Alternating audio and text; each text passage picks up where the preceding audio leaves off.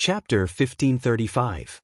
It's nighttime. On the streets at night, the number of pedestrians had begun to become sparse. The street lamps also operated normally, illuminating every corner of the street, bringing a rather beautiful night scene. Today, the moon is round, there are many stars, there is not a single dark cloud in the dark night sky. The entire night sky is illuminated by the moonlight and stars. It's like a galaxy is twinkling. It's extremely beautiful. Many people who have just finished their meals and showered gathered on their balconies, enjoying the beauty of family reunion and admiring the beautiful night sky. Even those who don't have balconies came to the streets to admire the beautiful night sky. Under this beautiful night sky, two figures, one big and one small, one male and one female, were holding hands as they walked on the street filled with pedestrians who frequently raised their heads to look at the night sky. They walked forward. "Hey, big brother." Holding Wu Yan's hand, little He is a little puzzled. "Where do you want to take me?" Although it's not too late now, but usually at this time, even if little He is not asleep, Chuju and Mikoto would let her take a shower and prepare for bed. After all, little He is a child, an elementary school student. She has to go to school the next day. No matter what, it's better to sleep early and wake up early. Because of this, ever since she moved into Wu Yan, Chuju, and Mikoto's house, little He almost never went out at night. It can't be said that she is a standard good child. But she is still very well behaved. During the day, during the holidays, it's not that little He didn't ask Wu Yan, Chuju, and Mikoto to take her out, but she never did at night. Today, after dinner, before Hinajiku and Mikoto could instruct him to take a bath, Blackie was brought out by Wu Yan with a mysterious smile on his face. Little He doesn't know where Wu Yan is going to take her. Along the way, little He asked more than once about this matter, but every time, Wu Yan just smiled perfunctorily. How could Xiao He, who had a rather wild personality, not be puzzled? Of course, little He didn't think that Wu Yan would do anything to harm him, so even if he was puzzled, little He still followed Wu Yan obediently. Well, with the same perfunctory smile on his face, Wu Yan still said the same sentence that he had said countless times. "You'll know later." "All right." Blackie could only helplessly follow Wu Yan in a certain direction and didn't ask anything else. Passing through the scattered areas, the two of them arrived at an alley that was slightly dimly lit. After turning a few corners, they finally entered another street. "This place is..." He looked around the street. Blackie said in surprise, "Isn't this the direction to the park? Are we going to the park?" "No, we're going to the park." However, Wu Yan shook his head and said so. "You're going to the park? Me?" Little He was stunned and a question mark appeared in his head. Before little He could ask what was going on, in front of them, a small park that was specially designed for children to play in slowly appeared in front of them. After arriving at the park, little He couldn't wait to ask, "Big brother, why are we here?" Before he finished speaking, little He froze on the spot. It wasn't until then that little He noticed that in the corner of his vision, in the dimly lit park, there was a figure standing there. It was an extremely beautiful woman who seemed to be in a painting. Her snow-white waist-length hair swayed gently with the surrounding breeze, creating ripples. Under the moonlight, it was as if there was a layer of frost. Not only did it not give people a cold feeling, but it made people feel unusually warm. The woman was wearing a dress that wasn't very common in Fuyuki City, but it wasn't a very noble dress either. Her exposed skin was as white as a pearl, and it even reflected a trace of light. At first glance, one could tell that it would be very soft if they pressed their fingers on it. Under the illumination of the scarce moonlight, the woman who looked like a fairy descending from the heavens seemed to have sensed something and slowly turned around. Then, a beautiful face and a pair of eyes that were as red as rubies appeared in little Black's field of vision. It was a face that would not lose to the beautiful face that little Black had subconsciously imagined when he saw her back. Looking at the soft and warm smile on her face, little He couldn't help but step back. A pair of amber eyes set off an unprecedented violent wave. That wavering appearance was something that little He didn't even show when he was in danger of disappearing. Looking at the beautiful woman smiling at him in a daze, little He's voice filled with disbelief reverberated in the air of the park. That's right. The woman who was as beautiful as snow was Xiao He and Ilya's mother. Alice Field? Von Einspellen. She was the person who sealed the memories of the past little He who had the name Ilya when he was just born. And now, she was standing in front of little He. No, impossible. Little He stepped back repeatedly. Liar, why would I be here? It's the one beside you who brought me back. Alice Field looked at little He who was wavering to the point of collapse with a gentle gaze.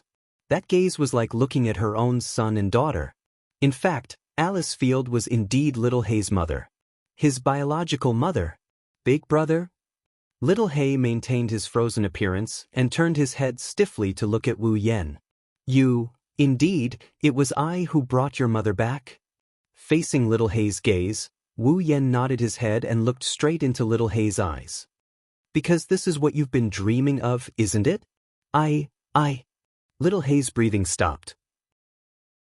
His strong and resolute image in the past disappeared and was replaced by helplessness.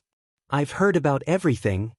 Alice Field slowly walked forward with a heart-throbbing smile on her face. Come home with Mom, Ilya-chan. Home? Little He's continuously retreating footsteps stopped abruptly. The wavering expression on his face disappeared and was replaced with coldness. I don't have a home anymore. Ilya-chan. Alice Field continued to approach without hesitation. However, the smile on her face also disappeared.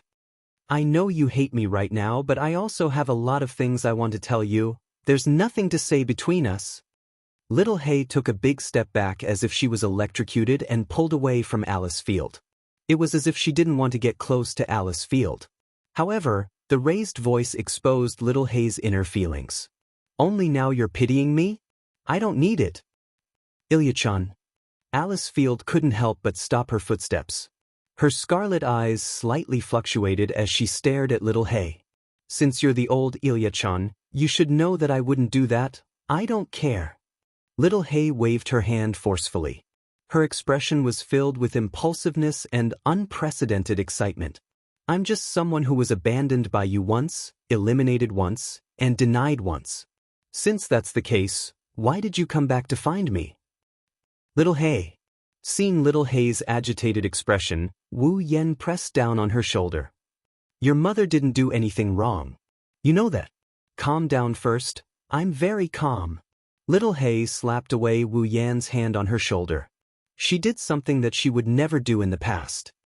Big brother, could it be that you brought me here to drive me away? You want to throw me back to the person who abandoned me, right? Wu Yan didn't say anything. Instead, he looked straight at little He. His wine-red eyes were filled with calmness. This made little He feel guilty. Little He knew that Wu Yan wouldn't think that way. However, little He didn't have the strength to control her emotions. She could only shout in agitation. I hate you guys. After saying this, Little Black ran away without looking back. Ilya-chan. Alice Field wanted to chase after her but was stopped by Wu Yan. Can you please go back first? Wu Yan shook his head at Alice Field. Little He is more agitated than I thought. So, leave that side to me. Alice Field opened her mouth and looked at the direction little He ran in. After a long time, she nodded. Then I'll have to trouble you. Chapter 1536. Bam! The door to the living room was violently opened. Blackie lowered his head and rushed into the living room. Blackie! In the kitchen, Chuju was wearing an apron and washing the dishes. She didn't notice anything wrong and greeted him as usual. You're finally back. I was wondering where you were planning to go. Go wash up. Unfortunately, before Hinajiku could finish her sentence, Little Black rushed across the hall in a frenzy. Ignoring Hinajiku's words, Little Black rushed into his and Wu Yan's room and slammed the door shut. Bam!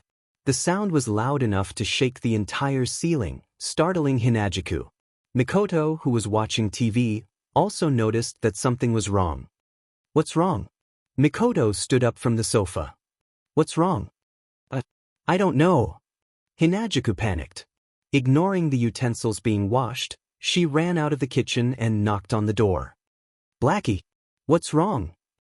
What's going on? Mikoto shouted at the door. Come out first, Blackie. However, the tightly shut door shut Chuju and Mikoto out.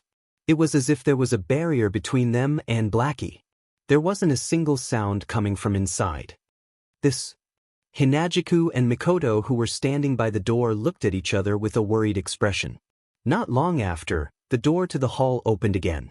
Wu Yen walked in from outside, attracting the attention of the two girls who didn't know what to do. Yen. Chuju and Mikoto called out, wanting to say something. Wu Yen raised his hand and stopped them from speaking. It's fine, you two go back to your room first, but, don't worry. Looking at Chuju and Mikoto's worried faces, Wu Yen comforted them by holding their hands. It's just a little bit of awkwardness before we reunite. It's not even a small hurdle. Let me talk to Blackie for a bit. Chuju and Mikoto looked at each other and nodded unwillingly. Then, okay, finished. The two girls turned around and took another look at the tightly shut door before heading back to their own rooms. Until the two girls returned to their room and closed the door. Wu Yen took a deep breath and walked to his room and knocked on the door. Blackie, his soft voice echoed in the living room. Naturally it reached the room as well. But the door in front of him was tightly shut, as if it was sending a message that everything was rejected. Blackie. Wu Yen knocked on the door a few more times and increased the volume of his knocking. However, the knocking sound eventually disappeared into thin air. The living room returned to silence. Sigh. Wu Yen sighed and he took a step back. Blackie, even if you don't open the door, I have something to tell you. His hand lightly touched the door in front of him. Wu Yen could feel a slight breath from inside, making his heart calm down. I really do want you to go home with your mother. In an instant, Wu Yen clearly felt the breathing inside the door become more rapid. This made him believe that Blackie was seriously listening to him. Thus, Wu Yen continued. But, you know, that definitely doesn't mean that I'm abandoning you. To me, to Chuju, and to Mikoto, you're already our family. The other side of the door was still silent. Wu Yen also started to speak. For a person, the person who understands him or her the most in this world may not be a friend or a lover, but it will definitely be a family member.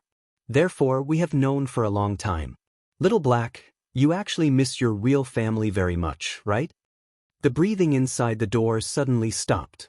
Your mother sealed your past so that you can live a better life. Not only did she not intend to abandon you, she's also expressing her love for you. Whether it's Blackie or Ilya, they're both. Wu Yen lowered his voice. I don't believe that you don't understand. His voice fell. After a long time, a voice finally sounded from the tightly shut door. Then why can't I? Blackie's dejected voice entered Wu Yen's ears. I also yearn for an ordinary life. I also want to thank my mother who wanted to bring this to me. But why must she seal me who has my past memories? Can't I live a normal life just because I have these memories? The magic world is a bloody and crazy world, and you're a sacrificial lamb created by this crazy world. Wu Yen spat out a ruthless yet reasonable truth. If it's you, would you be willing to let your children live in this world with the idea that they're a tool? Even if that's the case, I'm still inside, am I not? Blackie's voice became agitated again. To my mother, perhaps she only wanted to give the original me a new life. However, the abandoned memories gained a personality and became me. In the end, the one who gained a new life was Ilya and I became an abandoned person. Isn't that right? Is there a difference? Wu Yen raised his voice. Didn't you say that you're Ilya from the very beginning? The real Ilya has a family, has friends, has the life of your dreams. Right now, I'm only an imposter. Blackie's voice carried a sobbing tone. I'm only an imposter who has to bear all the pain of the past and those memories separated from the original. So, you want to continue living in your own world with this pain, this memory, this self-abandonment mentality. Wu Yen fiercely knocked on the door. What do you mean the real Ilya has a family, friends, and the life of your dreams? Could it be that you've never treated us as your family? You've never treated Mayu and the others as your friends? You've never placed the life here in your eyes. No, that's not it. Blackie's voice was finally panicking. It's not like that. Listen, little Black. Wu Yen closed his eyes, he calmed himself down and he spoke softly. He softly said, I feel that since fate allowed you, a pure memory, to possess a personality, it must prove that you, the past Ilya, must exist. Fate allowed you to possess a body by accident because you have the right to live. If even you begin to deny yourself, wouldn't the past Ilya, Blackie, be too pitiful? Big brother, I know that you're the real Ilya. You must be in a lot of pain because you've inexplicably become an imposter with your memories. It must be very difficult for you to exist in this world and still need to replenish your magical power. Wu Yen softly let his voice directly enter Blackie's heart. However, no matter how painful it is, no matter how hard it is, you still have the family, friends, and life that you've longed for. So, at least, I feel that all of this is worth it. Right now, your real family is within your reach. You, who should be happy, are rejecting everything that can make you happy. By doing this, you'll really make yourself bear the pain and painful memories of your life. Wu Yen smiled wryly. If that's the case, how can I, who gave up the class card in your body and took a big detour to look for the method to create a class card, endure this? Aren't you denying my hard work now? The bitter laughter was absorbed by the door in front and the surrounding walls, disappearing from his ears. However, the door in front of him was finally opened. With red and swollen amber eyes and wet cheeks full of tears, Blackie could not help but shed tears. I'm sorry, all right? Wu Yen smiled as if he had relaxed. He squatted down and stroked Blackie's head. You didn't do anything wrong. I'm sorry. However, Blackie was still crying as she apologized with a sobbing voice. Big brother, you've given up the class card for me. You've also allowed me to go to school, make friends, and live an ordinary life for me. You've even provided me with a place to stay. However, I actually suspected that you would abandon me. I'm sorry. I'm really sorry. I'll say the same thing again. You didn't do anything wrong. Wu Yen gently stroked Blackie's head, forming a sharp contrast with his smile. I hope that Blackie can be happy. Chuju and Mikoto must think so too. So, even if it's for us, please don't give up on your own happiness, okay?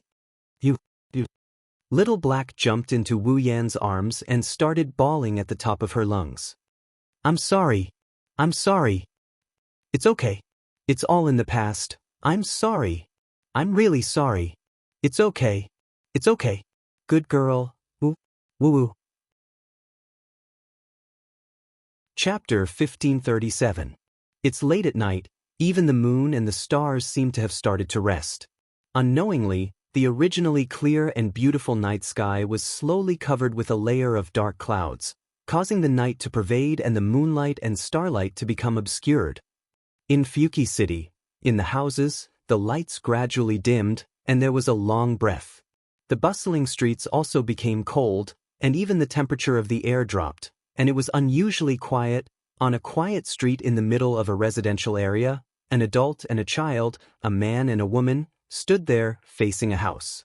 Looking at the familiar house in front of him, Little Black's amber eyes were filled with complicated emotions.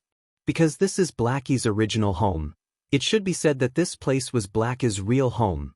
Therefore, at this moment Little Black, who was standing in front of his house, was like a child who had thrown a tantrum, ran away from home, but came back again and did not dare to enter the house.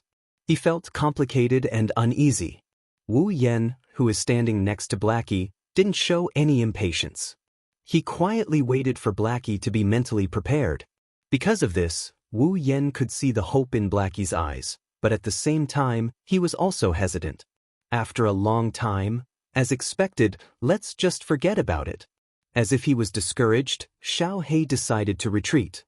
Now, I really don't want to go in. Don't want to go in. Wu Yen raised his eyebrows and looked at Blackie with a smile. You really don't want to go in? Under Wu Yan's gaze, Blackie doesn't want to hide. Blackie has nowhere to hide his thoughts, so he can only tell the truth. I just said those words to Mom in the park, and now I have to come back. It's too embarrassing. Don't be embarrassed.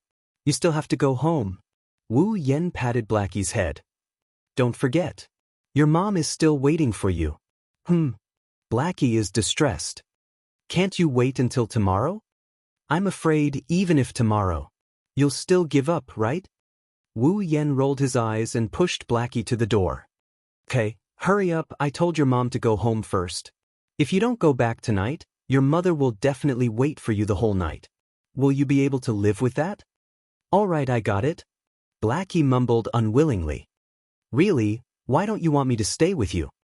It's not that I don't want you to stay, but I know where you should stay. Wu Yen shook his head. If you want to come back, I'll welcome you. But this is your home, isn't it? But I still have to replenish my magical power.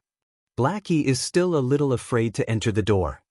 What if I don't have enough magical power? Then why don't you just come back and look for me before you run out? Wu Yen doesn't fall for it. You said it yourself, my magical power is unusually pure. It's at least 10 times stronger than the magical power provided to you by ordinary people or even high-level magicians. Since you're not fighting right now, it shouldn't be a problem to maintain you for a month or two, right? What if there's an accident and a battle? Little Black made a final struggle before death. Won't it be bad if I don't have enough magical power? Then you can replenish it after the battle. Wu Yen pursed his lips. Don't waste your energy, no matter what, you have to come back and recognize the door today. Wu, Big Brother is a bad guy. Blackie whimpered and glanced at the door. In the end, she closed her eyes and went forward to press the doorbell. Gotcha. However, before Blackie can press the doorbell, the door in front of her opened by itself. Xiaohei was slightly taken aback. He subconsciously opened his eyes and looked to the front. Soon after, a beautiful face with a gentle smile was imprinted into his eyes. It's Alice Field. Blackie was stunned. It's Mommy. Like an ordinary woman who came out to welcome her children home from school, Alice Field stared at Xiaohei with a warm smile as though nothing had happened before. Like Wu Yen said, Alice Field has been waiting for Xiaohei all this while. And she has been waiting in front of her own door. If Little Black didn't show up tonight, then Alice Field will do as Wu Yen said, she'll keep waiting. Xiaohei knew this clearly. Looking at the smile on Alice Field's face, he felt a lump in his heart. He resisted the urge to cry. Without hesitation, he blurted out a sentence without even thinking. I'm sorry, you didn't do anything wrong? Without hesitation, Alice Field said the exact same words as Wu Yen. She squatted down and her red eyes were full of heartache. I should be the one saying sorry. No. Blackie's voice was choked with sobs. Big Brother is right. Mom didn't do anything wrong. She did it for my good. No matter what the intention is, it's the truth that made you sad. And this sadness is brought to you by Mom. Alice Field took Blackie's hand and held it tightly. But that's all in the past. Mom is really happy that you can come back, Mom? Blackie bit her lips and suppressed the surging emotions in her heart. She could only repeat this sentence. I'm sorry, that's not what you should be saying now.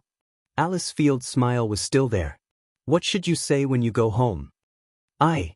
Blackie's heart tightened. She first looked at Alice Field, who was looking at her expectantly. Then she looked at Wu Yen, who was also looking at her with a smile. Her nervous heart calmed down. Xiaohei rubbed his eyes, wiping off the moisture in his amber pupils. Then, he took a deep breath and smiled shyly. I'm back. Hearing this, the smile on Alice Field's face grew wider. Welcome back, Li. No. Alice Field shook her head and corrected herself. Welcome back, Cloyne. There was no need for words. Under the moonlight, the mother and daughter hugged each other tightly in front of the entrance. Looking at this scene, Wu Yen smiled and quietly left. Brother Wu Yen.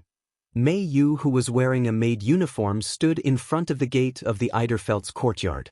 She looked at Wu Yen and asked softly, Blackie, are you home? I'm home. Wu Yen retreated to Mei Yu's side and looked at the mother and daughter hugging in front of the gate. I'm finally home. So it's like that. Mei Yu's beautiful eyes rippled slightly as she spoke in a low voice. That's good. Wu Yen glanced at the silent Mei Yu and reached out to touch her little head. What's wrong? I'm not. Feeling the hand caressing her head, Miyuki felt reassured. She closed her eyes and rubbed her head against Wu Yan's palm. I'm just thinking about what it's like to have a mother. The hand on Meiyu's head paused for a moment and then unnoticeably returned to normal. Wu Yan squatted down. Since you have an indescribable past, then don't think about it anymore. Just like Blackie, carry the painful past and live happily. Carry the painful past and live happily. Meiyu murmured. She was a bit absent-minded. Although I don't know what Meiyu's real family is like and what's the situation now. Wu Yan looked forward again. His soft voice gently entered Meiyu's heart. But now, as long as you're happy, it's fine. Otherwise, I'll be sad. Wu Yan. Meiyu couldn't help but lean her petite body against Wu Yan. Wu Yan took the opportunity to pull Meiyu into his embrace as he listened to Meiyu, who buried her head in his chest. I'm very happy now. Is that so? The hand on Meiyu's head turned into a light pat on her back. Wu Yan laughed in satisfaction. That's good.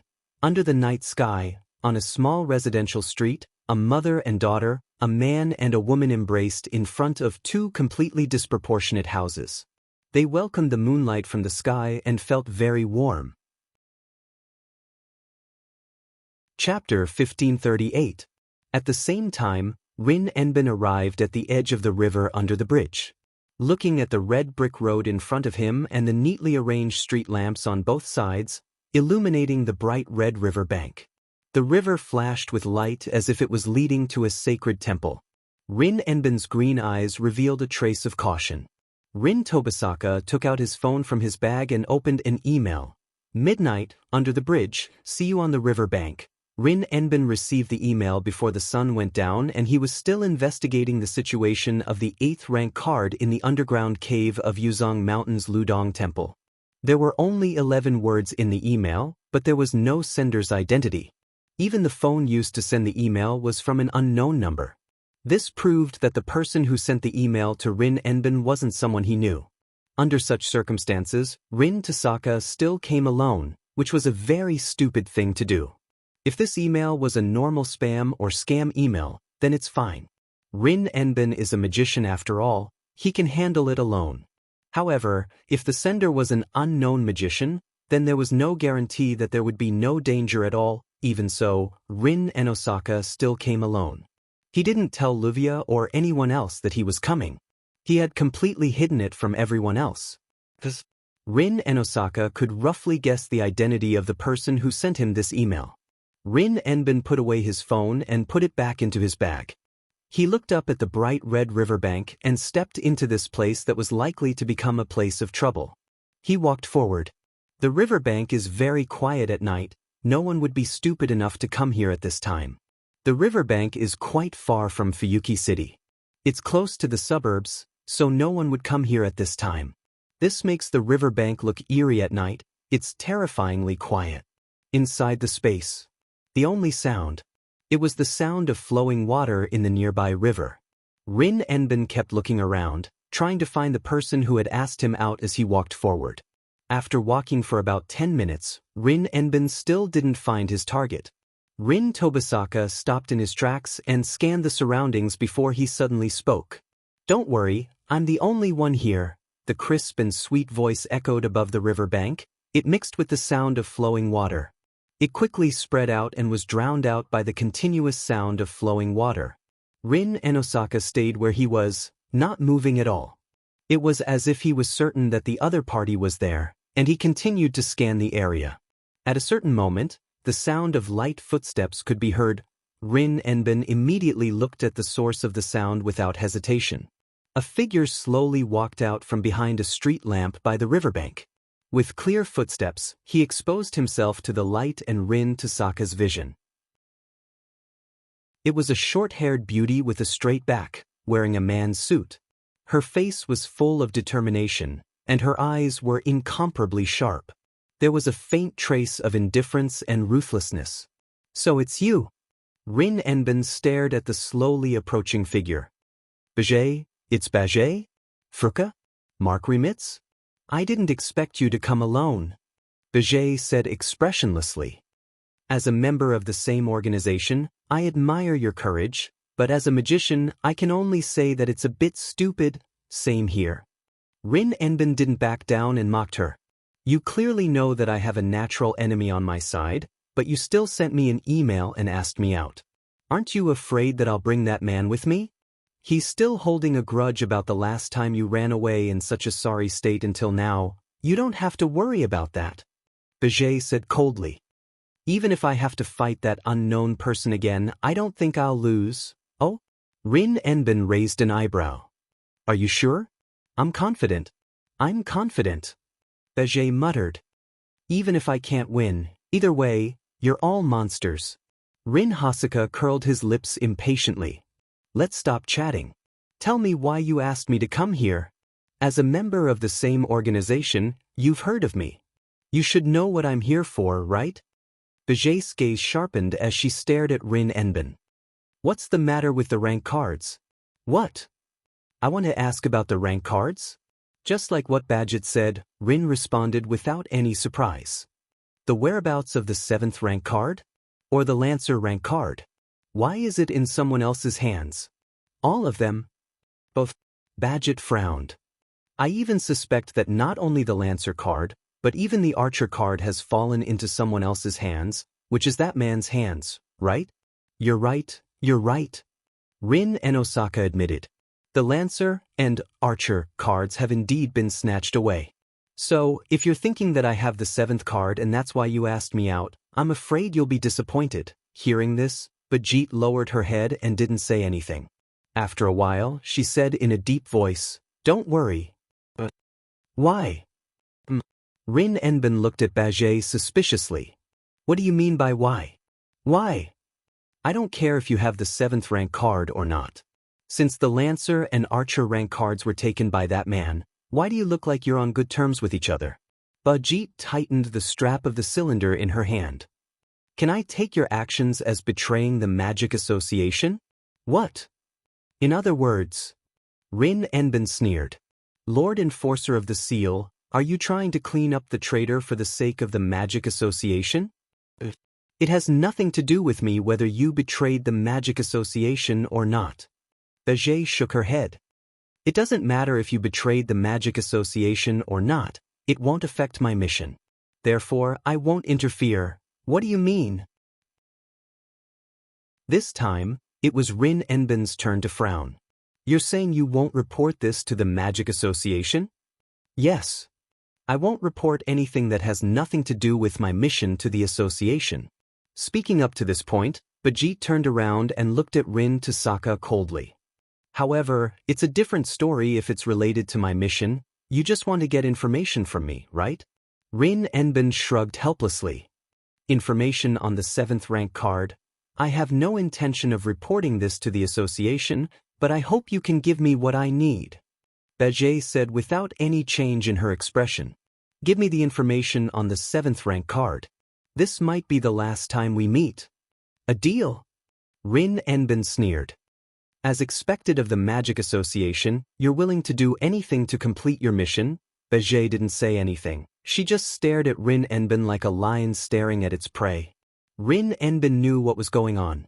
If he didn't give Bajay the information on the 7th rank card, Bajay would have charged at him. He was truly a madman. Rin Enbin smiled bitterly and gave an answer. The 7th rank card hasn't been recycled yet. Are you messing with me? Bajay's eyes turned cold. There's no longer a source of distorted mana in Fuyuki City, right? Yes. That's because this rank card is on the main branch of the Leiling. Rin Enbin said without changing his expression. That's a corner of the main trunk of the ley line that even the Magic Association can't detect. Over there, the distorted mana emitted by the rank card has mixed with the mana of the ley line. Coupled with the depth of the ley line, no one can find its location except for House Enosaka, the minor of the ley line. The main branch of the ley line. Bajay clenched her teeth. The place returned to silence. Phew. Bajay exhaled after a while. Let's make a deal. Chapter 1539. Retrieving the 8th rank card with Bajit? Everyone had gathered in the Eiderfelt residence's guest hall. Cries of surprise filled the entire space at the same time. What's going on? Wu Yen, who was sitting at the head of the table, asked Rin Enbin, who was standing at the head of the table. How did Bajit know about the existence of the 8th rank card? Aren't you the only one who can detect the veins of the earth? Yes. So, I'm the one who revealed the existence of the 8th rank card to Bajit. In front of everyone present, Rin and Osaka said something that shocked everyone. He even had a devilish smile on his face. Of course, Bajit didn't know about the 8th rank card. She thought the 8th rank card was the 7th rank card. She thought the 8th rank card was the 7th rank card? Everyone looked at each other in dismay. Rin, don't keep us guessing, Blackie said with dissatisfaction. What's going on? What? Who do you think I'm doing this for? Hearing Xiao Hei's dissatisfied words, Rin Tozaka knocked Xiao Hei's head hard, causing Xiao Hei to cry out in pain. It's because of you that I revealed the existence of the 8th grade card. Because of me. Little Black, who was hugging his head, was slightly taken aback. Because of Blackie? Many of the young ladies were also puzzled. Wu Yen was the only one who asked with uncertainty. Is it because you want Bajit to change her target to the 8th rank card? Correct. Correct. Rin Enbin snapped his fingers. That's why Barget thought it was the 7th profession card when I told her that the 8th profession card was in the depths of the underground. I'm starting to understand. Mikoto nodded. Because Bajit has been looking for the 7th rank card in Fuyuki City, she's likely to target Blackie. So, if Bajit thought the 7th rank card wasn't retrieved yet and it's deep underground, then Bajit wouldn't look for the 7th rank card. She wouldn't be able to target Blackie. It's not just Bajit. Rin Enbin nodded with a serious expression. Master once said, there are many people in the Magic Association who are eyeing the 7th rank card. This time, someone sent Bajit. Then, the next time, the other higher-ups will also send people to plunder the rank cards. And they might also target Blackie, right? Hinajuku nodded as well. I see. You want the people from the Magic Association to mistake the 8th card as the 7th card, so that Xiao Hei can escape the danger of being targeted, right? Yes. I can't say that Blackie is completely free from the eyes of others. Rin Enbin sighed. After all, Xiao Hei has the power of an archer in his body. Once Xiao Hei uses the power of an archer, he will still be exposed. If that's the case, why don't we just let Bajit wander around Fuyuki City looking for the 7th rank card? Livia said in an annoyed tone. You're going to expose the 8th rank card like this. Won't we have one more powerful enemy when we retrieve the card?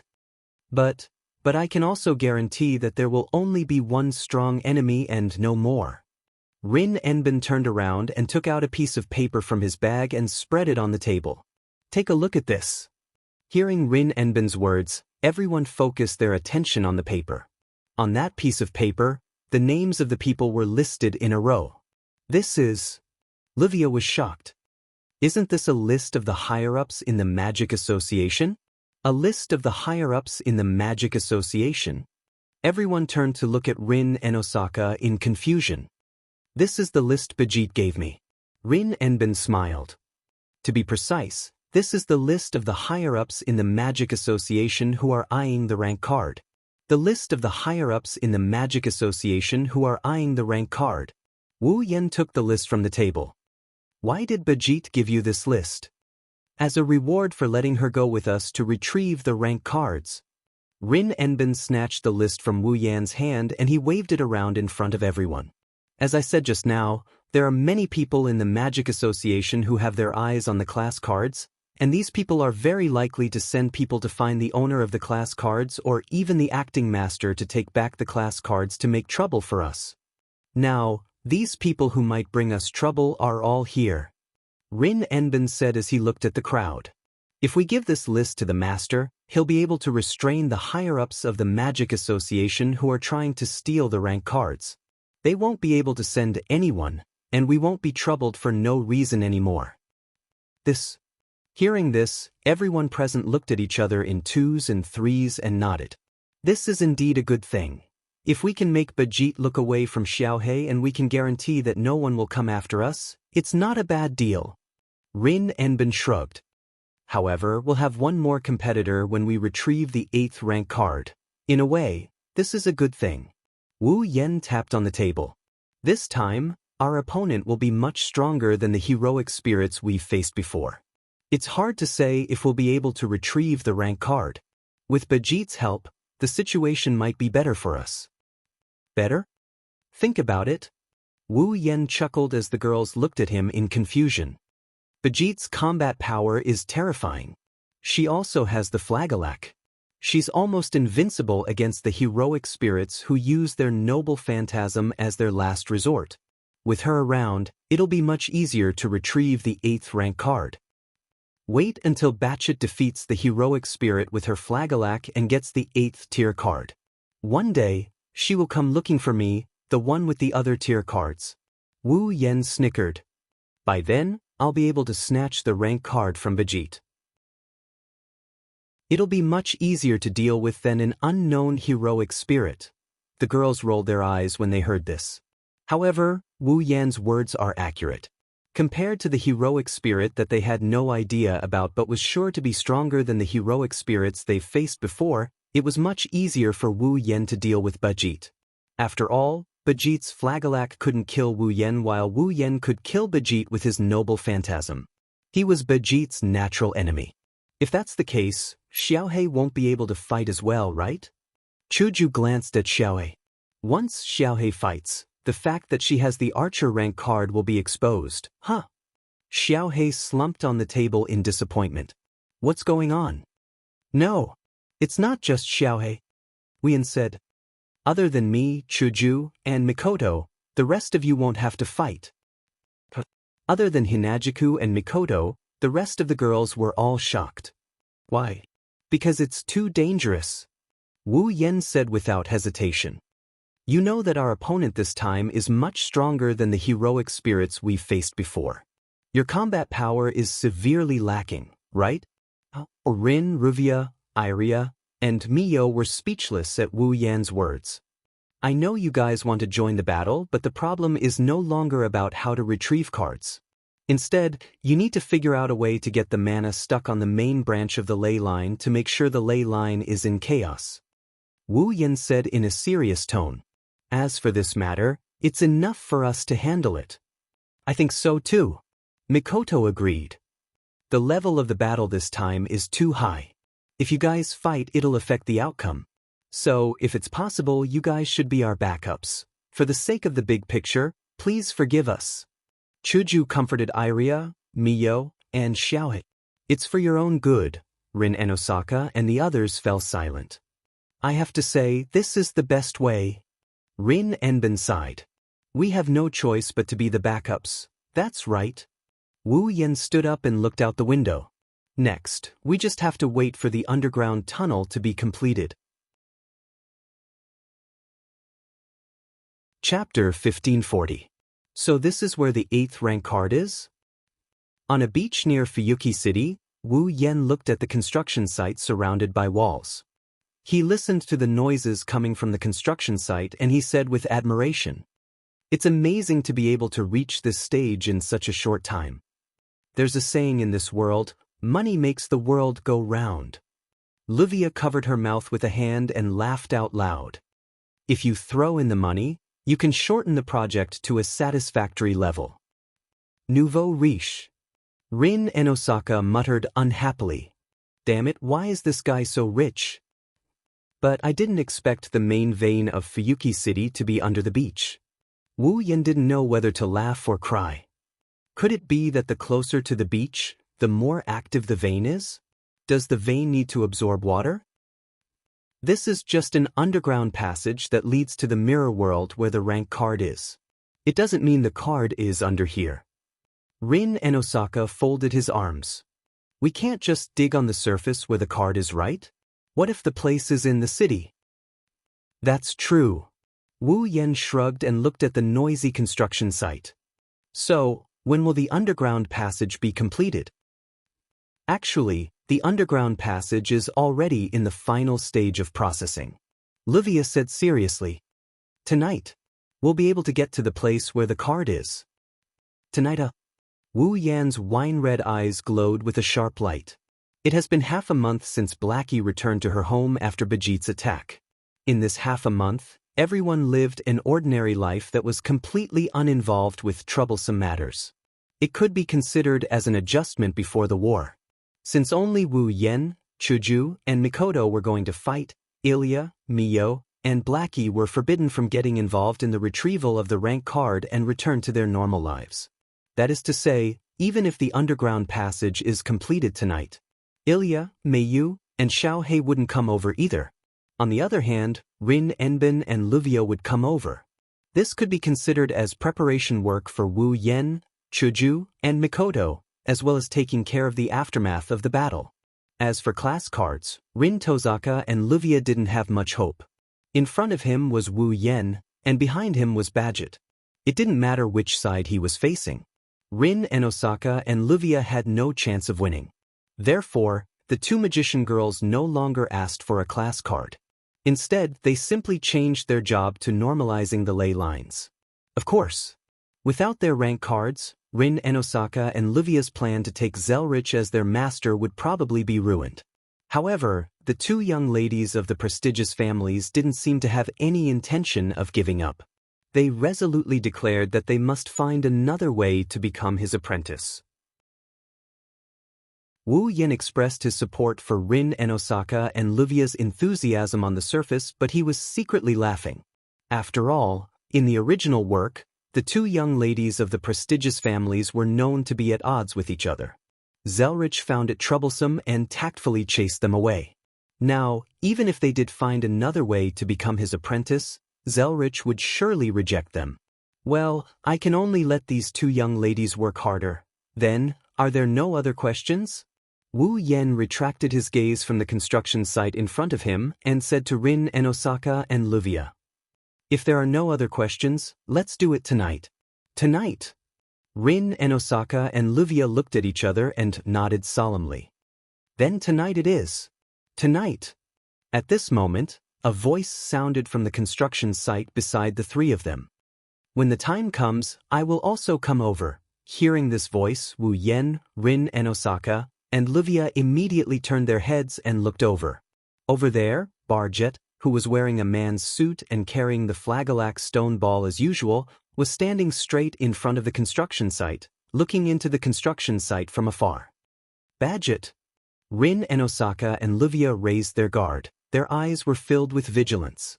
This person in front of them doesn't play by the rules. She's a madwoman who only wants to complete her mission. Who knows what she'll do? Don't worry. As if she could sense Rin and Osaka and Luvia's actions, Badget's gaze was still fixed on the construction site. She didn't even turn her head as she spoke. "Since you don't have a rank card and you have nothing to do with my mission, I have no reason to attack you." After speaking, Badget turned around and stared at Wu Yan with a pair of sharp eyes. "Even if I attack you, it will be against my mission target. This is my principle." Badget didn't hide her hostility towards Wu Yan. There's no need for her to hide it. Because of this, the atmosphere became tense. Rin and Osaka and Luvia's eyes trembled as they became even more vigilant. "I haven't seen you for half a month and your confidence has increased quite a bit." Wu Yan, who had a cold expression since Badget's appearance, sneered at her. "Or do you think that you'll be able to defeat me in just half a month? Are you looking down on me?" Badget's expression didn't change as she stared at Wu Yan. "I haven't found a way to defeat you, but you don't think there's no other way to kill you just because you can't die after being pierced through the heart, right? I don't know if you have a way to kill me." Wu Yan turned his head and looked at the construction site. "All you need to know is that if I want to kill you, I don't just have to use the spear of death." Badget tightened her grip on the strap of the tube, and her sharp eyes were filled with murderous intent. "I don't like to fight for no reason, but if someone provokes me, I don't mind teaching them a lesson. Please allow me to repeat the same words back to you." Wu Yan laughed as if he heard a funny joke. However, there was no laughter in his voice. Instead, it was filled with coldness. After all, our seal's appointed enforcer is used to the tyrannical behavior of provoking others but not allowing others to provoke her. Bajit's eyes turned cold. She clenched the hand that wasn't holding the strap. The rune-covered glove suddenly emitted a cyan light that dyed her clenched fist cyan. "Oh, you can't wait anymore?" Wu Yen stopped smiling and turned around to face Badget. "Then, Lord Executor of the Seal, have you brought enough flagellac?" "Yes." Badget's cold eyes flashed with anger again, and then a helpless expression appeared on her face. Even though Badget wanted to kill the man in front of her and take his rank card, she couldn't do anything to Wu Yen. His flagellac was ineffective against his opponent, but his opponent had a legendary magic spear that could kill him in one hit, the Spear of Death-Piercing Spear. The situation was too disadvantageous for him. Moreover, Wu Yen has a total of 6 class cards in his possession. Other than the Lancer, Badget had no idea what kind of treasures the other 5 treasures had. In the past, Badget didn't need to be afraid of treasures. With the flagellac, Badget was definitely invincible when it came to treasures. However, this time, the opponent wasn't afraid of Badget's flagellac. Therefore, the treasures that she didn't need to be wary of would become a threat to her. Aside from knowing that Wu Yen can use the Spear of Death-Piercing Spear and that strange white flame, she didn't know anything about Wu Yan's combat prowess. If they fought, it would be too disadvantageous for her. At that moment, Barzit suppressed her inner emotions and spoke coldly. "I hope you can be as arrogant in the battle tonight." After saying that, Badget turned around and left without looking back. Peh. Wu Yen shrugged while looking at Badget's back.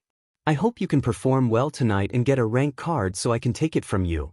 Rin Enbin and Luvia were speechless.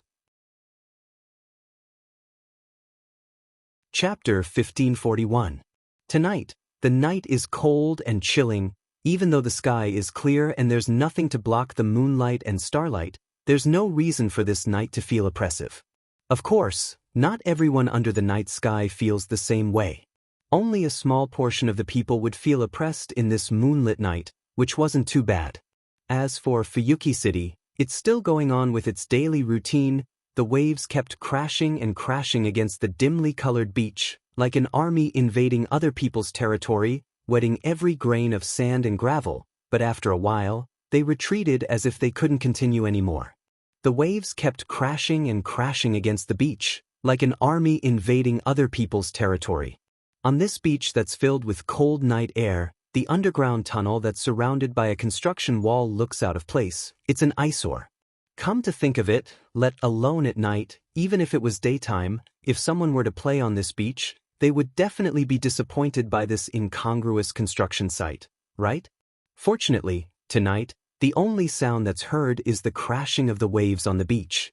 There's also the clanging of footsteps in the underground tunnel. It was a circular passageway that was only 4 to 5 meters wide. It extended all the way down into the ground. In the interior of this passageway, there was nothing except for the bricks that covered the walls and the stairs that led to the underground. There were only bricks and stairs in this passageway. A few people walked down the stairs with clear footsteps. Phew! A gust of cold wind blew down from the entrance of the passageway without any warning. It was like a chilly wind that led straight to hell. It mercilessly hit the people who were still walking down the long stairs, causing everyone to shiver. SSS. Hinajiku couldn't help but hug her own shoulders and shudder. Ugh, it's so cold. It's unavoidable to be cold at the beach at night. Even though she said that, her face is pale. She looked at her own body and complained. Plus, under these circumstances, we're still wearing which clothing that's good at ventilation but not good at keeping out the cold. I've been meaning to ask. Rin, who's walking in front, turned around with a sullen expression. Why would you want to wear which clothing in such an important battle? I can't say that your taste is bad. Livia sighed as she walked down the stairs. I can only say that I don't understand. Although it's a bit childish to wear this kind of costume in this kind of situation, but don't underestimate it. Hinajiku opened her arms and revealed a red and white witch costume. It's all thanks to him. Last time, we were punched by the berserker more than 10 times, but we were still fine. You were punched by a berserker and you're fine? Rin and Osaka looked at Hinajiku and Mikoto's robes again in shock. You were fine last time because of this? I thought the two of you were performing some kind of magic? Livia began to examine the two girls' robes. Is this some sort of magic costume? I've never heard of a magic costume with such strong defense. Well, it's a bit troublesome to explain. Mikoto brushed her bangs away from her forehead. Her long sleeves fluttered in the air, making this action less heroic and more elegant. Just think of it as a magic costume, I say. Wu Yen, who's walking at the front, or rather at the bottom, said helplessly as he listened to the girls' conversation. We're literally rushing to the battlefield. Is it really okay for you to chat so casually? Rin's grumpy expression turned into one of annoyance when he heard Wu Yan's response. It's not like we're going to fight, right? Are you still going to blame me? Wu Yan's helplessness deepened. Who do you think we're doing this for? Who do you think we're doing this for? Rin turned his head away in annoyance. Don't worry about other people's safety and end up dying in the mirror realm. That's not going to look good. Hinajuku blinked her eyes and said with uncertainty, Are you worried about us, Rin? Who's worried about you? Rin raised his voice and looked a little agitated. I'm not worried about you. Hey, Rin, do you know what people call this behavior of yours? Mikoto mocked Rin, who expressed his thoughts with his expression. It was as if he admitted to Chuju's words. People call this behavior of yours a tsundere. Ha! Wu Yen laughed dryly. It's really interesting for you to say something like that. I don't care anymore. Rin yelled and quickened his steps. Let's get down there. Amidst the commotion, the group of 5 continued to walk in the echoing underground tunnel. After walking for an unknown period of time, the surface finally appeared in their field of vision. Stepping on the ice-cold stairs and braving the cold wind, the group of 5 finally reached the end of the underground tunnel. The scene that appeared before everyone's eyes was a rather spacious basement that was similarly paved with bricks. Other than that, there was nothing else in the basement. We're here. Livia's voice sounded a little depressed as she looked at the basement. If we open the portal to the imaginary realm from here, we'll be able to jump to the mirror realm at midnight. So, this is the place. Wu Yen, Chuju, and Mikoto looked at the empty basement. Is it really okay? Rin couldn't help but ask. That's a heroic spirit that can't even be compared to that Saber, who has superb sword skills, and that Berserker, who is like a monster. If you're afraid of your opponent's strength, then leave. This sentence didn't come from Wu Yen, Chuju, or Mikoto. It came from the staircase. The group of 5 looked at the source of the voice and saw Badget walking over with a barrel on her back. As a competitor, I'm only happy that all of you are leaving. Badget walked past everyone as if there was no one around her. She walked to the front of everyone and left them with only her back view. However, as a pure magician, I'm not happy that you're afraid. Don't lump everyone together with a battle maniac like you. Livia snorted. A magician can't be afraid? Who gave you that idea? Yes, at least in my memory, no one taught me what fear is. Badget tilted her head and glanced at Wu Yen. Even in the face of death, is that all you want to say? This time, Wu Yen didn't treat Badget coldly. He also didn't try to suppress his emotions. Instead, he revealed a faint smile. As the opening speech of the competition, it's a bit boring. Unfortunately, I don't have the education that requires me to make an interesting opening speech. Badgetter seemed to be a little surprised by his speechless performance. However, she ignored him after a while and tightened the strap of the cylinder in her hand. Moreover, this competition should be very beneficial to me, right? Once the opponent uses a noble artifact, basically, if nothing unexpected happens, you'll win. Mikoto said eagerly. But before that, we'll take care of our opponent. Is that so? Badget turned around and showed her back to the crowd. I hope so. Let's stop chatting. Livia looked at her pocket watch.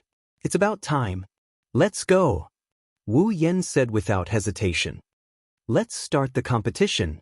Then, an intricate geometrical pattern with dazzling light spread out from under Wu Yen, Hinajuku, Mikoto, and even Badget's feet. It started spinning like a disc playing a movie. Be careful. Rin and Osaka finally shouted. Don't die. In response to Rin and Osaka's words, 3 waving hands were raised. Immediately, the colorful brilliance shrouded the 4 people who were trapped in the area covered by the precise geometric pattern and illuminated the entire underground basement. Not long after, the multicolored brilliance dimmed, and the intricate geometric pattern also slowly disappeared. Along with him, the group of 4 disappeared as well. Rin and Osaka and Luvia both stared ahead in silence for a long time. Chapter 1542. Their vision is distorted. Their thoughts are in chaos. Time is flying. The world is shifting. Maybe a minute. Maybe 10 minutes. Maybe an hour. Maybe 10 hours. Maybe 1 day.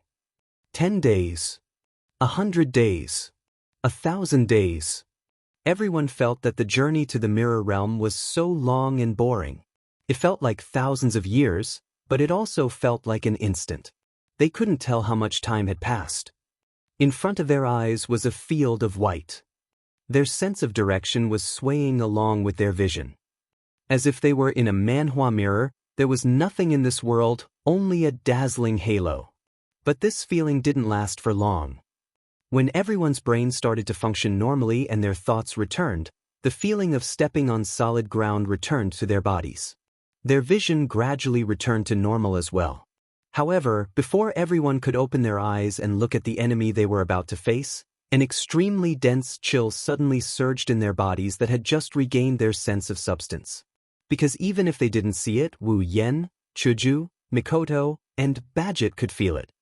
In the air, an extremely oppressive and terrifying malice as thick as a bottomless swamp was gradually growing with their arrival.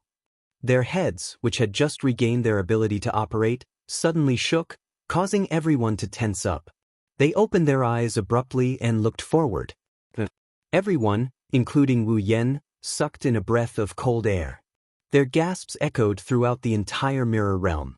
It was still the same deep underground basement, and it was still the same empty space that was covered with bricks. But in this basement, it was exactly the same as before. There was something. It wasn't there before. A shadow. To be more precise, it was made of shadows. It was incomparably turbid, like filthy mud, constantly twisting and turning, only having the wheel of a human. A monster whose face couldn't even be seen clearly. In just one encounter, the first adjective that appeared in everyone's mind was the word monster. It wasn't just because the opponent was a muddy mudman with only the wheel of a human. Moreover, it was because on the muddy clay figurine in front of the mirror world, there were incomparably black and violent storm-like black fog dancing crazily. It was the same as the previous saber, it could reflect magic. It could also reflect magic, and to a certain extent, it was immune to damage. Only melee combatants could deal with this high-density magic mist. Compared to the saber, this human-shaped creature's magic mist was even more terrifying. If one said, the magic mist on Saber was only considered as a small wave, but the magic mist on the muddy man before Kirin was enough to form a real storm. How terrifying! Archer, level 79. The muddy black mist was swinging back and forth in the air like a whip, bringing with it a whistling sound. In the air, the thick, viscous liquid pressure was like a snake that had found its target. In the blink of an eye, it crawled into the hearts of the uninvited guests and began to gnaw on them. Looking at the muddy mudman that was emitting an unusual amount of malice, for a moment, everyone's mind went blank. Even Wu Yen, Chuju, and Mikoto's perceptive sense activated subconsciously, but their minds didn't respond. Archer! Just as Wu Yen had hoped, this muddy mudman in front of them was the second Archer rank card. It's a pity that the Archer is surrounded by a storm-like black mist. Wu Yen, Hinajiku, and Mikoto aren't in the mood to be happy about it. Not to mention, the real shock was yet to come. Swoosh, swoosh, swoosh, swoosh. At a certain moment, the pitch-black gas that was waving wildly in the not-so-vast space suddenly paused. Like a shark that had smelled blood, it turned around, and with a shrill and sharp cry, it swept across the atmosphere, or turned into a long whip, or turned into the tip of a spear, and attacked everyone present. It might sound complicated, but in actuality, From the real domain to the imaginary domain's mirror realm, to the sudden attack of the black mist, the entire process took no more than 2 to 3 seconds. Otherwise, the four of them, who had been through hundreds of battles, wouldn't have still been unable to react from the clear understanding of the enemy until now. It wasn't until the shrill cry that the four of them woke up from their stupor. They quickly stomped on the ground and scattered in all directions. Bam, bam, bam, bam, bam. In the next second, the seemingly sturdy ground was mercilessly penetrated and exploded as if it was hit by a cannonball. That mana fog. Hinagiku, who was the fastest and also the fastest to dodge it, was shocked by the sight. It can still attack? Attack! Wu Yen, who retreated to the left, yelled without hesitation. The enemy is more troublesome than we thought. It's not the time to care about other things. Don't worry about the competition. Everyone attack. Got it. Chuju and Mikoto replied. Wise choice. Bajit threw away the cylinder in her hand and clenched her fists. A pair of rune gloves emitted a green glow. Don't hold back. With a flash, he retreated to the back. The space behind him rippled like the surface of the water.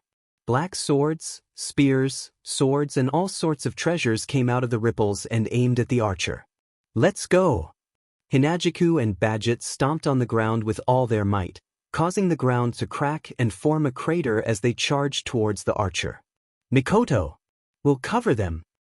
But Mikoto came to Wu Yan's side and raised her hand. Blue and white lightning flashed on her body. Whoosh! In the air, the pitch-black mana fog whizzed through the air like a gust of wind, leaving afterimages in its wake as it shot down toward Hinagiku and Bathjet. It's not hard to imagine what would happen if they were hit. Whoosh, beep, beep. However, the pitch-black magic fog that was as sharp as arrows streaked across the sky and shot downwards. Pitch-black noble artifacts cut through the atmosphere and shot out like bullets. Other than the pitch-black precious artifact rain, the bluish-white streaks of electricity seemed to have transformed into whips as they rubbed against the atmosphere of this world, violently flinging past. Bang, bang, bang, bang, bang, bang. Suddenly, the pitch-black rain of relic and the rich blue and white electric current passed through the space as if they were waiting for the mana mist to come to them. They collided with the mana mist that was falling from the sky. In an instant, the mana fog that was shot down like arrows was either destroyed by the pitch-black rain of noble relics or collided with the blue and white electric current, resulting in a strong explosion. With the protection of the black mana fog and the blue and white lightning flashes, Chuju and Bajit arrived at the archer's mana fog. The black shadow with only human wheels opened its mouth and wriggled twice. The part that looked like a hand also began to gently lift up. It won't be that easy. However, before the archer could move, Wu Yen and Mikoto moved first. The pitch-black rain of noble phantasm and the blue-white electric current that collided with the high-density mana fog in midair dispersed the black mist. Just like how the mana fog attacked Hinagiku and Bathjet, it drew a perfect arc and fell to the ground. Bang, bang, bang, bang, bang. In the continuous explosion, the black mana fog and blue and white lightning flashes landed on the archer's mana fog and blasted the ground, setting off a thick cloud of dust. Now! Seeing this, Hinagiku and Bajit's eyes lit up at the same time. One raised her white cherry while the other raised her fist that glowed with blue light. Mixed with a violent ki, they broke through the smoke in front of them and rushed into the center of the smoke to attack a blurry black figure, just as Hinagiku and Bajit rushed into the dust cloud. Ah!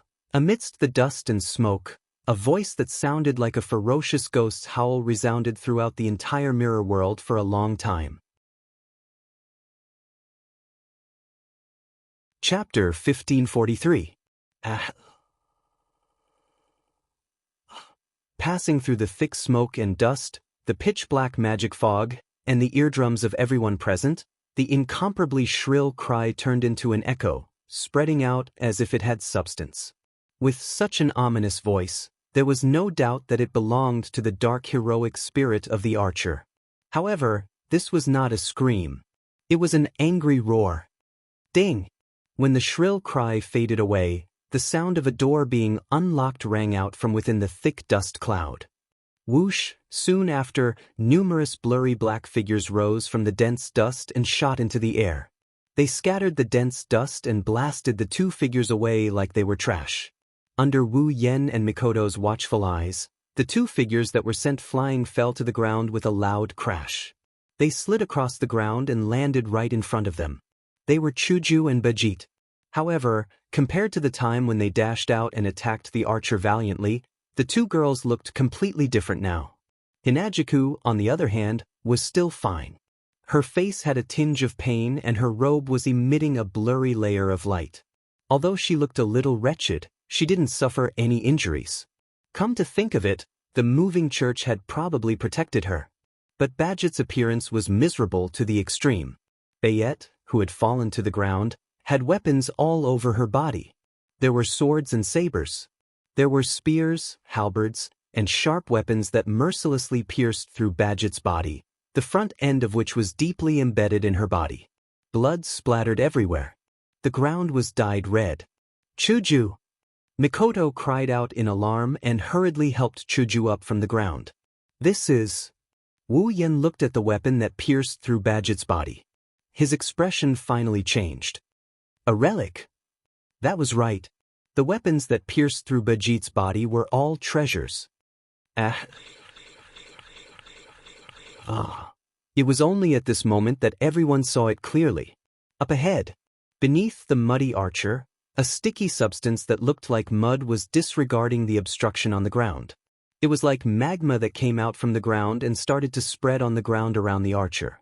And in this pitch-black mud, there were sabers, swords, spears, halberds of all shapes and sizes. Weapons that were more diverse than Wu Yan's pitch-black precious artifact that was purely made of iron sand flew out from within. They soared into the sky and floated in midair, motionless. Not long after, the entire sky of the Mirror Realm was filled with weapons of all shapes and sizes. There were at least tens of thousands of weapons, and at the same time, they were all treasures. It was not like Wu Yan's, which was purely a shortcut. It was made of iron sand and had the power and hardness of a relic. There was nothing else. It was made of fantasy, belief, and miracles. It was the ultimate weapon that was only used by the legendary heroes. A hero spirit that can use tens of thousands of treasures.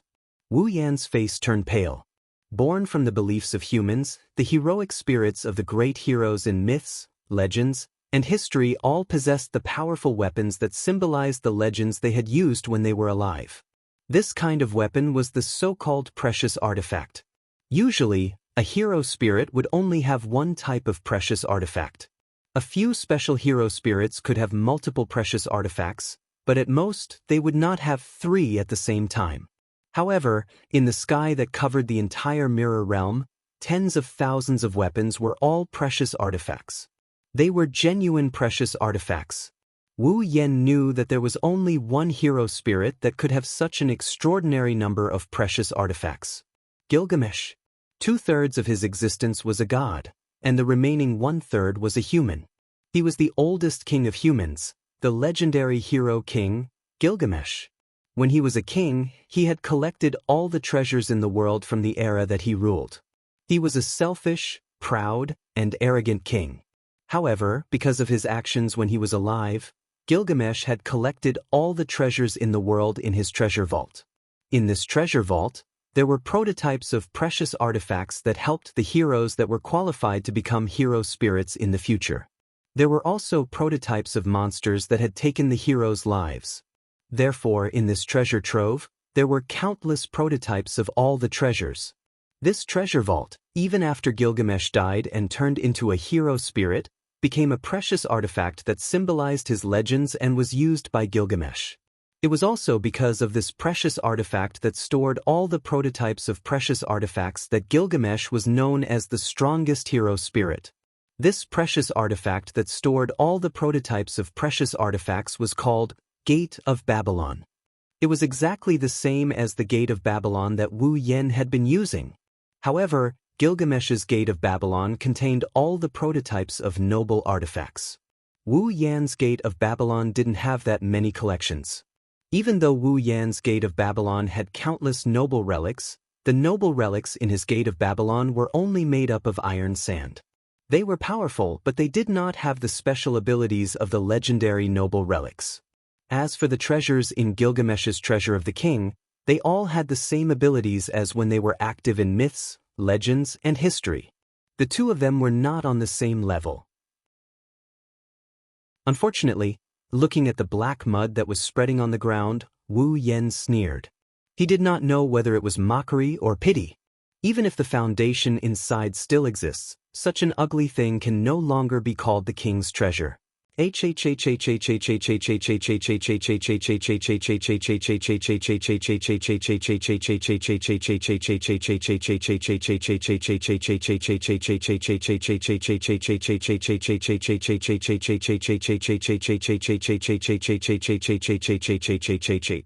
No one knew if it had heard Wu Yan's words, but the true identity of the oldest king of the human race. The monster let out a roar similar to resentment, raising its head and roaring madly. Then, the treasures that covered the entire area tilted and pointed towards the direction of Wu Yen, Chuju, Mikoto, and Badget. If all of these treasures were to fall from the sky, Chuju and Mikoto might not be able to escape unscathed even with the protection of the moving church. What's more, if any of these treasures were effective against the undead, then even Wu Yen wouldn't be able to escape unscathed. Wu Yen, Chuju, Mikoto, and even Badget, who was still on the ground, felt their scalps go numb as they looked at the countless noble phantoms.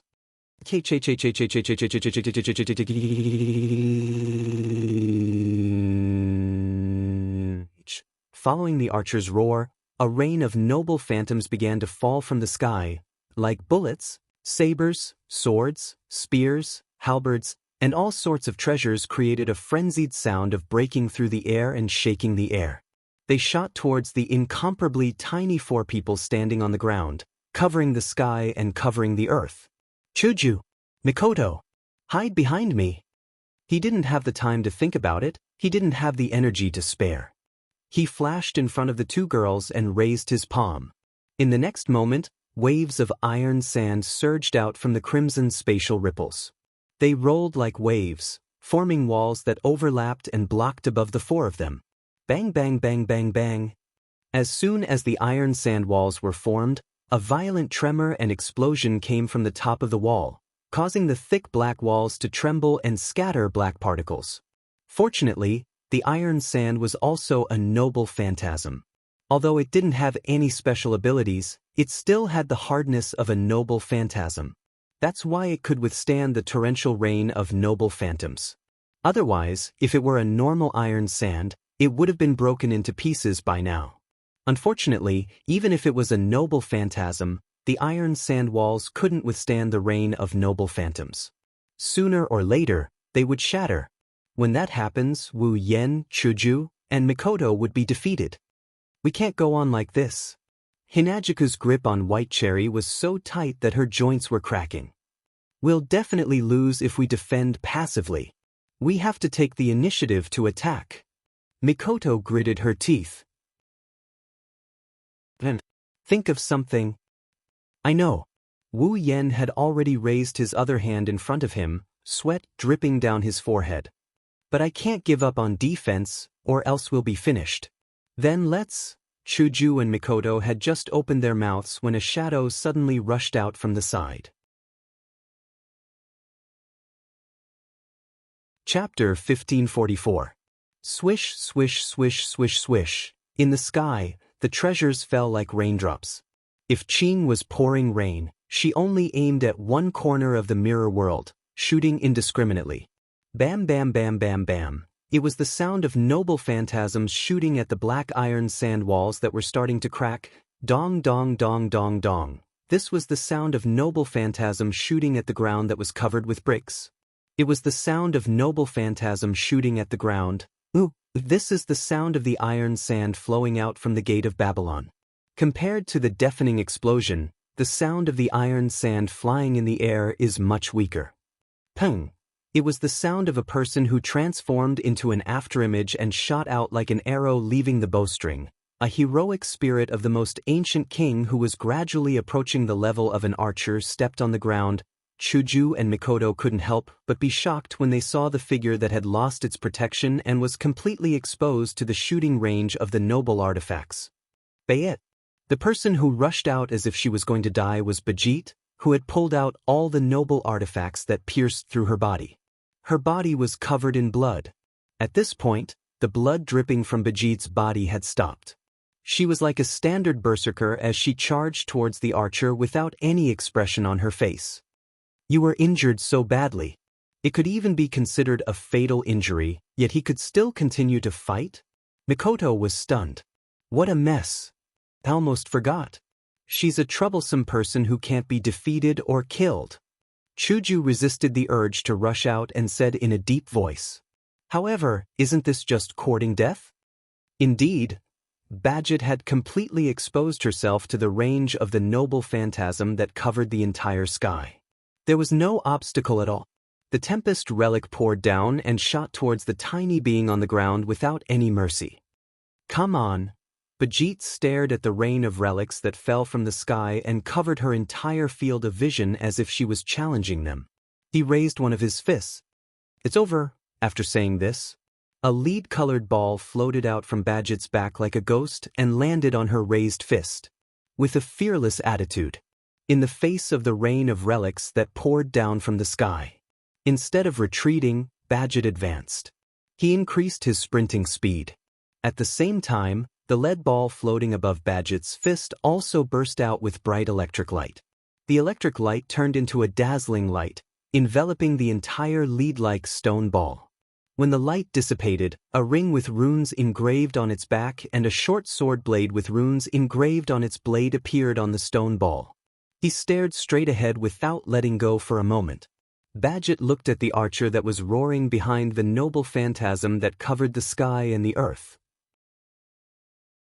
He accumulated all the strength in his fist, until Badget and the noble phantasm that covered the sky and the earth collided within a meter of each other. On his fist, the real form of the Flagelak was displayed. The magic formation on his fist shone brightly. Flagelak slash. It was as if he was declaring that he was overestimating himself. Badget used his only noble phantasm that was at an absolute disadvantage against the noble phantasm that covered the sky and the earth. It was as if he was throwing a heavy punch. In an instant, a stream of light shot out from the Flagelak, passing through space and time. In a thousandth of a second, it hit the noble phantasm that covered the sky. It was the intersection of a point and a surface. There were all kinds of noble phantasm that covered the entire field of vision. A stream of light that was only 2 fingers wide was heading straight for him. It was as if the tip of a needle was pointing at a tall city wall or a harpoon was aiming at a stormy sea. It was so overconfident and ignorant. It was indeed a small and sharp phosphorescent light that was as small as a needle. However, this streak of phosphorescent light was not even worth mentioning when compared to the torrential storm formed by tens of thousands of noble artifacts. The phosphorescent light that was quickly submerged passed through the ocean-like waves of noble artifacts and flashed out from within. The lightning-fast attack was as if it was invisible from the start. None of the noble phantasm could touch it. Therefore, it turned into a deadly beam of light, splitting the space in half. Before anyone could react, the beam of light pierced into the archer's heart. The archer's roar that made people uncomfortable stopped abruptly. The noble phantasm called Flagelak had the ability to reverse time and distort cause and effect. It pierced through the archer's heart before he used his noble phantasm, destroying his heart. Ding! There was another sound that sounded like a door being unlocked. All the noble phantasms that covered the entire mirror realm disappeared. Everything returned to its original state. This was because the Flagelak had returned to the time when the archer had not released his noble phantasm and pierced through the archer's heart. Therefore, the archer's noble phantasm was erased. All the noble phantasms that were used by the archer disappeared. At the archer's heart area, everyone could clearly see it. A small hole appeared right there. It was the size of a pebble. It was an insignificant hole, but it froze the muddy mudman that was surrounded by a storm-like mana mist. It could no longer move. Dong! The abandoned stone ball, which had lost its lead color, fell heavily to the ground with a dull thud. Mikoto looked at the motionless archer and said with uncertainty, "It's over? It's over."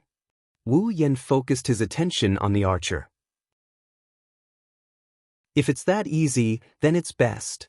Before he could finish his sentence, everyone present felt as if their scalps were about to explode. Their faces were filled with shock as they took a step back. The archer, who couldn't move at all, suddenly raised his head and grinned from what seemed to be his mouth. Then, a stream of black mud suddenly appeared around Wu Yen, Chuju, Mikoto, and Badget and surrounded them. "Not good." Wu Yan's pupils shrunk as he shouted, "Retreat!" She still couldn't finish her sentence. Weapons began to emerge from the black mud that surrounded everyone. The sharp tips of the weapons were aimed at Wu Yen, Chuju, Mikoto, and Badget's heads. Cold, sharp glints flashed on top of the weapons. Then, all the treasures that emerged from the pitch-black mud that surrounded everyone attacked everyone's heads from all directions. Bam! Different types of treasures collided with each other. Some struck the ground, and some shot out, but they shot into the pitch-black mud. The four figures were instantly covered by the luxurious rain of treasures, and rings of flames exploded. A small portion of the dark magic mist flowed into the archer's body. When the dark magic mist flowed into the archer's chest, his heart that was pierced by the flagellac instantly recovered. Not only could the dark magic mist be used for defense, but it could also be used for attack. It was extremely useful for both offense and defense. Now, it had taken on a completely new role. It could heal its master's body. Furthermore, the archer's body was the oldest human king, the hero king who possessed all the treasures in the world, the strongest hero king, Gilgamesh. It couldn't be defeated. It couldn't be killed. It couldn't be defeated. This was the worst enemy he had ever encountered. Chapter 1545. Cough cough, this damned parvenu. In the midst of the dense flames that exploded from the noble phantasm, a scolding voice rose together with a magical whirlwind. The voice was transmitted into everyone's ears, and it also swept away the flames that covered everyone. Inside, Wu Yen, Chuju, Mikoto, and Badget were coughing rather miserably. Each of them was surrounded by a pitch-black sword wall with holes of various sizes. At the critical moment, Wu Yen built a wall of swords to block the attacks.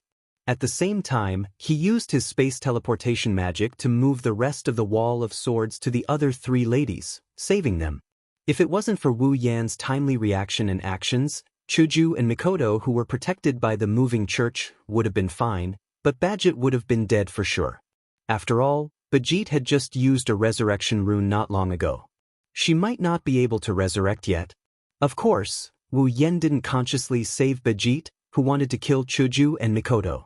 He might have even left her alone, but the situation at that time didn't give him time to think so much, so he subconsciously saved her as well.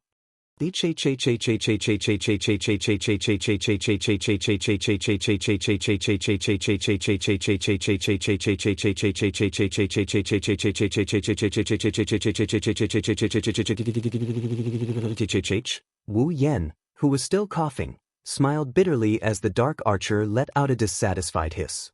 Even if you lose your rationality, you will still be able to do it. Was he only left with his instincts, and he still didn't allow anyone to get in his way? Your arrogance has become your instinct, hasn't it?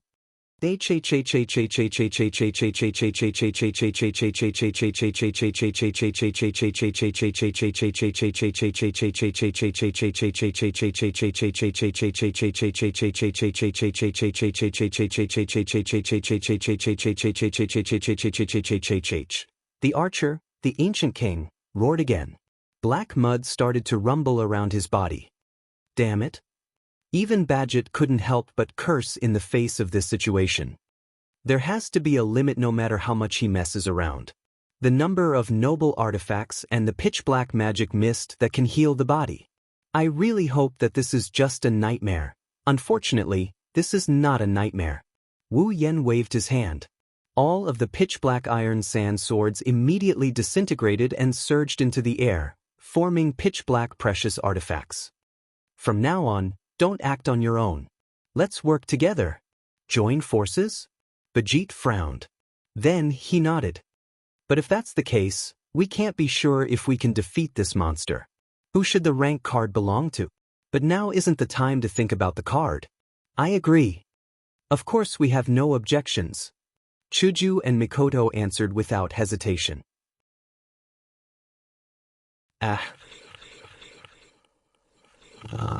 The moment the four of them decided to work together, Archer roared angrily. The black mud around him churned even more violently. Although he wasn't sure if it was because the archer had lost his mind and turned into a dark spirit that the gate of Babylon became like this, there was no doubt that the archer's noble gear was taken out from the gate of Babylon. The black mist of magic could also heal the body of an archer, even if it was a fatal wound to the heart. As mentioned before, this archer couldn't be defeated, couldn't be killed, and even more likely couldn't be defeated. But now, I have no choice but to attack. Wu Yan's body surged with an astonishing amount of magic power, which rushed out in all directions like a storm. At the same time, Chuju tightened her grip on White Cherry's hand, and a cold light flashed across the crystal-like sword like a waterfall. Then she dashed towards the archer. Seeing Chuju dashing towards it, the archer roared angrily. Its body that was twisted like black mud rose up, and the surrounding black mud shook like an earthquake. It rolled behind the archer and formed a swamp. Immediately after, in the pitch-black swamp, the treasures were like lotus flowers that were not stained by the mud. They separated the sticky black mud and shot towards the incoming daisies, creating a sonic boom as they fiercely collided with the daisies. Ha! At the back, Mikoto let out a delicate shout. Her entire body exploded with blue and white lightning, all of it gathered in her hands, forming a ray of light. With a wave of her hand, Mikoto shot out, heavily colliding with the incoming treasures. Clang! When the two of them collided, the sound of metal clashing was heard, and sparks flew in the air. However, the archer's noble phantasm was indeed deflected by the dense blue and white lightning. It brushed past Hinajiku's body and shot to both sides. If in response to the archer's cry, the pitch-black mist of mana bounced in the air, and with a whoosh, it turned into a blurry shadow of a whip and lashed out at Hinajiku, who was charging at him. Facing the dark magic fog, Chuju seemed to be more relaxed than when she was facing the noble gear. She didn't panic at all. Her footsteps were light and straightforward. It was as if she was skating on ice. Every time she slid, she would be able to dodge the whip by a hair's breadth. Her speed didn't decrease at all as she continued to rush forward. Looking at the Hinajiku that was charging at him at an extremely fast speed, the archer slightly lowered his voice. Behind him, the turbid black mud swamp rolled up. It seemed like it wanted to shoot out a noble artifact again. However, kacha kacha kacha. The black mud vortex behind the archer and the black mud on standby around the archer all made the same sound. That was because on top of the black mud, a layer of hard ice suddenly spread out and slowly engulfed the black mud and froze it. The archer's twisted body trembled. It raised its head and looked forward. At the back of everyone, Wu Yan's wine-red eyes were emitting a terrifying light. His body surged with magical power and turned into a white frost. It was unknown when the frost wrapped around the black mud and froze it. That was the ice-controlling ability of the enchantress of azure ice. The archer, who had lost his mind, couldn't understand the current situation. His movements were all stiff. So, at this time, Hinajiku successfully arrived in front of Archer. White Cherry in her hand slashed the space in front of her, drawing 2 sword slashes, and suddenly flashed on Archer's body. Poochie! 2 ripping sounds echoed clearly in the mirror world. 2 turbid black arms flew into the sky and landed on the ground, turning into pure black mud. Chuju wasn't sure if the archer could feel pain, but she didn't give the archer a chance to react. Her White Cherry drew a 3rd arc in the air and struck the archer from the bottom up. Poochie,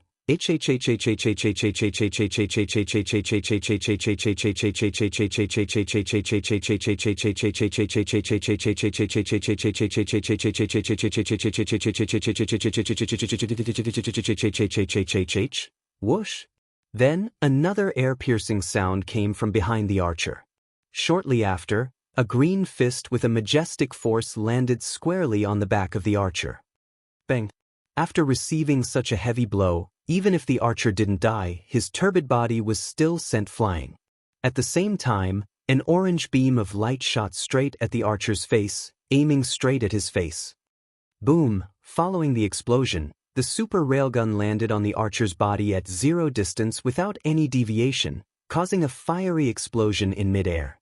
In an instant, black dirt flew out from the flames and scattered in all directions. It dripped onto the ground, causing a burst of smoke to rise from the ground. Wu Yen, Hinagiku, Mikoto, and Badget, who had a perfect teamwork, felt their hearts skip a beat as they looked at the corner of the sky that was covered in flames.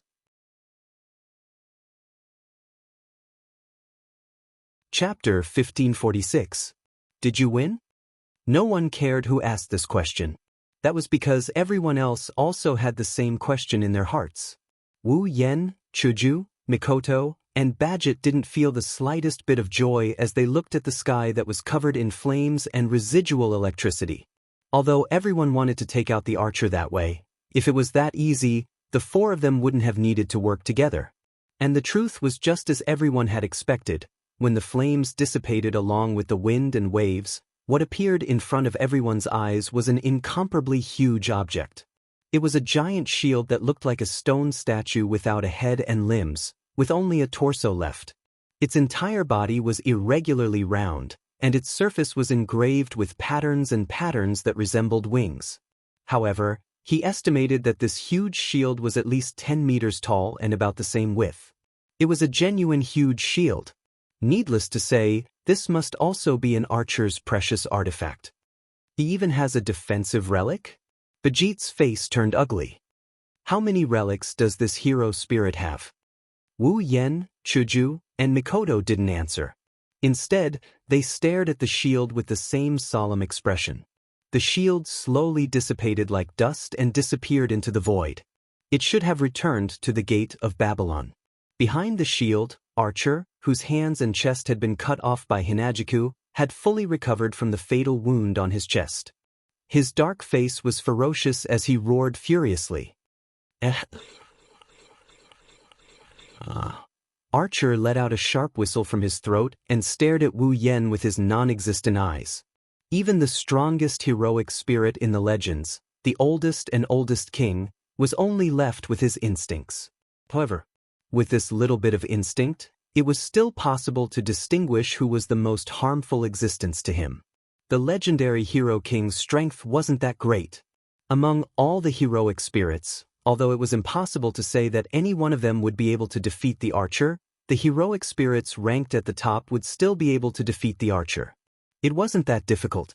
The real reason why the archer could claim the title of the strongest heroic spirit was because of the archer's inexhaustible treasure vault. Without the treasures of the Gate of Babylon and the treasures inside, the ancient king was just a heroic spirit that could barely be considered a first-rate hero spirit. Therefore, Wu Yen, who had just frozen the entrance of his precious artifact, was undoubtedly the greatest threat to Archer. Archer, who was only left with his instincts, chose to attack Wu Yen without hesitation. Ding ding ding ding ding ding. Then, the sound of light collisions, like the ringing of silver bells, reverberated from the turbid black mud and entered everyone's ears. The muddy black mud rose up into the air like a tidal wave. It smelled like a sticky iron sand wave. Dozens of chains that were dozens of meters long suddenly shot out from the muddy black mud. They pierced through the air and shot towards Wu Yen. That's... Wu Yen frowned and waved his hand. In the space behind him, purple magic arrays fluctuated, and light clashing sounds reverberated. Immediately afterward, the commandment lock, which was glowing with a purple light, rushed out of the magic arrays and intertwined with the incoming chains like a spider web. For a moment, no one could do anything to the other. However, Wu Yen didn't only have the discipline lock. Nagisa? Agurola, lend me your power again. Muttering in a voice that only he could hear, Wu Yen raised his hands as if he was hugging a ball. His 5 fingers were facing each other. A vast amount of magic power surged out and it turned into icy air under the influence of a mystical power. It swirled around Wu Yan's palm and it formed a sphere. Grabbing the cold sphere in his hand, he tossed it into the air. Bang! The ball exploded the moment it was in the air.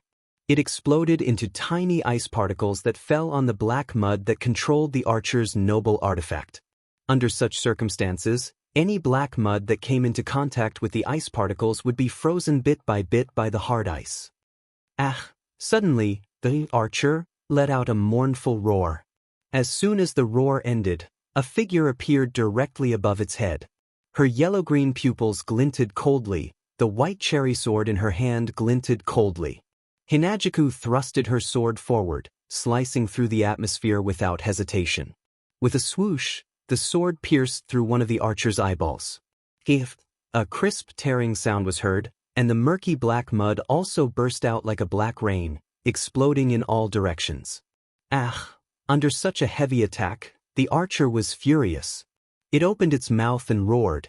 With a roar, the archer extended his hand into the space, causing black ripples and black mud-like objects to splatter in all directions. Not far away, Wu Yen had a bad feeling about this and he yelled at Hinagiku. "Chuju, come here." Unfortunately, it was a little too late. In the muddy water, the archer seemed to have caught something and pulled out a huge scythe. Ah! PFFF. In the next second, the archer grinned sinisterly and swung his scythe. The blood energy scythe attached to the scythe slashed through the air like a flash of red lightning, heading straight for Hinagiku, who had a slightly changed expression. "Careful!" Seeing the blood-red scythe flying towards Chuju, Mikoto cried out. From the energy scythe, Mikoto could clearly feel the power it contained. No matter who was hit by it, it wouldn't be easy. Wu Yen was the first to notice the danger of the energy scythe. Naturally, he wouldn't let Chuju get hit by it.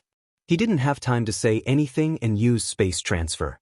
Leaving behind an afterimage, he disappeared from the spot and appeared in front of Chuju. Explode! Facing the powerful energy scythe, Wu Yan's body erupted with a strange power. What kind of strange power is this?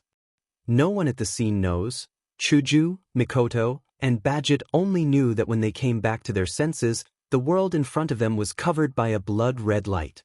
One dense blood light suddenly appeared and unreasonably occupied the entire mirror realm, illuminating every corner of the mirror realm. The blood-red light is thick. It's as thick as real blood. However, looking at this bloody light that was no different from blood, no one present felt a chill down their spines. Instead, they felt that this bloody light contained a mysterious and charming aura. Bam! Then, such a muffled sound suddenly rang out. He saw that the energy scythe that was previously filled with terrifying power directly trembled in the air and exploded into light spots that scattered all over the place. Seeing this, Mikoto was stunned, Badget was stunned, and even the archer with the giant scythe seemed to be stunned. No one reacted. What's going on? At the same time, the thick mysterious blood-red light in the air gradually dimmed. It didn't take long for the situation inside to be revealed. There, Hinagiku was holding white cherry in her hand, her body unharmed, without a single scratch. In front of Chuju, Wu Yen is standing there. He's standing there in the air. His hand is stretched out and clenched into a fist. It's like he's holding something. Wu Yan's wine-red eyes are a lot redder than usual. There's even a hint of arrogance in them. It was only now that Hinagiku, Mikoto, and Badget realized that something was wrong. On Wu Yan's back, there's a pair of bat-like wings, but they're extremely broken. It's like a part of the wings was intentionally torn off. Chapter 1547. At this moment, the entire mirror world seemed to be dyed red. The space was slightly distorted, the air was getting thicker and thicker, plus the blood-red color. It gave people the feeling of being in a sea of blood. And the person who ruled this sea of blood was the figure that left the ground and floated in the air. It was still the same black clothes, the same outfit, but the pair of deep wine-red eyes that were usually reflected in the depths were now almost crimson red. The depth disappeared and was replaced by an oppressive aura of bloodiness and madness. A pair of pitch-black wings that looked like bat wings undulated slightly behind him, as if he was bathing in a sea of blood. The surface of the wings was tattered and looked somewhat unbearable to look at, but it also seemed to be the way it should be. It added to the oppressive feeling of arrogance. Looking at the figure floating in the air, Bajit's eyes couldn't help but tremble. Her face was full of shock. Death Apostle, yes. Although this form wasn't 100% similar, Bajit, as the designated executor of the seal, saw the oppressive aura of blood. It wasn't the first time she saw it.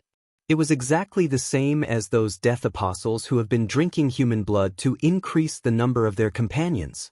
Even if the appearance was different, the feeling wouldn't lie. The man in front of her who suddenly changed is definitely a dangerous person. At least, that's what Bajit thought. Yen? As for Chuju and Mikoto, seeing this form of Wu Yen, she felt a bit relieved. Compared to the normal Wu Yen, the Wu Yen in front of her at most had a darker color in his eyes and a pair of broken wings on his back. It wasn't a big deal. But Chuju and Mikoto, who were familiar with Wu Yen, knew. The current Wu Yen could already use a dangerous ability that would make anyone tremble in fear. Bajit's feeling. It wasn't an illusion. Second red jade mode. Looking up, Wu Yan's scarlet eyes looked straight at the archer. Activate, surrounded by pitch-black mist of magic and surrounded by pitch-black mud, the archer held an energy scythe in his hand. He roared at Wu Yen. That voice was exactly the same as before. However, upon closer inspection, one would notice that there was something else in this roar that was exactly the same as before, a little hesitation, or rather, a little fear. The archer's beast-like roar sounded like a bluff now. He stared straight at the archer who was roaring at him. A bloody light flashed in Wu Yan's eyes, and the corners of his mouth curved into a cruel arc. He stretched out his hand, and a scarlet ball of light flickered on his palm. It flew into the air and turned into a huge scarlet net that was dozens of meters wide. Go! Wu Yan mumbled. He waved his hand and a crimson net descended from the sky. It enveloped the archer's murky black body. The sudden restraint caused the archer to go crazy. He started to struggle without caring about the consequences. However, if the archer used his noble phantasm, he might be able to cut the net open. However, with its own strength, no matter how much it struggled, the huge net was like a maggot in its bones, firmly adhering to its muddy body and firmly trapping it. Wu Yan's crimson eyes narrowed into a happy arc when he saw this. It was a subconscious emotion. He's not sure if it's due to the influence of Flandre-chan or the owner of the red jade mode. Wu Yan felt like he's getting a bit more violent. Driven by such feelings, Wu Yan flicked his finger. The forbidden cranberry trap. As his voice faded, a row of dazzling light bullets appeared in the air in front of Wu Yan. They extended and turned into light vines that descended from the sky. Then, like whips, the vines landed on the archer's body with a shrill cry. Thud.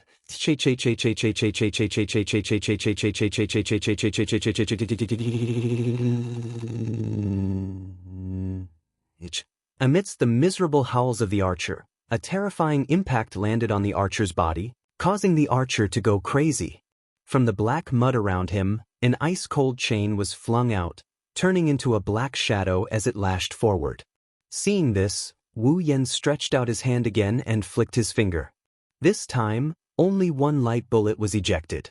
The light bullets were the same as the previous ones, transforming into the shape of vines. They swept down like lightning and collided with the archer's chain. Bam! The vine-shaped whip of light collided with the archer's chain in midair.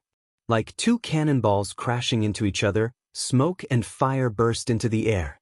Through the smoke and fire, Wu Yan fixed his gaze on the roaring archer.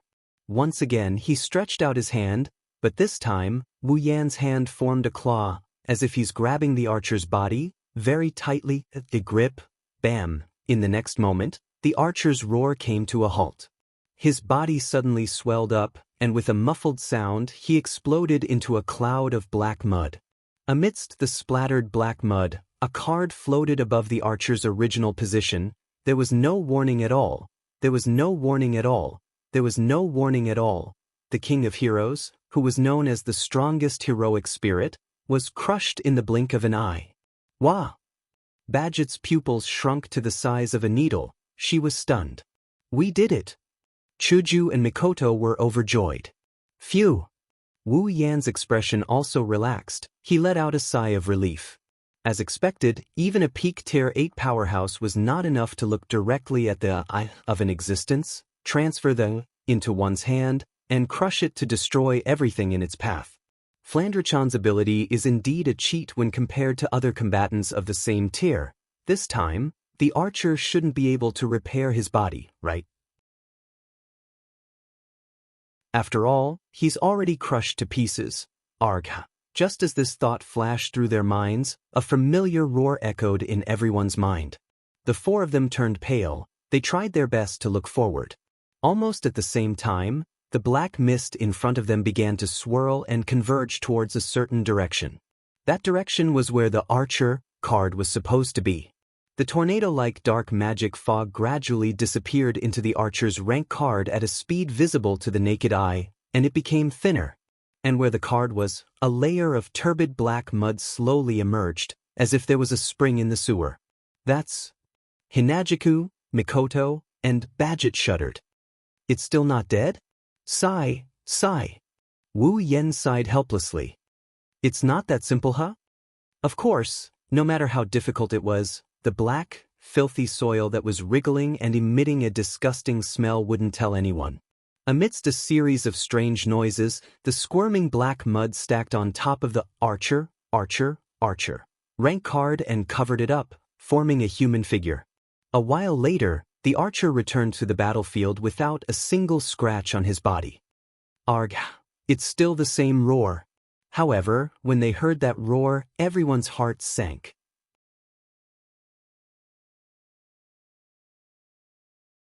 Chapter 1548. It can't be defeated. It can't be killed. Thanks to Flandrechan's ruby mode, Wu Yen can defeat the archer by himself. However, the archer's body is being repaired by the mana mist. Even if he can defeat the archer, he won't be able to defeat the archer.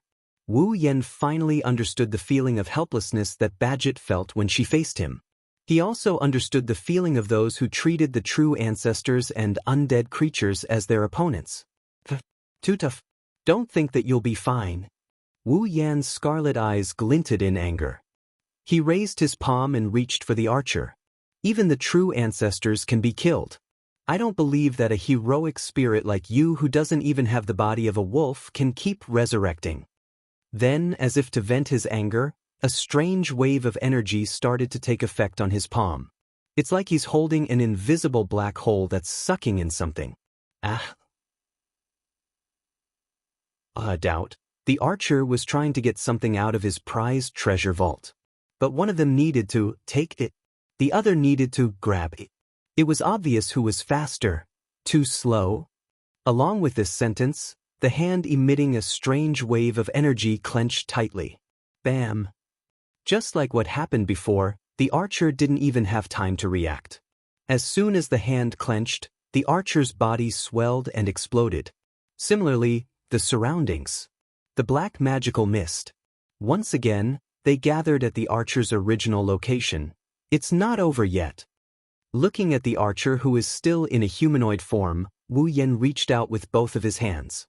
The archer is surrounded by a dark mist of magic power. He aimed at the ball of mud at the center of the magic vortex.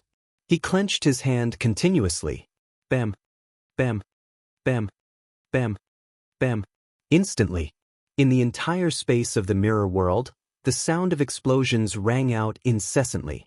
The explosions turned into echoes in the not-so-spacious basement like firecrackers.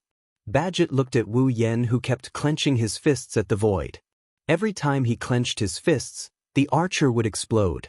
She couldn't help but feel a chill down her spine. If Wu Yen didn't use the legendary magic spear that could kill in one shot but this move that could make the opponent explode, Badget would have no chance of winning.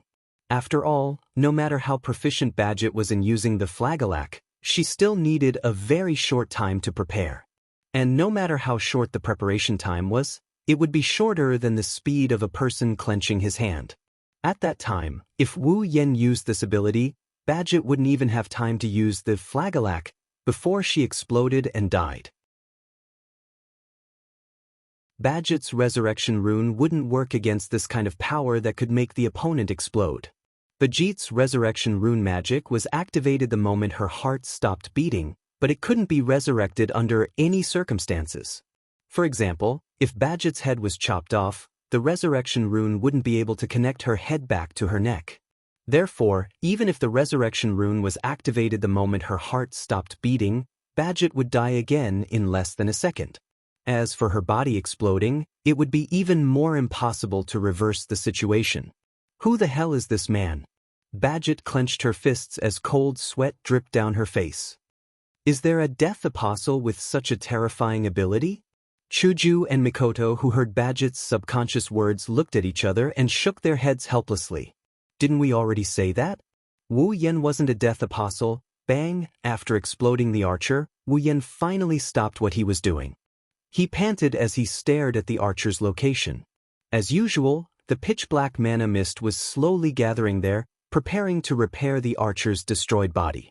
A heroic spirit that used a class card to materialize didn't have a real body to begin with.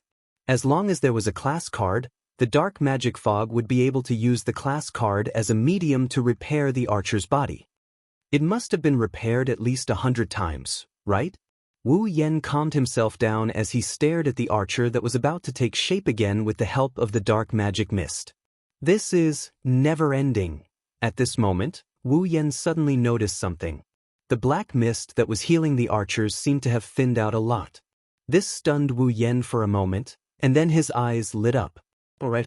Even if the archer could use the mana mist to heal himself and revive himself countless times, the mana mist was still a mana mist, and it was limited in the end. If he continued to repair the archers like this, he would run out sooner or later. At that time, even if the archer wanted to revive, he wouldn't be able to.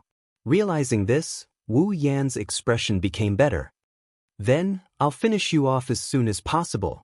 However, Wu Yan's plan was destined to fail.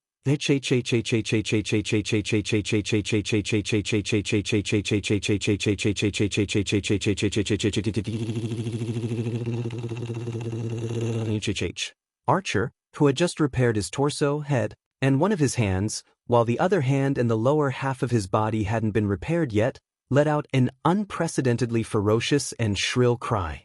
The murky black mud on his body was like boiling water, violently rippling. As if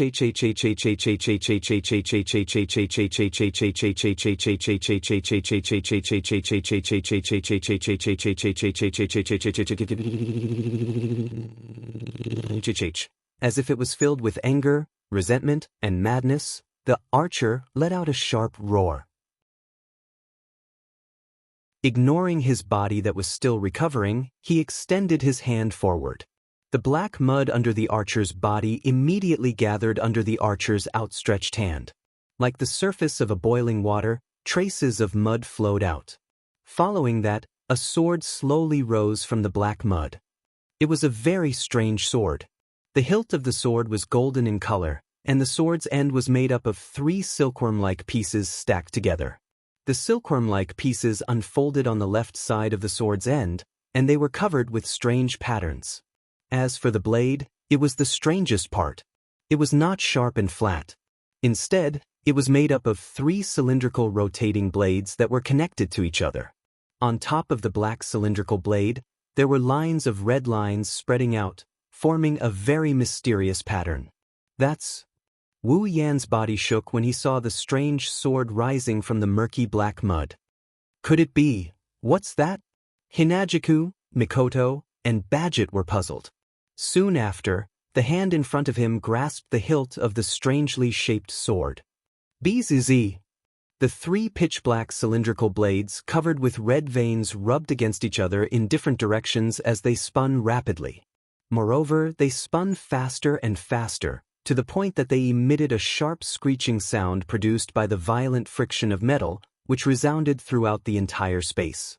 The space suddenly trembled, and bursts of red air burst out from all directions, all flowing into the gaps between the three cylindrical rotating blades, and it continued to flow. In an instant, the entire mirror realm was filled with red streams of air like a typhoon. The space trembled, the ground collapsed, even the sky and earth screamed as if they couldn't bear the burden. Wu Yin, Chuju, Mikoto, and Badget were alarmed. A deadly sense of danger rose in their hearts.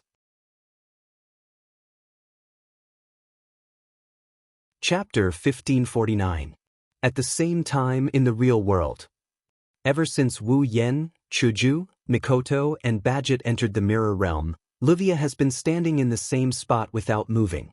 She crossed her arms and closed her eyes, waiting for the situation to unfold. Compared to Livia, Rin Enosaka looked calm on the surface, but he didn't stand there obediently.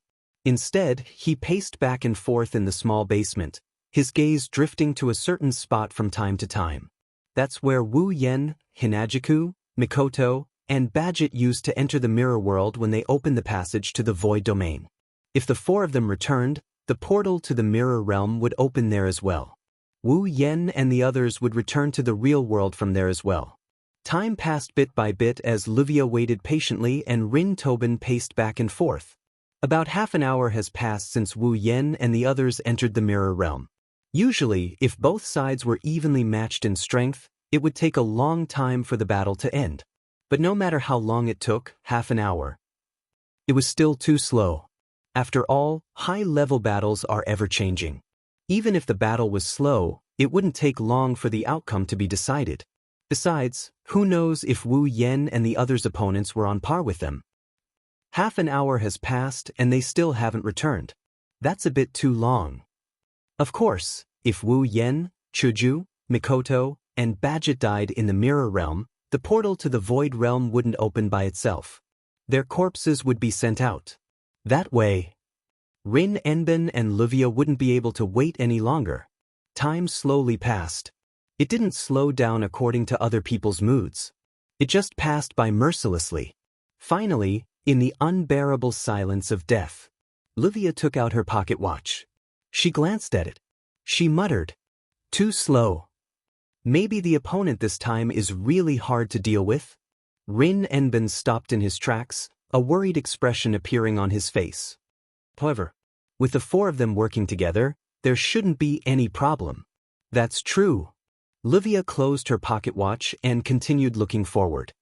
No matter if it's that man, Chuju, or Mikoto, each of them is strong enough to fight against a heroic spirit. Coupled with Badget, who has a noble phantasm, no matter how weak they are, they won't be killed by a heroic spirit who doesn't use a noble phantasm, right? That's great. Rin Enosaka sighed. Let's hope that the opponent is just a little difficult to deal with. That's why I wasted so much time. Unfortunately, Rin Enosaka and Livia were too naive in their thinking. The opponent this time wasn't just a little difficult to deal with. Instead, he was extremely difficult to deal with.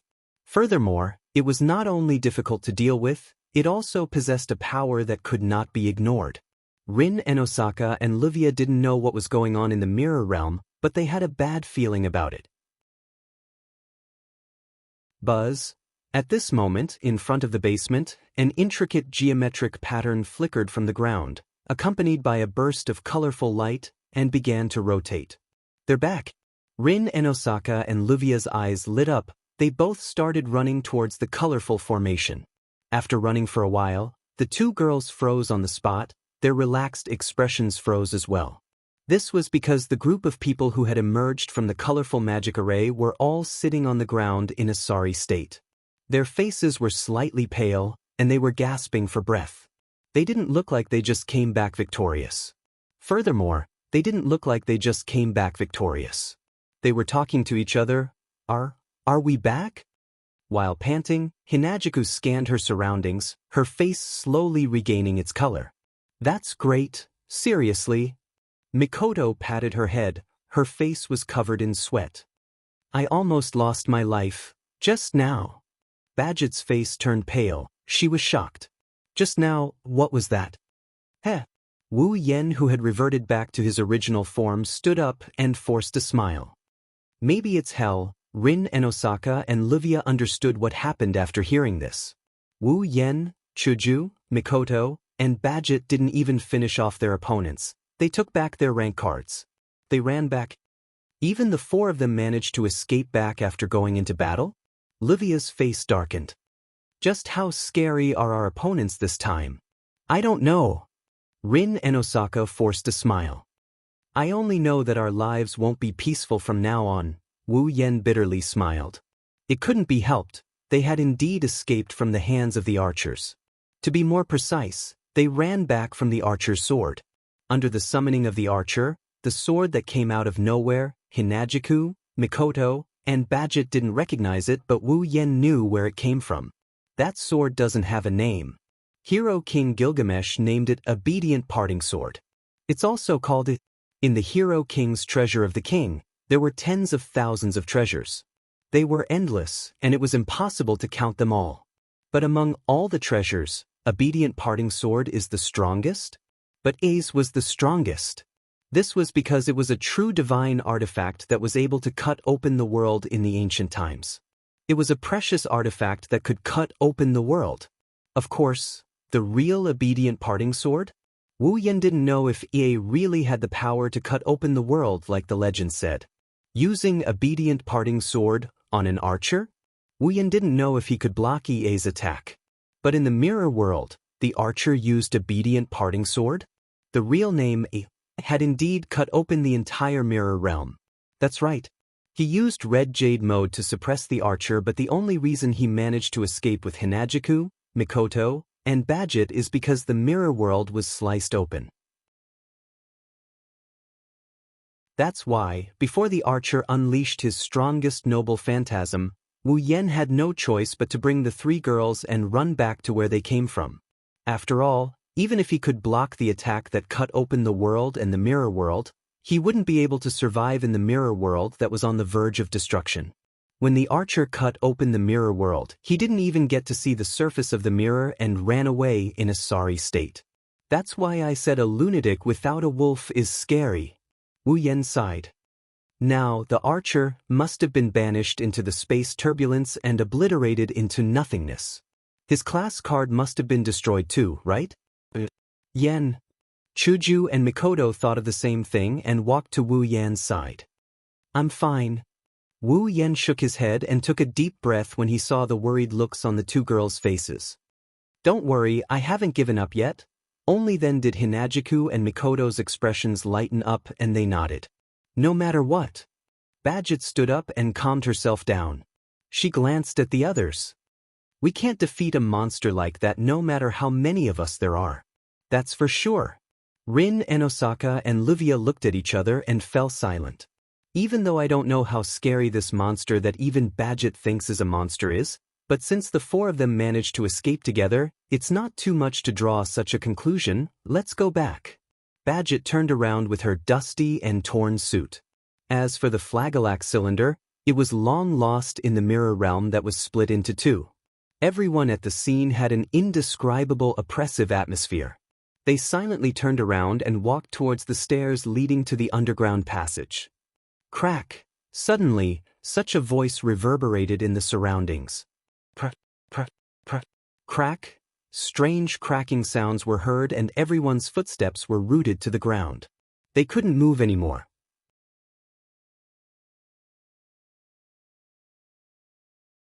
Chapter 1550. Bang! The group of people who had not reacted at all had just realized that something was wrong when the sound of glass shattering entered their ears. Immediately after, a violent gust of wind suddenly blew from behind the group of people. Like a shock wave, it spread out in an instant and hit the whole place. The sudden gust of wind caught everyone off guard. Their bodies were almost blown away. When they finally managed to stabilize themselves, they turned their heads and looked in the direction of the gust of wind. An expression of shock appeared on everyone's face. Kacha! The sound of glass shattering continued. The violent wind continued to blow. In this not-so-spacious basement, the wall at the front was slowly crumbling. The shockwave was caused by the shockwave. However, the scene of glass shattering didn't happen on the wall. It happened on the space. The space at the front of the basement was gradually breaking down like a piece of glass. It wasn't just the space that was breaking down. Some pitch-black substance was seeping out of the broken space like water. Wow! Seeing such a scene, everyone present stood up in shock. Could it be? Wu Yen raised his hand to block the incoming shockwave. He stared at the pitch-black substance seeping out of the broken space. His wine-red eyes were full of waves. It's not over yet? Bang! Under the gaze of everyone present, the shattered space once again cracked open, making the glass-like spatial crack even bigger. It was pitch-black inside, like a black hole, which made people's hair stand on end. Within the pitch-black spatial crack, a pitch-black substance that resembled flowing water gradually condensed. In the end, it transformed into a turbid being. A pitch-black humanoid figure. The pitch-black humanoid monster was slowly turning a sword in its hand. The body of the sword was made up of 3 cylindrical blades covered with red veins, and the mouth of the sword opened like a cocoon. The strange-looking sword raised its head and opened its mouth. It was laughing. Astonishingly. It was an archer. Job rank, archer, archer. It only existed in the mirror world of the imaginary domain. It used the passage of the imaginary domain to absorb mana from the earth veins. A heroic spirit that maintained its form and power came to the real world of the imaginary domain. How is this possible? Chuju, Mikoto, and Badget were in disbelief. Rin and Osaka and Livia stared at the archer in shock. What is this? A monster? Wind waves? Wu Yan finally noticed. The shock wave that came out of the spatial crack was all red. Wu Yan thought of something. He quickly turned his attention to the cylindrical sword in the archer's hand. Don't tell me this guy used that sword to cut open the passage from the imaginary domain to the real domain at the moment when the mirror realm was about to collapse and ran over here by himself. It's not impossible. Since the precious artifact that had once been used to split the heavens and earth and cut open the world could cut open the entire mirror world, then opening a passage between the 2 worlds was just a matter of raising one's hand. No matter what, it's still a legendary relic that can cut open the world. The truth was similar to Wu Yan's guess.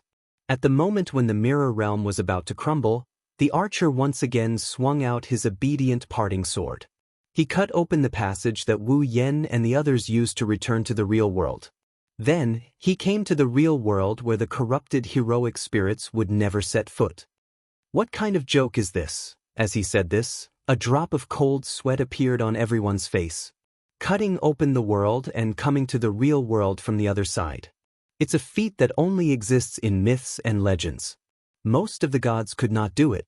Perhaps, only the most powerful heroic spirit, the most ancient king, could do it.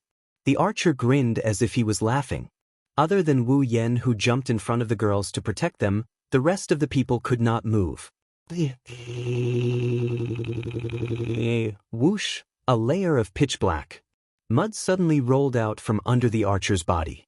From within, a huge shadow suddenly shot out and flew into the air. The shadow then stopped in midair. Everyone almost reflexively raised their heads and looked at the sky. What they saw was a huge jet-black spaceship that looked like a fighter jet. This pitch-black flying ship was also a precious artifact. Bang! Archer stomped on the ground and leaped into the air, landing on the pitch-black spaceship.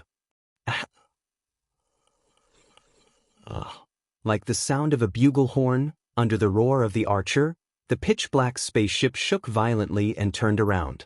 It turned into a black shadow and shot towards the entrance of the underground tunnel, above the surface.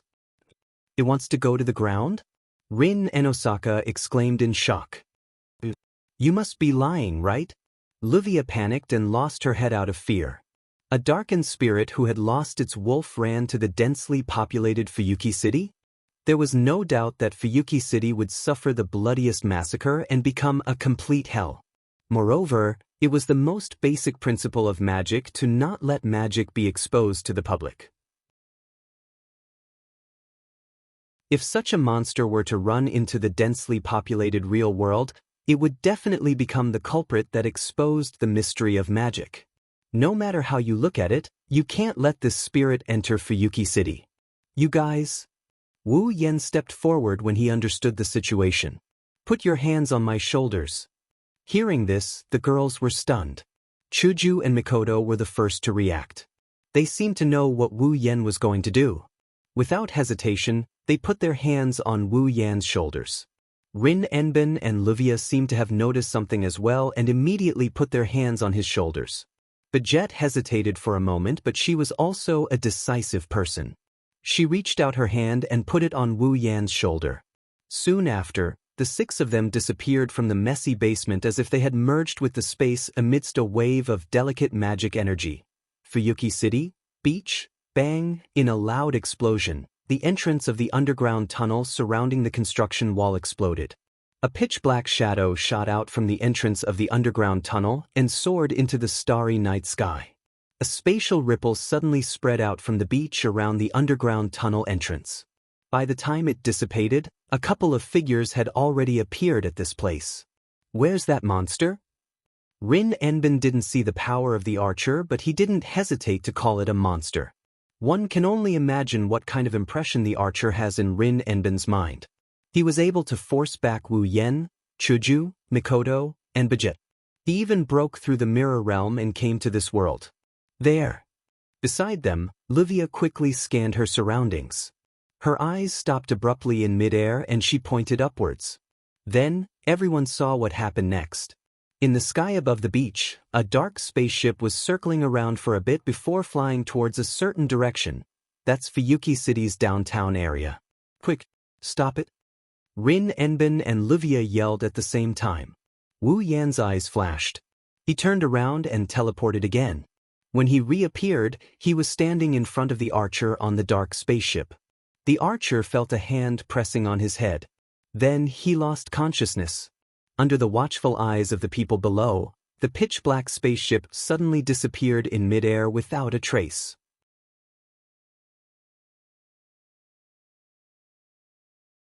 Chapter 1551. On the surface of the sea, the waves were not turbulent, nor were they loud and powerful. They only maintained an extremely small wave as they surged towards the beach not far away. The surface of the sea could not be considered calm, but neither could it be considered surging. It could only be considered rather tranquil. However, this tranquility was soon broken mercilessly. Boom! In the sky above the sea, a pitch-black spaceship suddenly appeared here without warning, and under the impact of violent magic, it fell straight into the sea like a falling plane. Boom! Along with a loud noise, a huge splash was created on the quiet surface of the sea, where a huge object was thrown into. Then, the water dripped back down to the surface of the sea. Bang! However, before the splashes could return to the surface of the sea, a violent shockwave erupted from the place where the black spaceship fell, blowing away the surrounding water and creating an even larger splash. Then, a black archer jumped out from the sea and landed on the surface of the sea.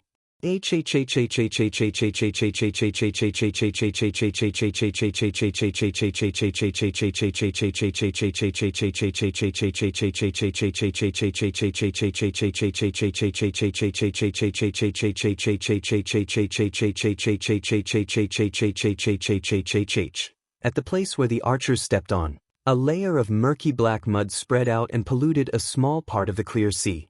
It was like a stepping board, becoming the archer's foothold. At the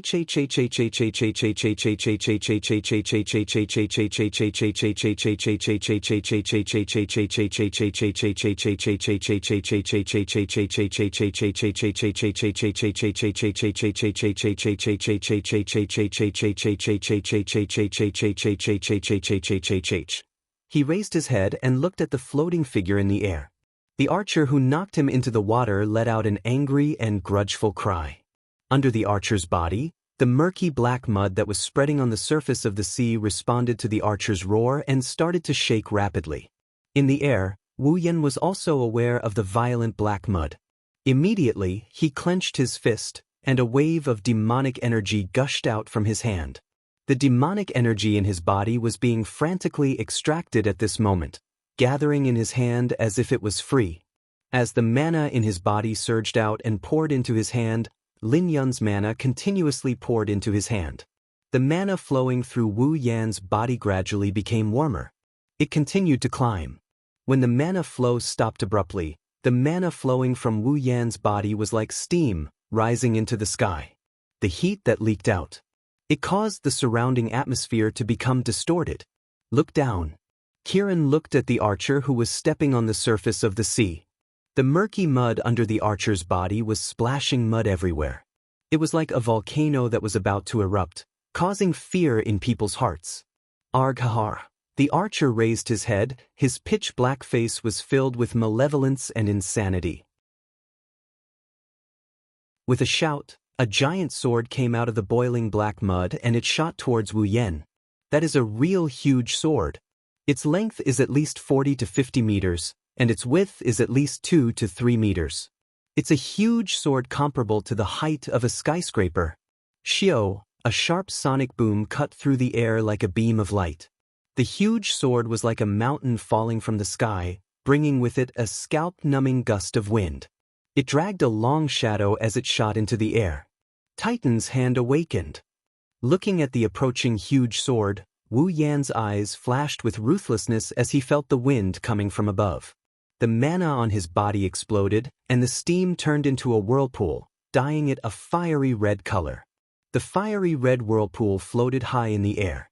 After a moment, it suddenly trembled, and a huge fiery red arm that was not inferior to the huge sword suddenly emerged from the fiery red whirlpool.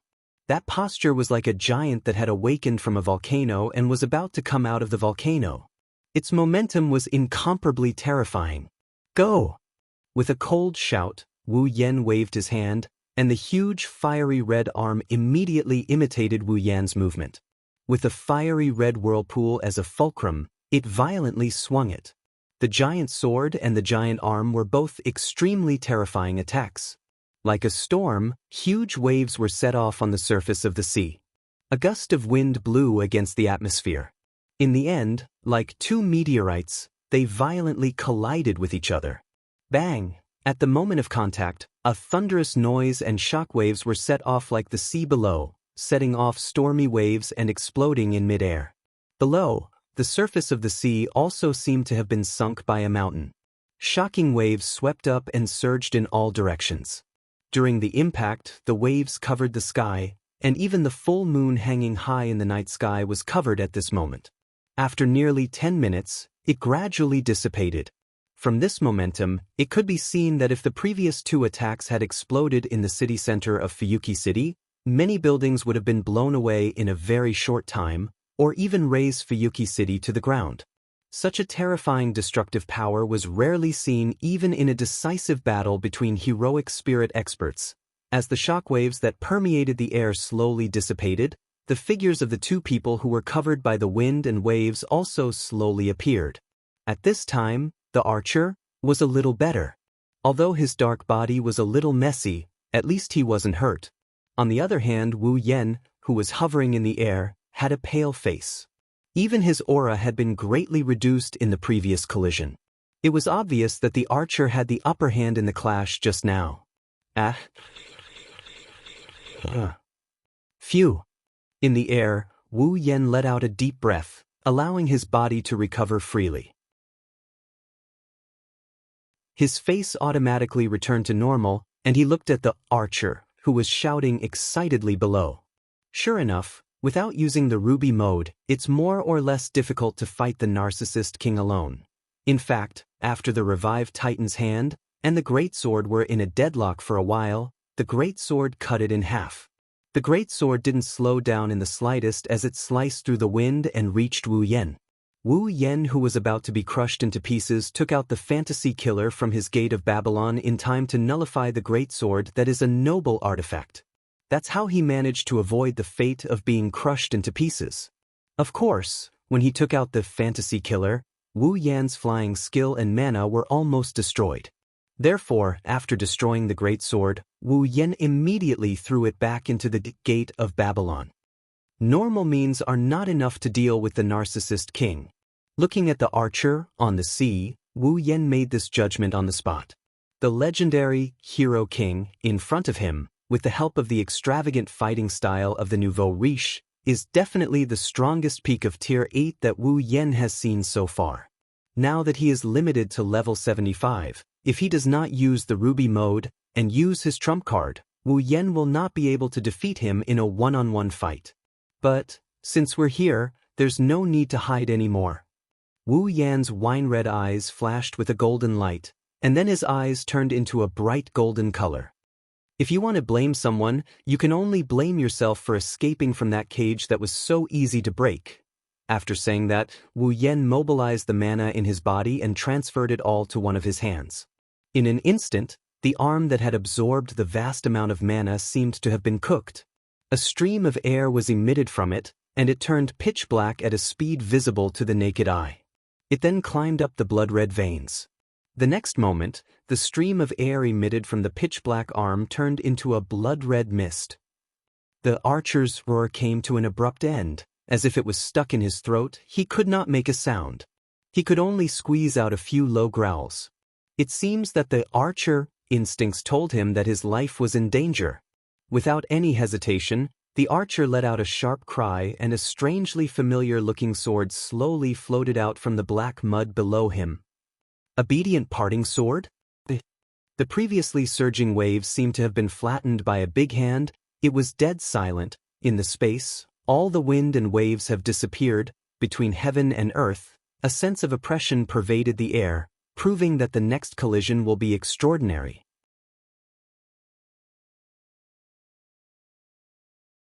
Chapter 1552. In the past, there were many restrictions when fighting the heroic spirits in the Mirror Realm. In the beginning, there were still many heroic spirits left in the Mirror Realm. Although it wasn't as big as Fuyuki City, it wasn't too far off. Under such circumstances, Wu Yen still had many trump cards that could flatten the Mirror Realm. However, he could still use them if he was careful. But later on, the space of the mirror world became pitifully small. Because of this, many powerful ultimate moves were restricted by the small void domain and could not be used. Among other things, Wu Yen couldn't use his familiars. The familiars of the primogenitor were unbelievably destructive, even if their abilities weren't taken into account. If they were allowed to do as they pleased, it wouldn't be difficult for them to raze an entire country to the ground. Unleashing it in the Mirror Realm was simply pushing the Mirror Realm towards destruction. It was also because of this reason that when fighting against the heroic spirits who had lost their rationality could disregard the existence of the mirror world and their own life and death and use the powerful relic without any hesitation. Even the archer dared to use the good parting sword? However, Wu Yen couldn't bring about his own destruction. He could only endure. But now, the archer had come to the real world of the real number domain. Was there still a need to be patient? "Let me see," an extremely soft voice echoed in the air. The blood-red mist in the corner of the night sky became abnormally dense. The noble artifact that once cut open the world. Can it cut open my familiar? Amidst the soft murmurs, the blood-red mist rolled slightly and rose and fell. Suddenly, it turned into a white flame. Descend. White dragon's burning flame. Heaven and earth suddenly went silent. Boom! The white flame seemed to have been accumulating power for a long time. It was like a reservoir that suddenly opened. It suddenly expanded in the air and turned the night sky into a sea of white flames. Within the sea of white flames, an elegant white dragon slowly emerged from the curtain of flames. Its entire body was white as snow. It looked like a noble sage as it gently undulated. Oh, a pair of eyes slowly opened. The only thing that was different from the color of the dragon's eyes was exposed to the sea of white flames. The elegant white dragon raised its head and let out a long dragon roar.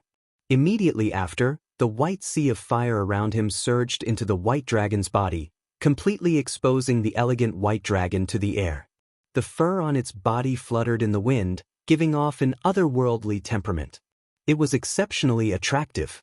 If one were to take a closer look, they would discover that the white fur on the body of the elegant white dragon was fluttering in the wind. In fact, they were all made up of white flames, causing the white dragon's body to flash with bright white light from time to time. Staring at the white dragon that appeared in midair, The archer roared ferociously. Holding the obedient sword in his hand, the archer roared. The cylindrical blade of suddenly started to spin. Ripples appeared in the surrounding space. Streams of scarlet wind gushed out of the space like a torrent that had found a vent and entered the good separation sword. The cylindrical blade of revolved around it, spinning at an extremely fast speed. It was spinning around the good separation sword. The scarlet-red wind on the sword was like a ferocious beast, bringing along a roar that others could not hear. As it rotated, it caused the surrounding space to distort, and even caused the space to tremble as if it was unable to bear the burden. The scarlet wind was still sweeping across the sky, bringing with it a terrifying wind. While the space was being distorted, it kept gushing towards the good separation sword. The blade of Ye's sword. Looking at the scene from afar, Wu Yan's dazzling golden eyes were filled with a burning desire to battle. Among all the relics in each world, which one was the most powerful? Nobody could come to this conclusion. This was because apart from the power of a relic, there were all sorts of abilities and effects. It was impossible to tell which was the most powerful. However, if one were to look at the power of a relic without looking at the abilities and effects of a relic, then the good separation sword? The power of Ye's sword was definitely the most powerful relic among all the relics in the world. Which of his familiars would be more powerful after their levels were suppressed? Or the relic that had sliced open the world? Now, it was time to determine the winner. Let's go! Filled with fighting spirit, Wu Yan waved his ghostly hand. White Dragon's burning flame. Wu, the elegant white dragon's blue eyes glinted fiercely. Amidst the dragon's roar, a dazzling white flame burst out from its body and covered its entire body. Then, White Dragon's scorching flame took a step back, flapped its wings, and dove down towards the archer with white flames all over its body. However, as the archer roared, the good separation sword? This good separation sword? The sword trembled heavily, causing the space to tremble along with it. A majestic scarlet gust of wind burst out from the sword. Arg! The archer roared again and thrust the good separation sword? This good separation sword? It stabbed the archer fiercely. Wu, for a moment, the good separation sword? The cylindrical blade that was rotating paused. Then, amidst the trembling of the space, a scarlet tornado burst out with a chi sound, gradually expanding and shooting out. Under the swirling of the red tornado, every gust of red wind turned into the most terrifying sharp blade, cutting the space cleanly.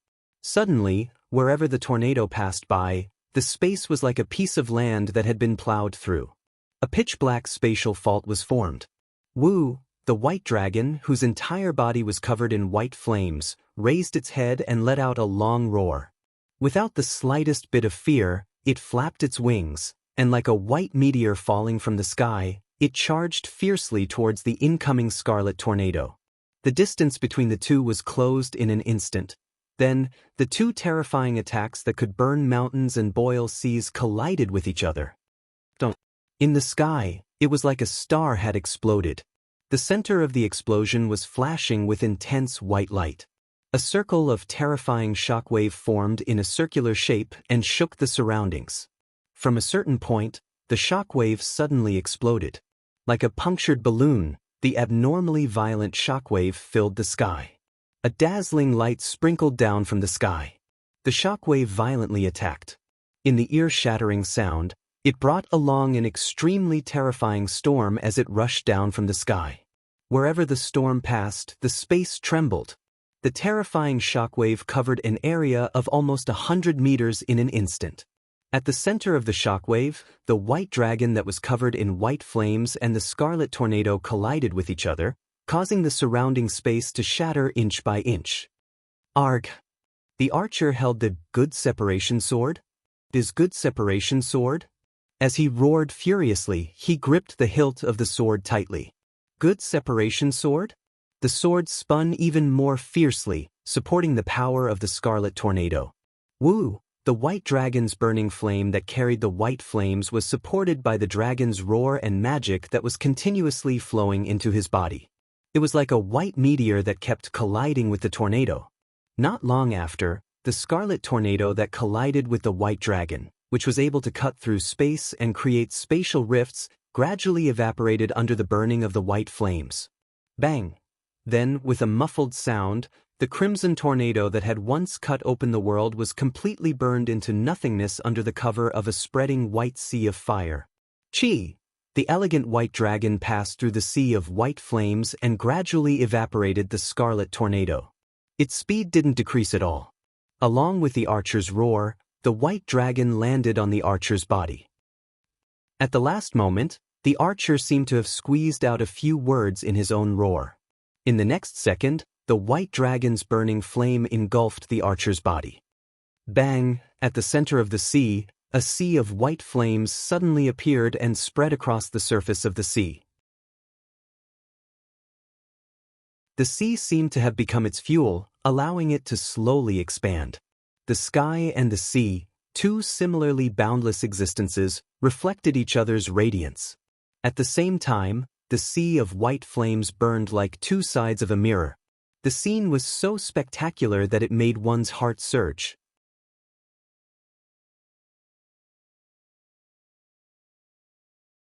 Chapter 1553. Bang! By the time Hinajiku, Mikoto, Rin and Osaka, Luvia, and Badget arrived at the beach closest to the scene of the battle, a deafening explosion resounded between heaven and earth. The astonishingly loud noise shook the eardrums of the group of girls, causing their minds to go blank.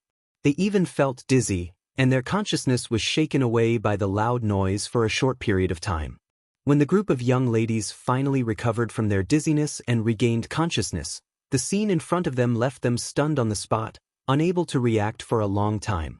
The originally calm sea became turbulent, as if it was in a stormy weather. Even the color of the water's surface was dark. On the turbulent and dark sea surface, a vast white sea of fire was slowly burning, as if the sea water was used as fuel. Not only did it not show any signs of dissipating, but it was also growing at a speed visible to the naked eye. At the same time, in the sky, a sea of fire of the same color is spreading. It's a stark contrast to the sea of fire on the surface of the sea, like two sides of a mirror. The only difference was that below the white sea of fire in the sky, there was a ferocious wound carved on the surface of the sea of fire. Indeed, it's a wound from the space. It was as if a huge piece of glass had been forcefully smashed by something. A jagged fault appeared, spreading from a corner of the sea all the way up. It only stopped abruptly when it reached the bottom of the sea of fire in the sky. It was pitch black inside. That's the obedient separation sword? A spatial fault created by a crack in the world. It's obvious that the obedient separation sword? Does it really have the ability to cut the world in half? However, to be able to cut the world and create a rift in the space, this is a fact Hinajiku, Mikoto, Rin Enbin, Luvia, and Badget still didn't know what that terrifying world fissure was for the time being. However, the white sea of fire covering the sky and sea, even Badget has seen it once. It's impossible for the other girls to not recognize it. Is it over there? Chuju asked in a hurry. I wonder how the battle is going. That bastard. Mikoto clenched her fist in frustration. It's clear that everyone should have attacked together, but you actually took the enemy away by yourself. Don't you know that others will be worried? At that time, I couldn't consider so much. Livia shook her head.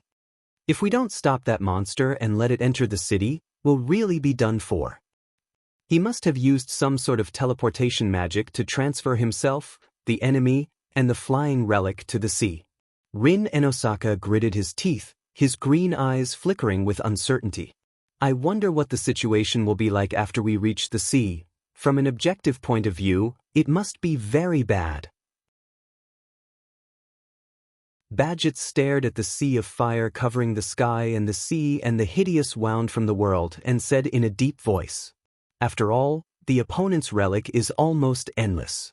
Even if that man really has immortality, there is no guarantee that the opponent's relic will not be able to deal with immortality.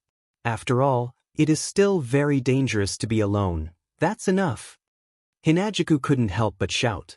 Enough with the sarcasm, let's go and meet up with Yen first. But we're on the sea, Livia said in a troubled tone. There are no boats or helicopters here, how are we going to get there? I can control the iron sand to wrap around my body and use it to fly over. Mikoto quickly said. How about I go and meet up with Yen first?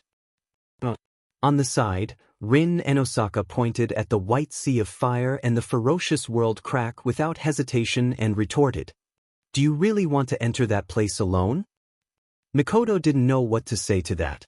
No matter what, it is a flame that can burn time. It is comparable to mystical magic. If she really went in, the flame would not let her go just because she knows its master. Not to mention, there is also the obedient parting sword. If she was not careful and fell into the fissure, she would be torn apart by the turbulence of space. But if she had to watch Wu Yen fight with such a terrifying monster, even though she believed in Wu Yen, she would still be unwilling to do so. Then what should we do? Mikoto couldn't think of a way out, so she became impatient. We can't go, we can't not go either. What should we do? Just stand here and watch? Other than that, what else can we do? Rin and Osaka's voice was filled with anxiety. If we don't think of a way to deal with the white flame, we can't even get close to it, right? Aren't you two companions with that man? Livia looked at Chuju and Mikoto. Can't you think of a way to deal with the white flame? Even if you put it that way. Hinajuku looked helpless. We can't do anything about that flame either. Just as Chuju, Mikoto, Rin Enbin, and Livia were about to start arguing, Badget suddenly pointed at the sea and spoke. Look over there. The girls froze for a moment and looked at the sea in the direction Badget was pointing at. It didn't take long for all the girls to notice something. There's a figure floating on the sea. Being pushed by the waves like a rootless duckweed, it's floating towards them. Seeing the figure drifting along with the waves towards the beach, Hinajuku and Mikoto were the first to cry out in surprise. Yen! It's Wu Yen! However, Wu Yan's eyes were closed, his face was pale and his body was moving along with the waves. His body didn't move at all. It's obvious that Wu Yen has lost consciousness. Yen! Realizing this, Hinajuku and Mikoto jumped into the water without a second thought and ran towards Wu Yan's direction. Rin Enbin and Livia finally reacted and immediately followed after him. Badget also silently followed after them. When the five of them reached the waist of the water, they saw Wu Yen floating towards them. Chuju and Mikoto quickly carried Wu Yen out of the water. Mikoto anxiously patted Wu Yan's pale face. Wake up, wake up. He's fine. Rin Enbin, who placed a hand on Wu Yan's chest, calmed down. His heartbeat is still there, he doesn't seem to be injured, he's probably just unconscious. Where's the enemy?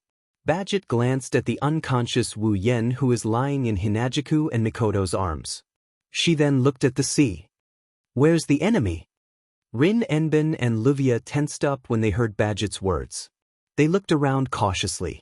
Even though he didn't know what had happened, it was possible that the darkened heroic spirit was still around.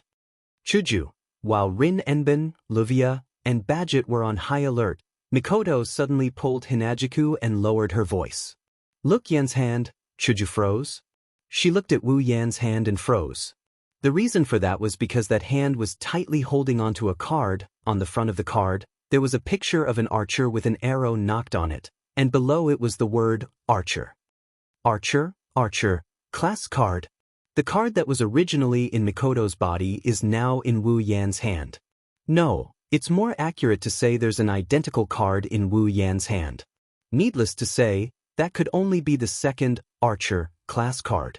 Up until now, everyone was still working together to fight against the monster-like blackened hero spirit that had escaped from the mirror realm. Chuju and Mikoto looked at each other. Chuju took the Archer class card from Wu Yan's hand and put it in her pocket. Badget was responsible for retrieving the Archer card in Mikoto's body. If Badget saw the Archer rank card in Wu Yan's hand, she's bound to think that this card belonged to the dark spirit. She's bound to be suspicious of Wu Yan's identity. After all, Badget didn't know that there was an eighth card. She always thought that the hero spirit she was fighting was the one materialized from the 7th card. So, just in case, it's better not to let Bajit see my archer rank card.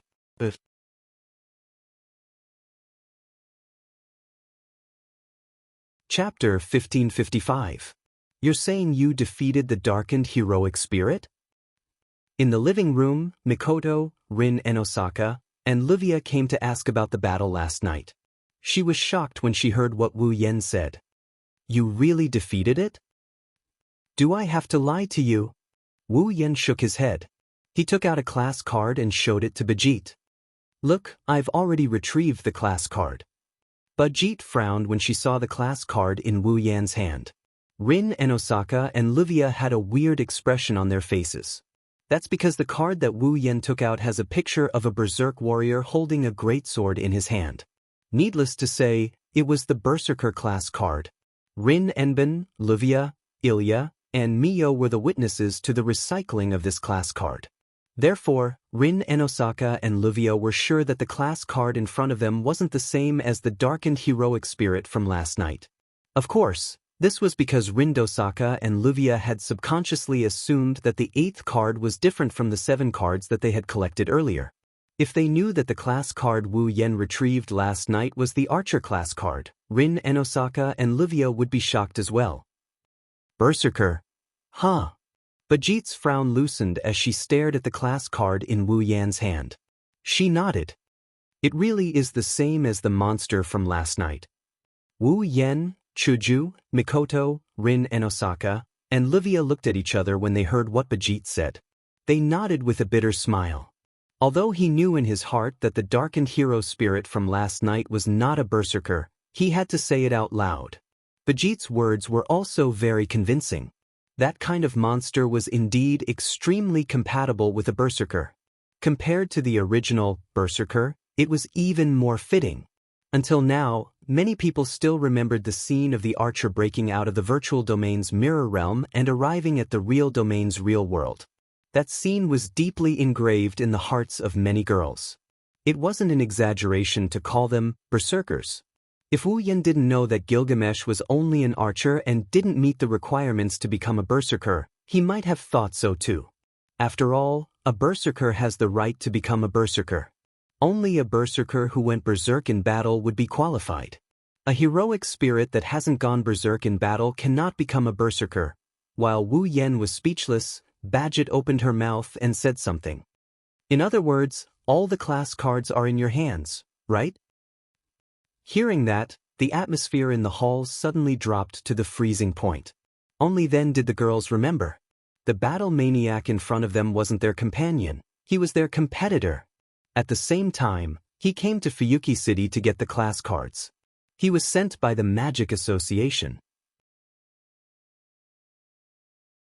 Thinking up to this point, Hinajiku, Mikoto, Rin Enben, and Ruvia started to look at Bajit with hostility.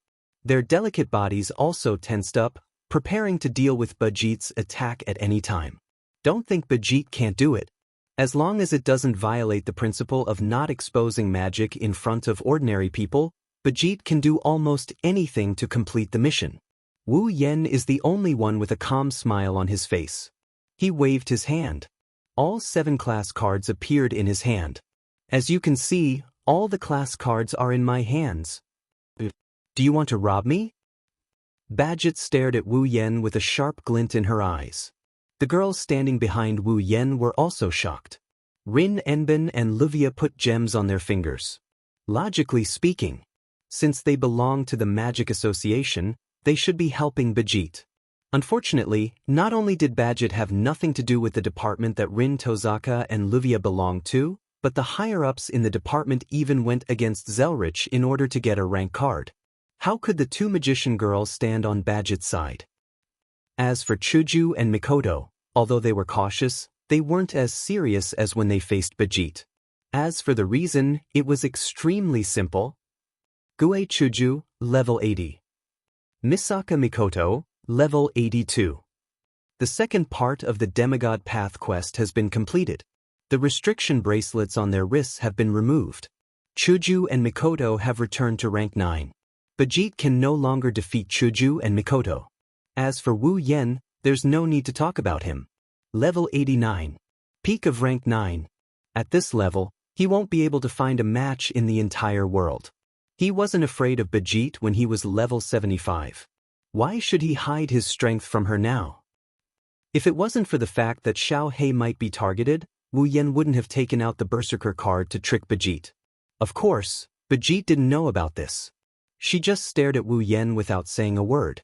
Her sharp eyes began to waver. The entire place was silent and depressing. After a long time. Sigh. Bajit sighed and turned around. She walked towards the door. What's wrong? Wu Yen couldn't help but say something. Aren't you going to steal the cards? With my power, I won't be able to take those cards from you. Bajit stopped and glanced at Wu Yen. But I won't give up. If I can't do it openly, I'll do it in the dark. I hope you won't let your guard down. After that, Bajit walked out of the hall without looking back.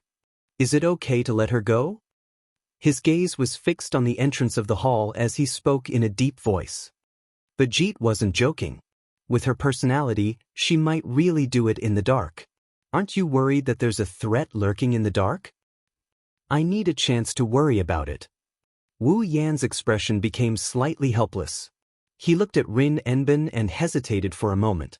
Then he said something that made Rin Enbin tremble. I came to Fuyuki City to get the 7 cards. Now that the cards have been collected, it's time for me to leave. Pa! As soon as he finished speaking, the sound of something falling on the floor could be heard from the direction of the entrance of the hall. Everyone looked at the source of the sound. At the entrance of the hall, Meiyu was standing there. A bag of fruits, which should have been in Meiyu's hand, fell on the ground in front of her. Meiyu didn't care about the fruit on the ground. She looked at Wu Yen with eyes that could break anyone's heart. Her face was full of disbelief, followed by deep sadness. Obviously, Meiyu had heard everything that was said just now. Meiyu. Wu Yen was shocked. Meiyu took a step back. Her orange eyes were filled with tears and they quickly fell to the ground. With a sad expression, she turned around and ran away without looking back. Wu Yen panicked when he saw this. This was the first time he saw a strong girl like Meiyu cry. What are you doing? Livia panicked and shouted at Wu Yen. Hurry up and chase after her. What about me? Livia raised her voice. Don't you know what kind of position you have in that child's heart? Go after her. Go after her. Rin Enbin took a deep breath and turned around. He didn't look at Wu Yen. If you don't go after her, with that child's personality, she might not be able to open her heart for the rest of her life. Hearing that, Wu Yen finally reacted from the fact that Meiyu was crying. He stood up. Chuju, Mikoto, I'll leave this place to you. Chuju and Mikoto knew that now is not the time to hesitate. They nodded and let Wu Yen calm down. Immediately, he chased after Meiyu and rushed out of the hall. The only thing left in the hall was a heavier and more oppressive atmosphere than when Bajit was here.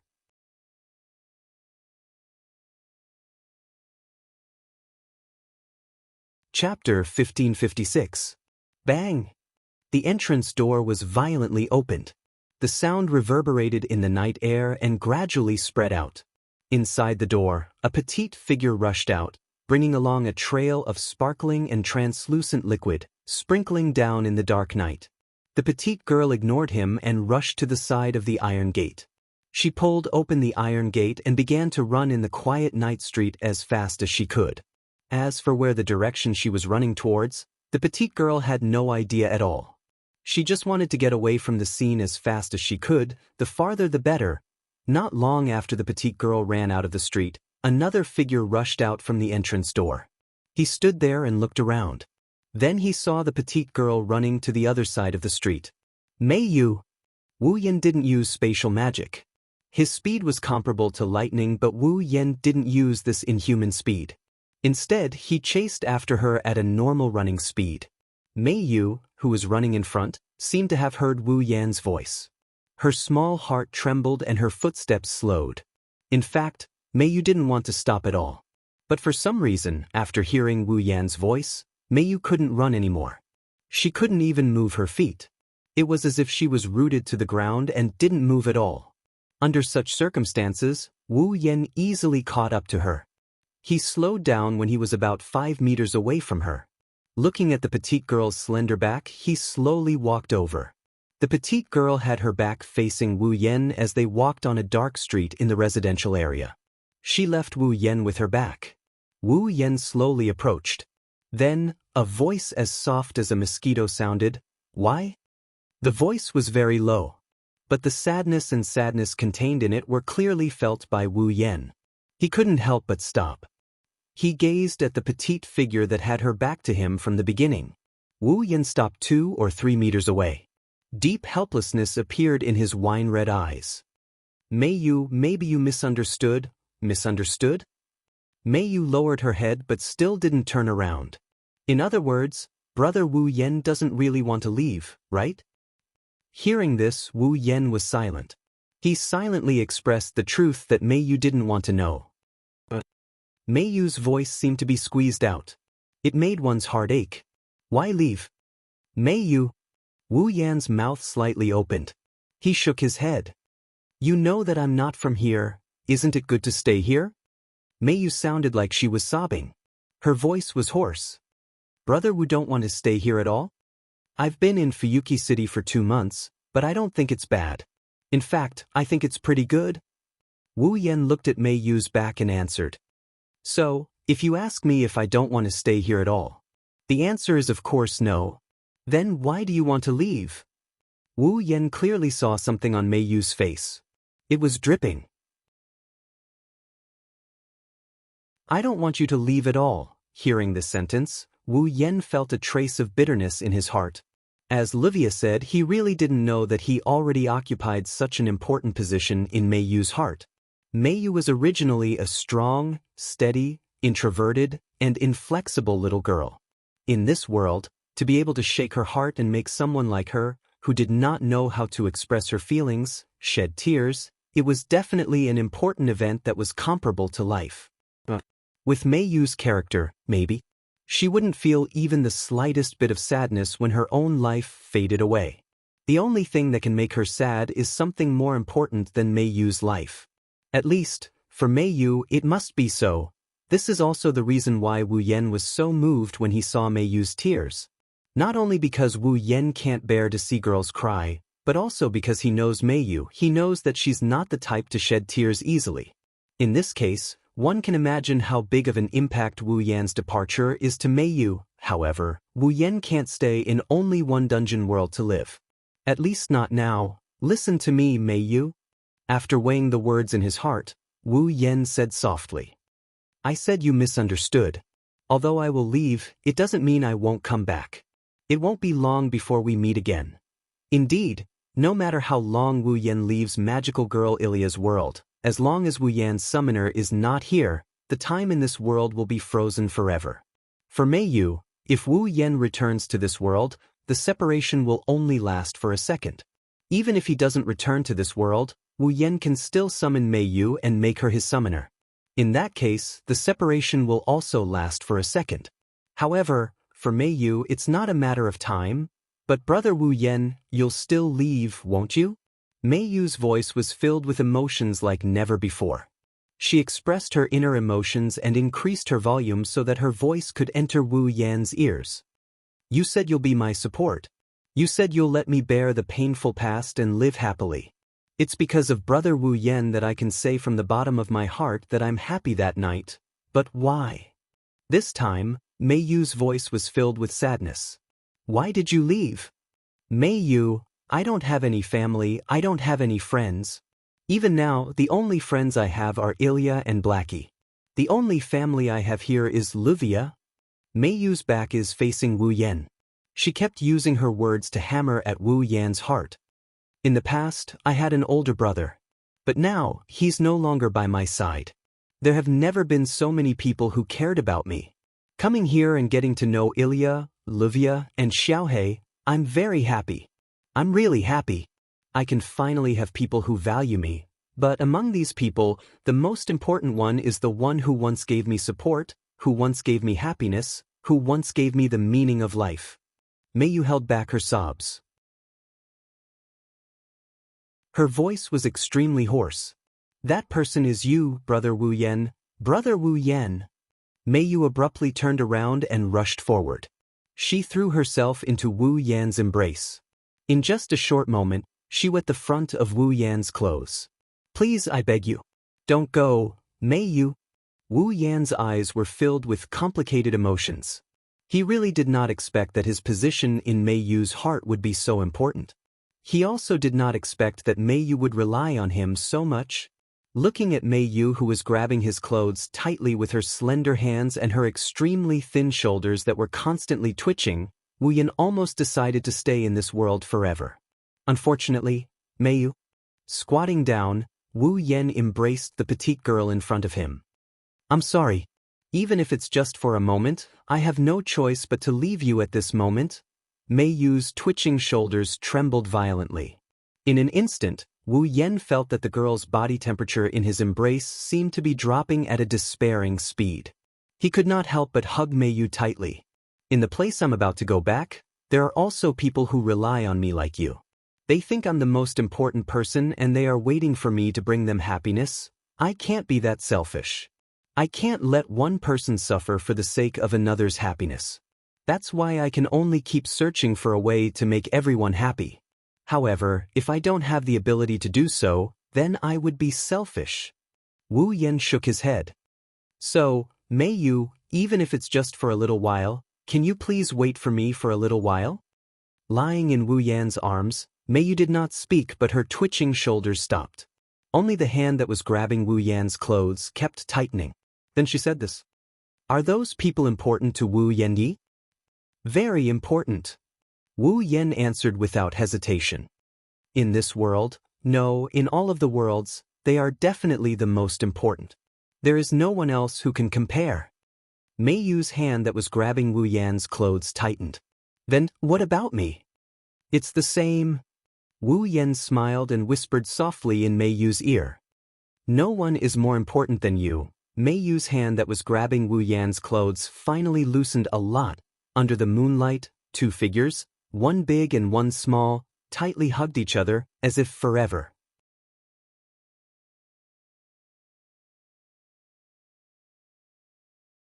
Chapter 1557.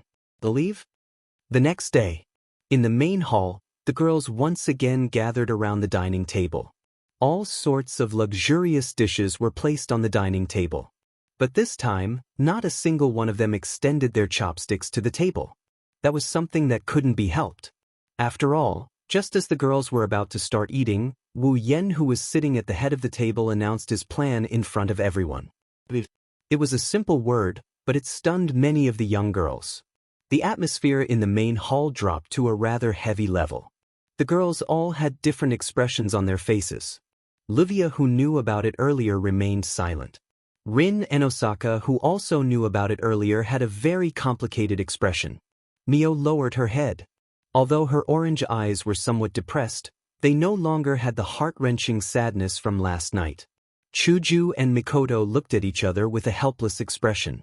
As for Ilya and Blackie, who didn't know about this matter last night, they were dumbfounded. Their eyes were also filled with bewilderment. I don't agree. Their confusion didn't last for long.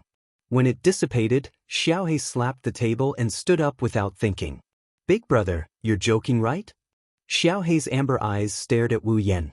She forced out a smile. This isn't funny at all. That's right. Ilya also stood up. Her delicate little face was filled with bewilderment. She looked like she was about to cry. Believe? Even if it's you, big brother, I won't forgive you for making such a joke. Wu Yan didn't say anything. Instead, he looked at Ilya and Xiaohei with his wine-red eyes. His eyes were calm. Big brother? Seeing those calm eyes, Ilya and Xiaohei finally realized that this was not a joke. More or less, panic appeared on their faces. Why do we have to leave? This time, it was Xiaohei who shouted first. Instead, it was Ilya who shouted. Isn't it good to stay here? Compared to Ilya, who was only now excited, Little Hay seemed to want to create a sharp contrast with him. The emotions on his face disappeared, and he regained his composure. He asked, "Is it because of the rank card?" "The reason I came to Fuyuki City is to get the 7 rank cards." Wu Yen sighed and he took out the 7 rank cards. "Now that I've gotten all 7 cards and completed my mission, it's time for me to continue my journey." Journey? It wasn't only Ilya and Blackie who reacted. Rin, Enbin, Mio, and Livia also raised their heads and looked at Wu Yen. "My mission is not only to obtain the 7 rank cards.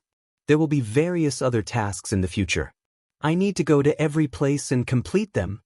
Facing the gazes of the girls, Wu Yen shrugged his shoulders as if he was relaxed. "I don't know when it will end, so calling it a journey is more or less the same." Hearing this, the girls all looked at each other in dismay. Obtaining the 7 rank cards is only a part of the mission? What part of the mission? Who is the one who issued the mission? Even the class card that the Association of Mages was helpless against was only one part of the mission.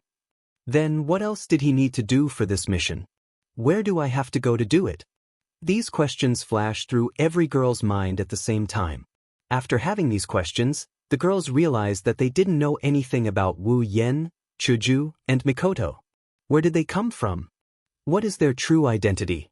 Was there someone standing behind them and arranging tasks for them?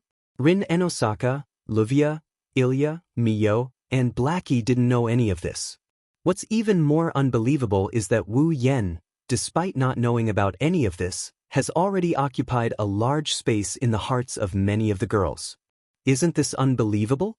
Similarly, without knowing anything, the girls couldn't judge whether Wu Yan's mission was good or bad, and whether they should support him or not. Therefore, they were speechless at Wu Yen. "Do you have to leave?" In the end, Xiao He channeled all of his emotions into this one sentence. He stared at Wu Yen without letting go. "If Big Brother leaves, I won't be able to live." This wasn't an exaggeration. Little Black needed someone to provide him with magic power to maintain his existence. If he lost the support of magic power, Little Black would directly disappear. Currently, it was Wu Yen who provided her with mana. If Wu Yen leaves, Blackie would have to find a way to obtain mana from others. But if that's the case, other people's mana wouldn't be as good as Wu Yan's, and Blackie would have to absorb mana from countless people to maintain her existence. If she absorbs mana from ordinary people, it would cause them to go into shock due to excessive mana consumption. In serious cases, their life force would be converted into mana and absorbed by Blackie. Therefore, if possible, Blackie doesn't want to absorb mana from ordinary people. But if she absorbs mana from magicians, would Rin and Osaka and Livia agree? Would Ilya and Mio agree? If all 4 of them don't agree, is Blackie supposed to find Badget? Then, Blackie would rather disappear by herself. That's why Blackie wouldn't be able to live without Wu Yen. Although it's more or less an exaggeration, it can't be said to be false. Alright, can you all stop looking at me with such a heavy expression? Wu Yen bitterly smiled when he saw the heavy and complicated expressions on the girls' faces. Right now, I can't explain my situation to you all. All you need to know is that I won't be gone for long. Won't be gone for long? Ilya was stunned for a moment before she hurriedly asked. How long will it be? Well, ma. Wu Yen scratched his cheeks and shrugged. Perhaps I'll be back tomorrow. Tomorrow? The group of girls were all stunned. Blackie even exclaimed in surprise. So soon? How long do you think it will take? Wu Yen rolled his eyes at Rin and Osaka, Livia, Ilya, Mio, and Blackie. Do you all think that this separation will be forever? But, Ilya said with uncertainty. Big Brother, didn't you just say that you have a lot of missions to complete? But, like I said, I won't be able to explain my situation to you guys. Wu Yen hesitated for a bit as if he's thinking about how he should explain himself. In the end, he had no choice but to say this out loud. All in all you need to know is that the next time we meet, it won't be long. Hearing this, whether it was Ilya, Blackie, Mio, Rin Tasaka, or even Livia, their expressions became much better. It's a promise. Ilya jumped off her chair and ran to Wu Yen. She extended her pinky. You can't lie. Since when did I lie to you? Wu Yan smiled and scratched Ilya's little nose. Ilya was embarrassed. Then he extended his pinky and hooked it with Ilya's. I've promised all of you that it won't be too long before we meet again. Ilya immediately revealed an incomparably adorable smile, causing Xiaohei to be incomparably envious. He ran over while shouting, "Me too. I also want to make a promise with Big Brother." After saying that, he didn't care about Ilya's reaction and squeezed her away, causing her to almost fall. Ilya quickly stabilized herself and glared at Blackie. "You despicable person." Blackie stuck out her tongue at Ilya and made a funny face. She hooked her little finger around Wu Yan's little finger. This made Ilya even angrier. She pounced on Blackie and started messing around with her. Seeing this scene, the rest of the girls smiled. Wu Yan didn't know whether to laugh or cry. At this moment, another small pinky hooked Wu Yan's pinky. It was Mio's pinky who came to Wu Yan's side and stared at Wu Yan. "It's a promise." Staring at Mio's serious and determined orange eyes, Wu Yan sighed and smiled. "Yes, it's a promise."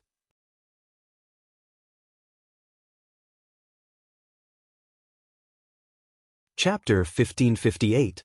Since Wu Yan, Chuju, and Mikoto are about to leave Fuyuki City, the girls decided to hold a farewell party. Although it's called a farewell party, it's actually just a banquet at Livia's house. Moreover, all the dishes used in the banquet must be prepared by Wu Yan himself. The reason is because Wu Yan's cooking is too delicious. As a result, one of the main characters of this farewell party became the chef who prepared the food and drinks for the young ladies. Moreover, it's for an entire day. Fortunately, Ilya, Mio, and Xiaohei happened to be on holiday, so they didn't need to go to class today. This farewell party was very lively in the Eiderfeldt's living room. Chuju and Mikoto also seemed to have blended in, chatting and laughing with everyone. Even Mio, who usually works as a maid and has always been very calm, chatted with Chuju and Mikoto happily. This scene, for those who know Mio, might be a bit unbelievable, right? But it's very cute. The other girls were pretty much the same. Ilya and Xiaohei seemed to be very reluctant to part. During the entire farewell party, they stayed by Wu Yan's side for the first half of the time. When the sky was almost dark, they went to find Chuju and Mikoto to talk before parting.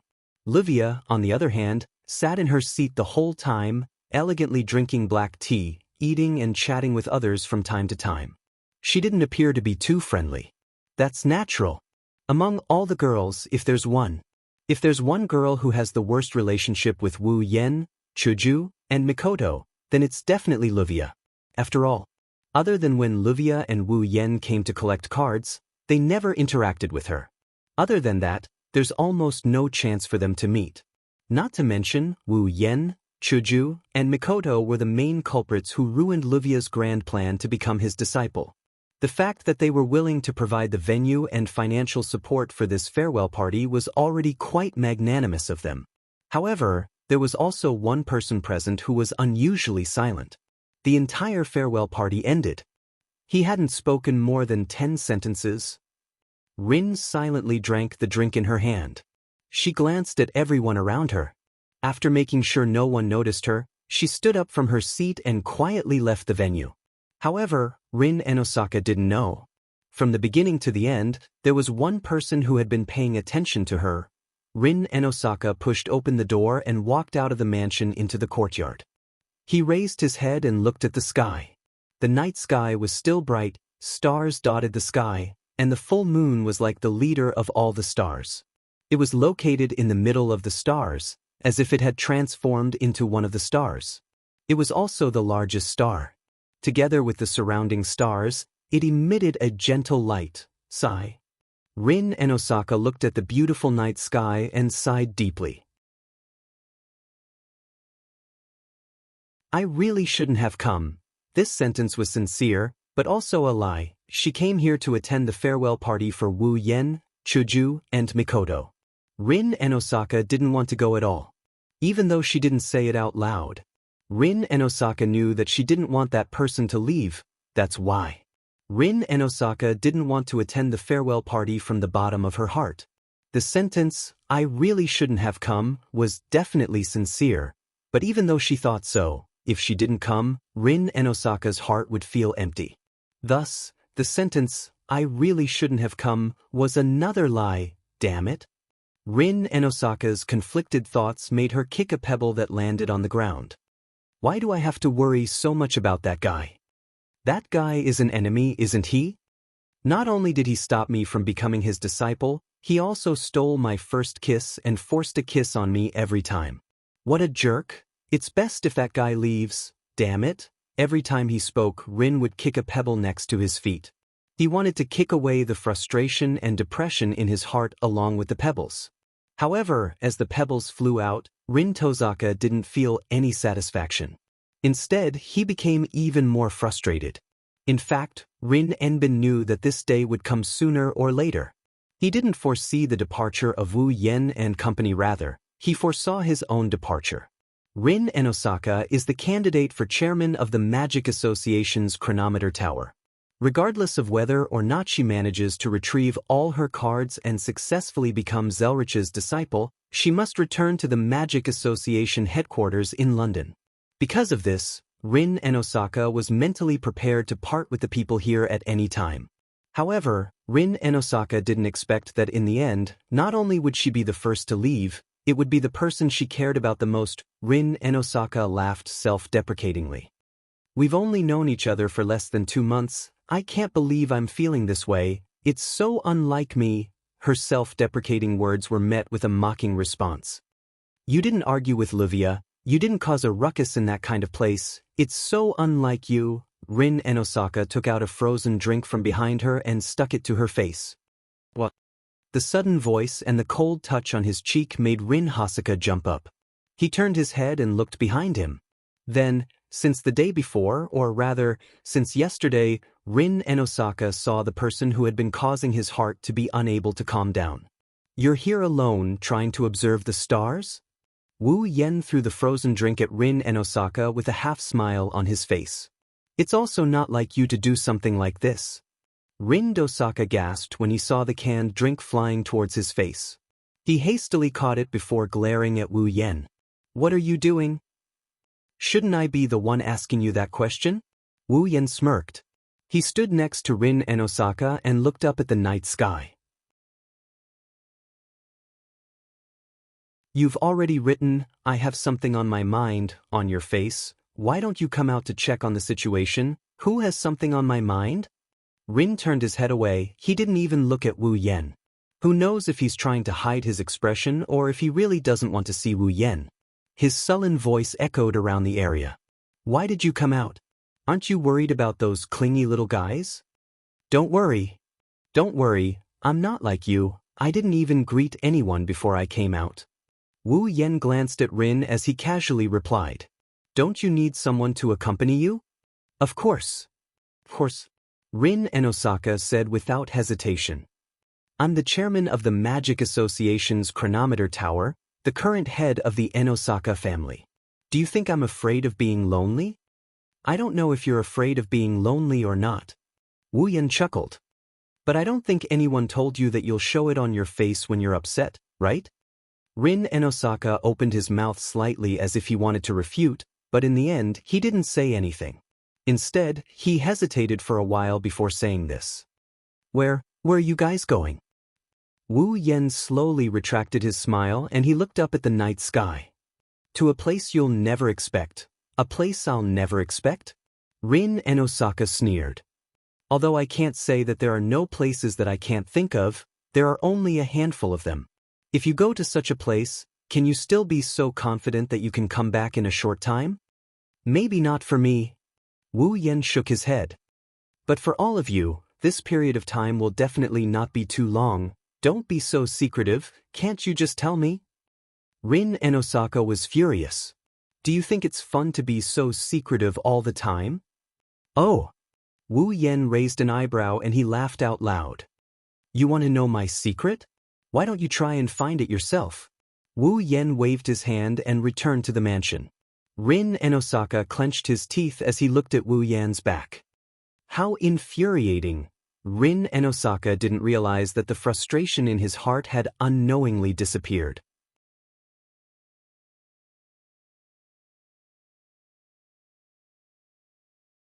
Chapter 1559. The sky was clear, the clouds were untainted, the mountains were moist, the wind was warm. At the top of the azure sky, there were no clouds for thousands of miles, not even a wisp of cloud. It was as if all colors had been filtered out. The few remaining thin white clouds seemed to have been melted by the sun and slowly dissipated with the wind, causing the sky to sparkle magnificently. The sun and fresh air shrouded the land.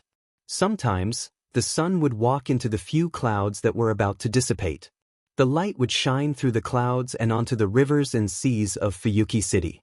Sometimes, there would be dark clouds floating in the sky.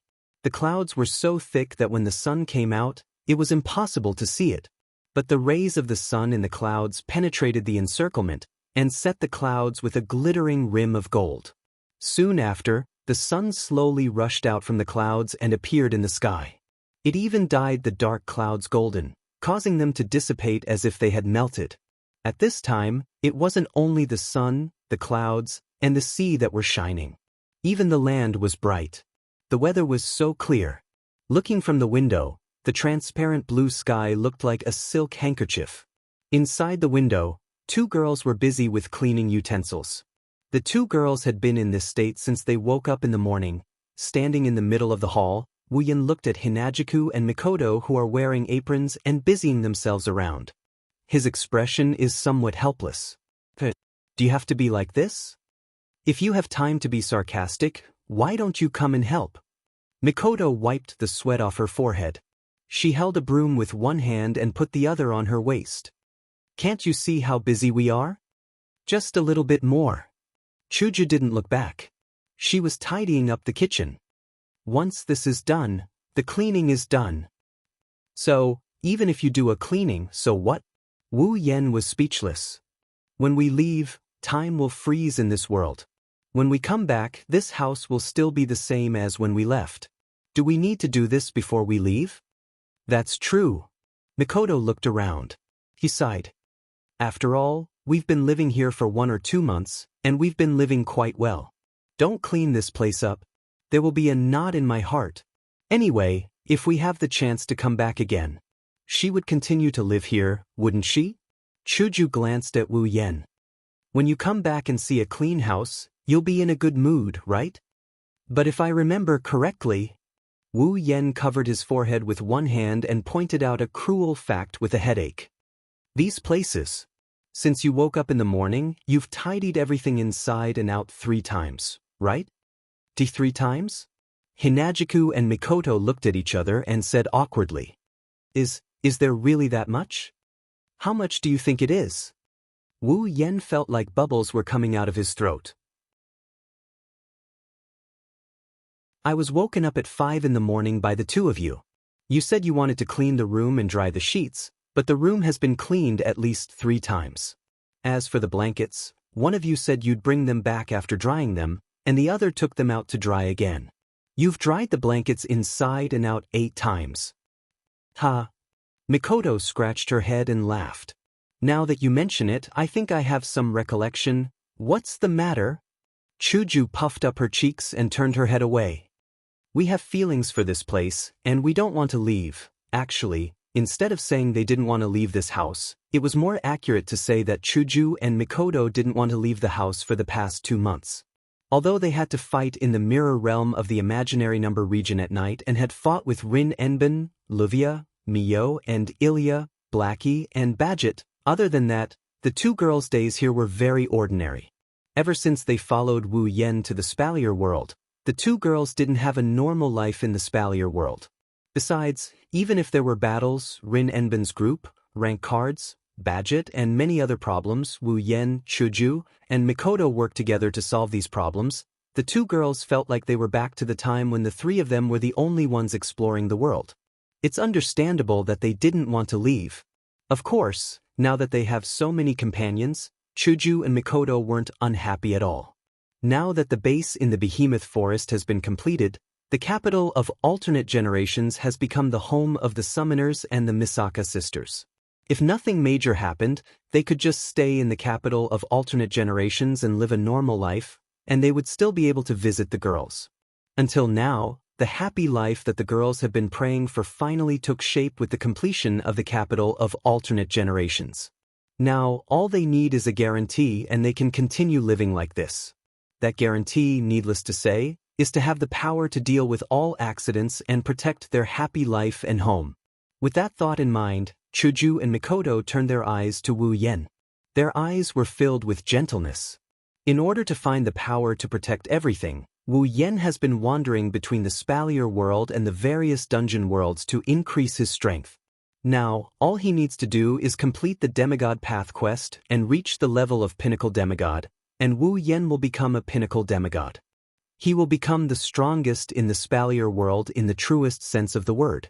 Under these conditions, plus the fact that the system still has S-rank equipment and mythical armaments that can provide the power of God, Wu Yen can exchange for the S-rank equipment and obtain the power of God.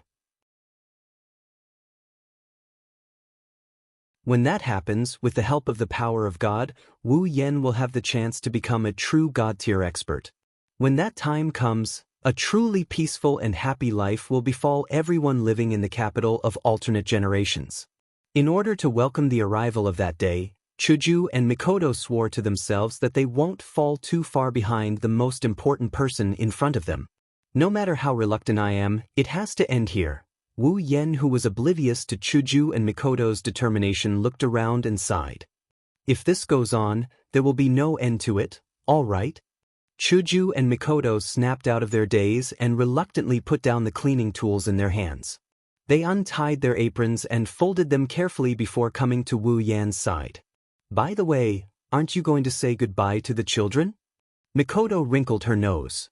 Because you're leaving, the children are quite affected, aren't they? Yes. That's why they're children. Wu Yan's expression was helpless.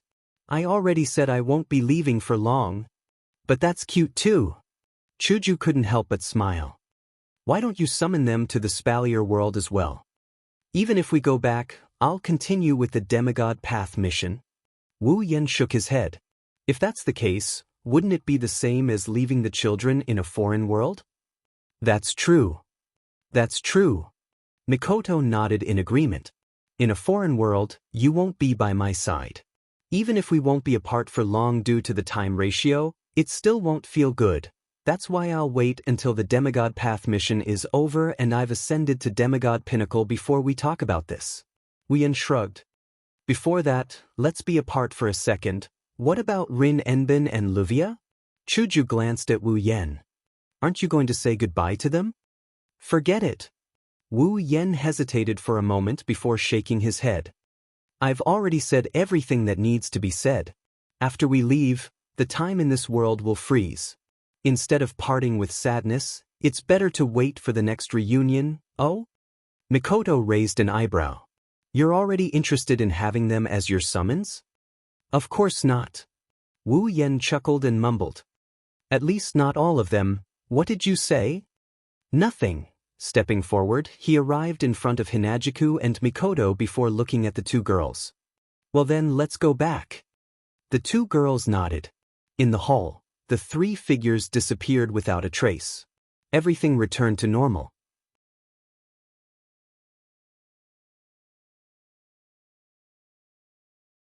Chapter 1560. Spalier World, Behemoth Forest. Ever since the birth of the Beast King and the demonic beast's rampage, no one has entered this natural treasure trove of the Spalier world. In order to prevent the innocent warriors and magicians from being destroyed by the demonic beasts, Ailu, Baruba, and Fea empires have set up camps near the Behemoth Forest. Only after passing through the camp's management and gaining the approval of the camp's person in charge, could they enter the giant beast's forest with a specific purpose and be dispatched. Hunting demonic beasts in the Behemoth Forest is also a way to get the resources needed for the Spalier world's market to operate normally. If it weren't for this reason, perhaps the camp's mission would only be to guard the Behemoth Forest and prevent the demonic beasts from coming out. However, even if the camps send teams into the Behemoth Forest every day, the number of people in the Behemoth Forest has decreased. In the past, they could enter and leave as they please. Now, they need to organize teams to enter the Behemoth Forest. In the past, there were more people entering the Behemoth Forest. Under these circumstances, no one knows that in the behemoth forest where both danger and opportunity exist at the same time, there is something that others can't see. If someone can see the abnormality in this area, then they can see that around the area, there is a transparent barrier that ripples like water. It is a semicircle that covers more than 80% of the area. Inside this semicircular transparent barrier that covered more than 80% of the open space, there was a fortress that was located within it. The steel-like walls, which were at least 100 meters tall, spread out to both sides, forming a circle that surrounded everything in the fortress. Inside the fortress, tall buildings stood in great numbers. However, they were of different types and styles. They were orderly, but they also seemed to be uneven. It is like a strange city where buildings from different eras are gathered together. In this city where buildings of different styles, types, and tastes are gathered together, there are also those with short brown hair and brown eyes, delicate face and slender body. They look exactly the same. Girls with a lack of expression are living their lives. Some are staying in their homes, some are walking outside on the streets, some are enjoying their daily lives, some of them were working as shop owners. There were also people wearing the same uniform, with an armband embroidered with the word patrol on their arms, walking up and down the streets. Apart from the identical looks and figures, this was simply a living city. As for the Misaka sisters, they were just like normal girls, living a leisurely and ordinary life. This is the current capital of alternate eras. At the center of the capital of alternate generations, there was an inverted pyramid-shaped building with the highest height, which allowed one to have a panoramic view of the entire capital of alternate generations. The heart of alternate eras. This is where Wu Yen and his summons live. At this moment, Mikoto was standing at a window on the top floor of Generation's heart. Through the window, she looked down at the Misaka sisters who were living their lives peacefully. Her tea-colored eyes were actually red. This is great, this is great. Wu Yen and Chuju, who are standing behind Mikoto, are also looking at the scene below. They saw Mikoto's excited expression and smiled gently. They can understand Mikoto's feelings. Originally, the Misaka sisters were only clones. They were born as experimental subjects in the magic catalog world. They were killed by Accelerator and used by Alistair. In order to save the Misaka sisters, Mikoto had sunk into the depths of darkness and despair. Later on, even though Wu Yen gave Mikoto a glimmer of hope and saved all the sisters still couldn't be said to be completely out of danger. After all, there were too many people who coveted the existence of the Misaka sisters in the magic catalog world.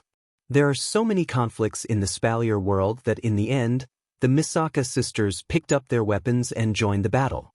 Of course, it was more like hunting in the giant beast's forest. Occasionally, they would get rid of the bugs in the giant beast's forest. Compared to the life in the magic catalog world, life in the giant beast's forest was like heaven to the Misaka sisters. But Mikoto doesn't want the Misaka sisters to join the battle at all. Although the Misaka sisters don't care about it, the truth is that the Misaka sisters have never lived a good life since they were born. They haven't even lived a normal life. This is something Mikoto can't bear to see. It was also because of this that Mikoto was the one who put in the most effort and labor when they decided to build the base and give the Misaka sisters a place to rest. It's all for the sake of letting the Misaka sisters live a normal life without any conflicts. Unfortunately, in this world, there are endless conflicts. Without the power to protect everything, there's no such thing as a happy life. This is because there's no telling when it will be destroyed. Even now, the Misaka sisters seem to be living a normal life in the capital of alternate generations. But there's no telling when there will be a large-scale battle. Because of this, seeing the Misaka sisters living a normal life in the capital of alternate generations, Mikoto's heart was filled to the brim. She almost couldn't stop her tears from flowing. Right now, the capital of alternate generations is surrounded by Yukari's barrier and the defensive items that Wu Yen exchanged from the system. If anyone wants to invade the capital of alternate generations, they'll need at least a demigod or a large-scale army and a demonic beast army. But in the Spalier world, how many demigods are there? And how many of them have the power to form a large-scale army and a demonic beast army that can rival a demigod? Even if a demigod or a large-scale army or a demonic beast army were to invade the capital of alternate generations, they'll have to go through Wu Yen and the girls first.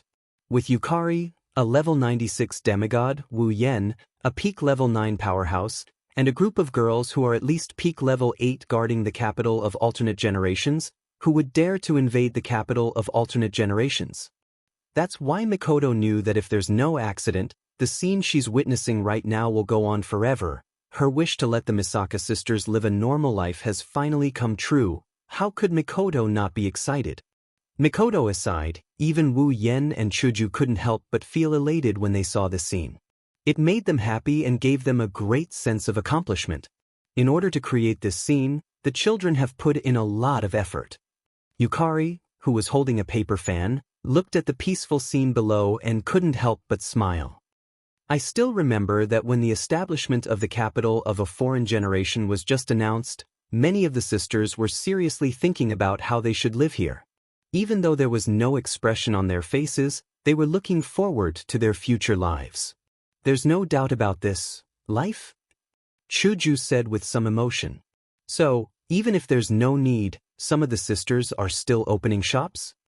The things sold in those shops are all made by the sisters themselves. Yukari smiled happily.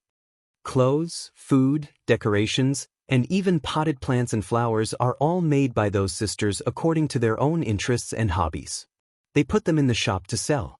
Everything you see now is presented because they decided what they want to do. Even the clothes and decorations are made by themselves? Wu Yen is a bit surprised and impressed at the same time. That's really something. When did the sisters learn to do this? Then, the things sold in those shops are also set by the sisters? Chuju asked with interest. Is the currency that my sisters use to buy things and buy raw materials for making items that need to be circulated in the market from Purple Flow? Those children don't use currency to buy and sell things. Yukari chuckled. Sometimes, they use items to exchange with each other. Sometimes, it's just a small condition like cooking a meal. There are all kinds of forms. Of course, even if they don't, when they see that their sisters really want their things, those children will also give away the things they made with their own hands. Hearing this, Hinajuku showed a look of yearning. How enviable, such a life. The way the sisters live is really attractive. There's no profit or human selfishness. They do whatever they want, opening their own shops and making things. This was also the kind of life that his younger sisters wished for. Yukari also said that even if there's nothing to exchange for these things, the sisters will give away the things they made themselves. That's because the ones who need these things are their sisters. Isn't such a life desirable enough? Stop talking. Mikoto rubbed her eyes, wiping away all the moisture in them. She pulled Hinajuku's hand and couldn't wait to start yelling. Chuju, let's go shopping together. But Hinajuku agreed without hesitation. She seemed to have thought of this a long time ago. The two of them rushed out without saying goodbye. Wu Yen and Yukari didn't know whether to laugh or cry.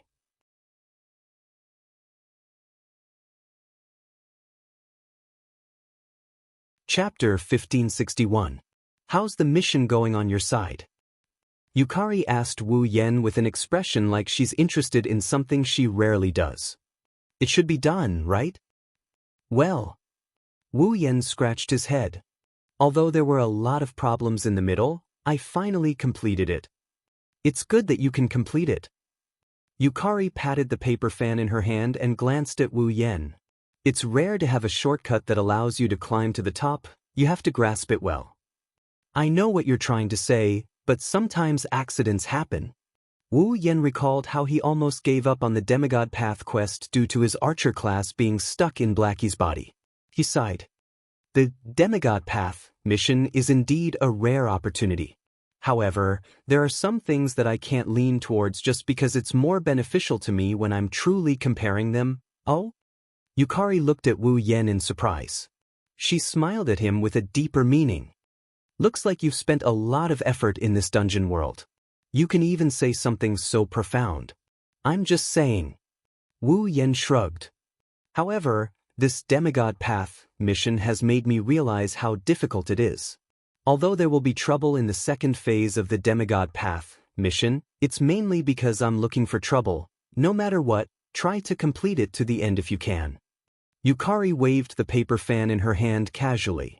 Since the capital of a different era is here, there won't be anything to worry about in the Spalier world.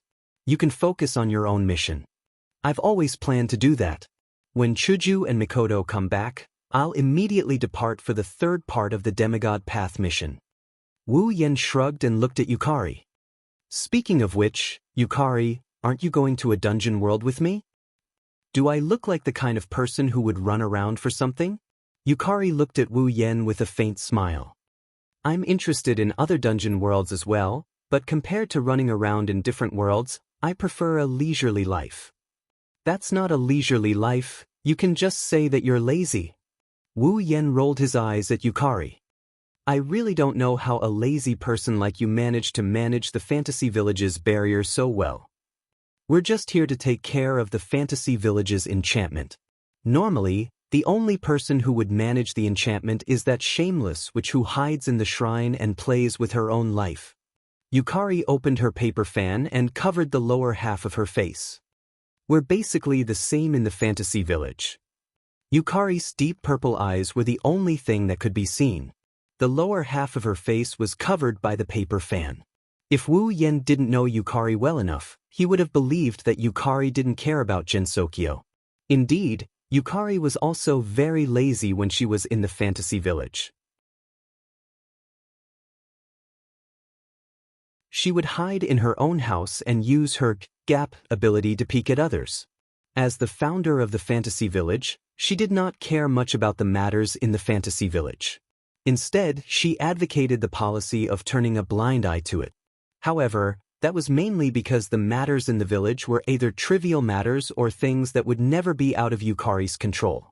If something happened in the Fantasy Village that could threaten her existence and force Yukari to take action personally, Yukari would never be careless about it. That was why Yukari was acting like it had nothing to do with her. He could just treat it as a tsundere. Are you sure you don't want to go?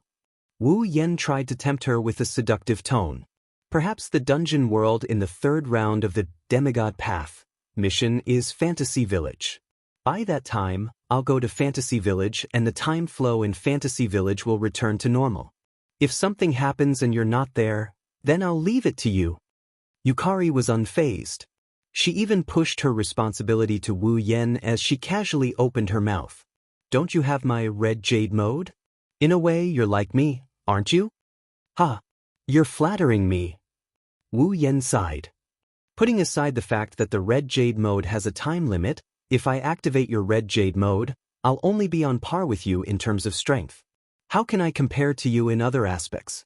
Yukari Yakumo, a sage shifter. A great shifter who has lived for more than 1,000 years.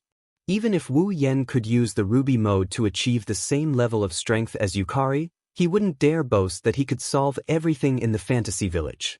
After all, there were people stronger than Yakumo Yukari in Fantasy Village. However, Yakumo Yukari was still able to manage Fantasy Village so well. This was enough to prove that not everything in Fantasy Village could be solved with power alone. With the title of Sage, Yakumo Yukari's wisdom was unquestionable. And this wisdom was the true reason why she was able to manage Fantasy Village.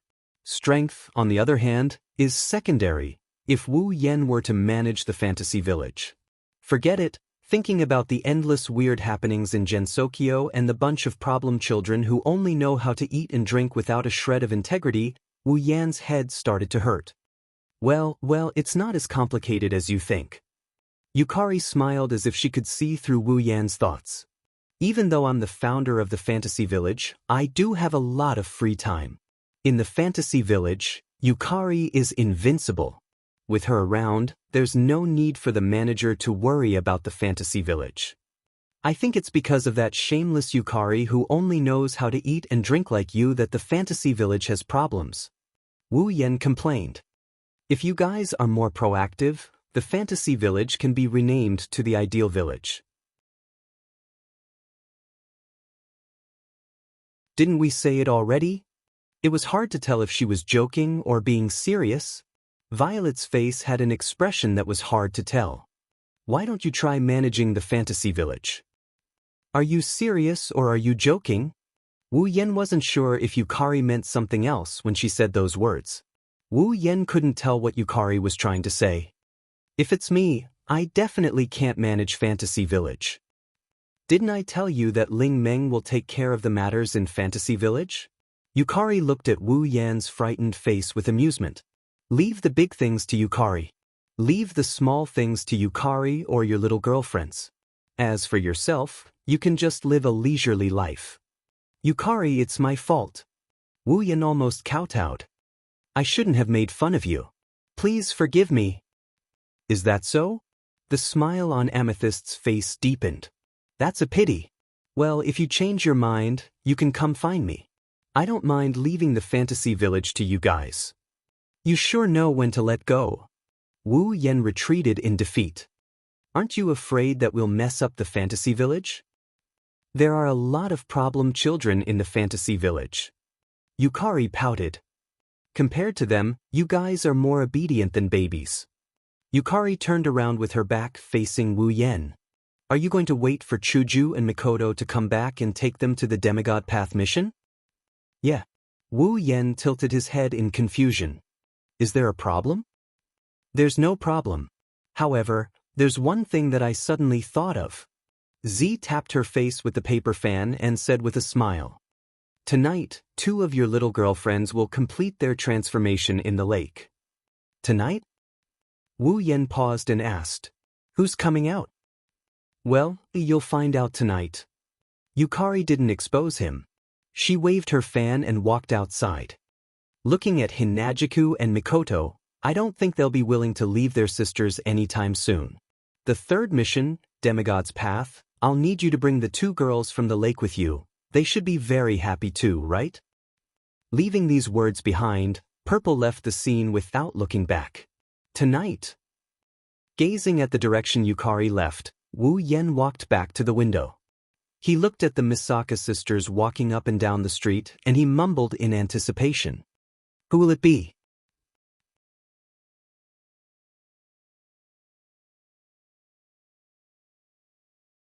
Chapter 1562. Selling pastries. Fresh and delicious pastries. Do. Misaka 1760 shouted loudly, come and look at clothes. Here are some nice clothes. Do. Misaka 16307 shouted loudly, is there anyone who wants to buy flowers? Do. Misaka 2640 carefully held her favorite flower while observing the surrounding customers. Please come and take a look at Misaka's greatest masterpiece. Do. Misaka 10047 raised her umbrella and proudly showed off. On both sides of the retro-styled street that was similar to the Western style, such voices constantly reverberated in the air and passed into the ears of everyone walking on the street. The voices came from the shops on both sides of the retro-styled Western street. The voices came from the mouths of the shop owners. Judging from the scene alone, it was undoubtedly very much like a very lively commercial street, or a street of stalls set up during a large-scale event. It was necessary to increase the number of customers for oneself. However, if someone were to personally visit the scene, they wouldn't have the mood to patronize these shops. This was because the shouts that were reverberating in the air were all emotionless, devoid of uplift, and cold as if they were listless and cold. Standing at the corner of the street, Wu Yan looked at the scene and felt a sense of helplessness. Yukari said that 2 girls would finish their metamorphosis and emerge from the lake tonight. She wanted him to bring them to the 1564th takoyaki stall. Misaka is setting up a stall. Do. Misaka 10032 is reporting to Oniai-sama and using her eyes to signal Oniai-sama, who I haven't seen in a long time. Misaka 10032 said as she moved her head closer to Wu Yan's face until there was less than 5 centimeters between them. Her brown pupils stared straight into Wu Yan's wine-red eyes and stopped talking. That.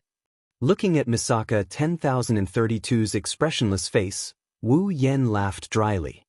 Please forgive me for not having the ability to read other people's inner thoughts from their eyes. Is that so? Misaka 10032 understood and distanced herself from him. Wu Yen let out a sigh of relief. However, Misaka 10,032's next words made Wu Yen freeze on the spot. As Oni-Sama's Oni-Sama, you don't even have such an inhuman ability. Do. Misaka 10032 was disappointed and looked at Oni-Sama with disdain. She wanted Oni-Sama to realize his stupidity. Ha! Wu Yen forced a laugh. I'm sorry, I'm just that stupid, there's no other way. I can only tell Oni-Sama what I mean. Misaka 10032 pointed at her stall again. Oni-Sama, do you want to try Misaka's takoyaki? Do. Misaka 10032, let go of the disappointment in your heart and look forward to your answer. Fine. Listening to Misaka 10,032's way of expressing herself, Wu Yen helplessly shook his head. Then I'll try it. Misaka is very happy. Misaka 10032 said with an expressionless face. Then, what is Oni-Sama going to offer in exchange for Misaka's takoyaki? Do. Misaka 10032 asked Oni-Sama while thinking about whether Oni-Sama should use his underwear to exchange for Misaka's takoyaki. Do you usually use your underwear to exchange for other sisters' things? Wu Yan's knees went soft and he almost fell to the ground. If so, please let me set up a stall here. Oni-Sama wants Misaka's underwear? Do. Misaka 10032 asked shyly while thinking about the saying, all men are beasts. But I was wrong. I don't want it at all. As a man, Oni-Sama actually doesn't want a cute girl's underwear. That goes against common sense. Do. Misaka 10032, let's put aside the previous question and reconsider the saying, all men who don't covet a girl's underwear are frigid. I really want to ask, where did you guys hear this from? This is common sense. Do. Misaka 10032 said as if it was a matter of fact. She was shocked that Oni-Sama didn't know such common sense. I really didn't know there was such common sense. Oni-Sama is an idiot. Misaka 10032 came to a conclusion. Are you going to give me takoyaki or not? Then, Oni-ha, please use your underwear to exchange for it. Do. Misaka 10032 stated her condition. Let's change the condition? Don't tell me Oni-Sama isn't wearing it?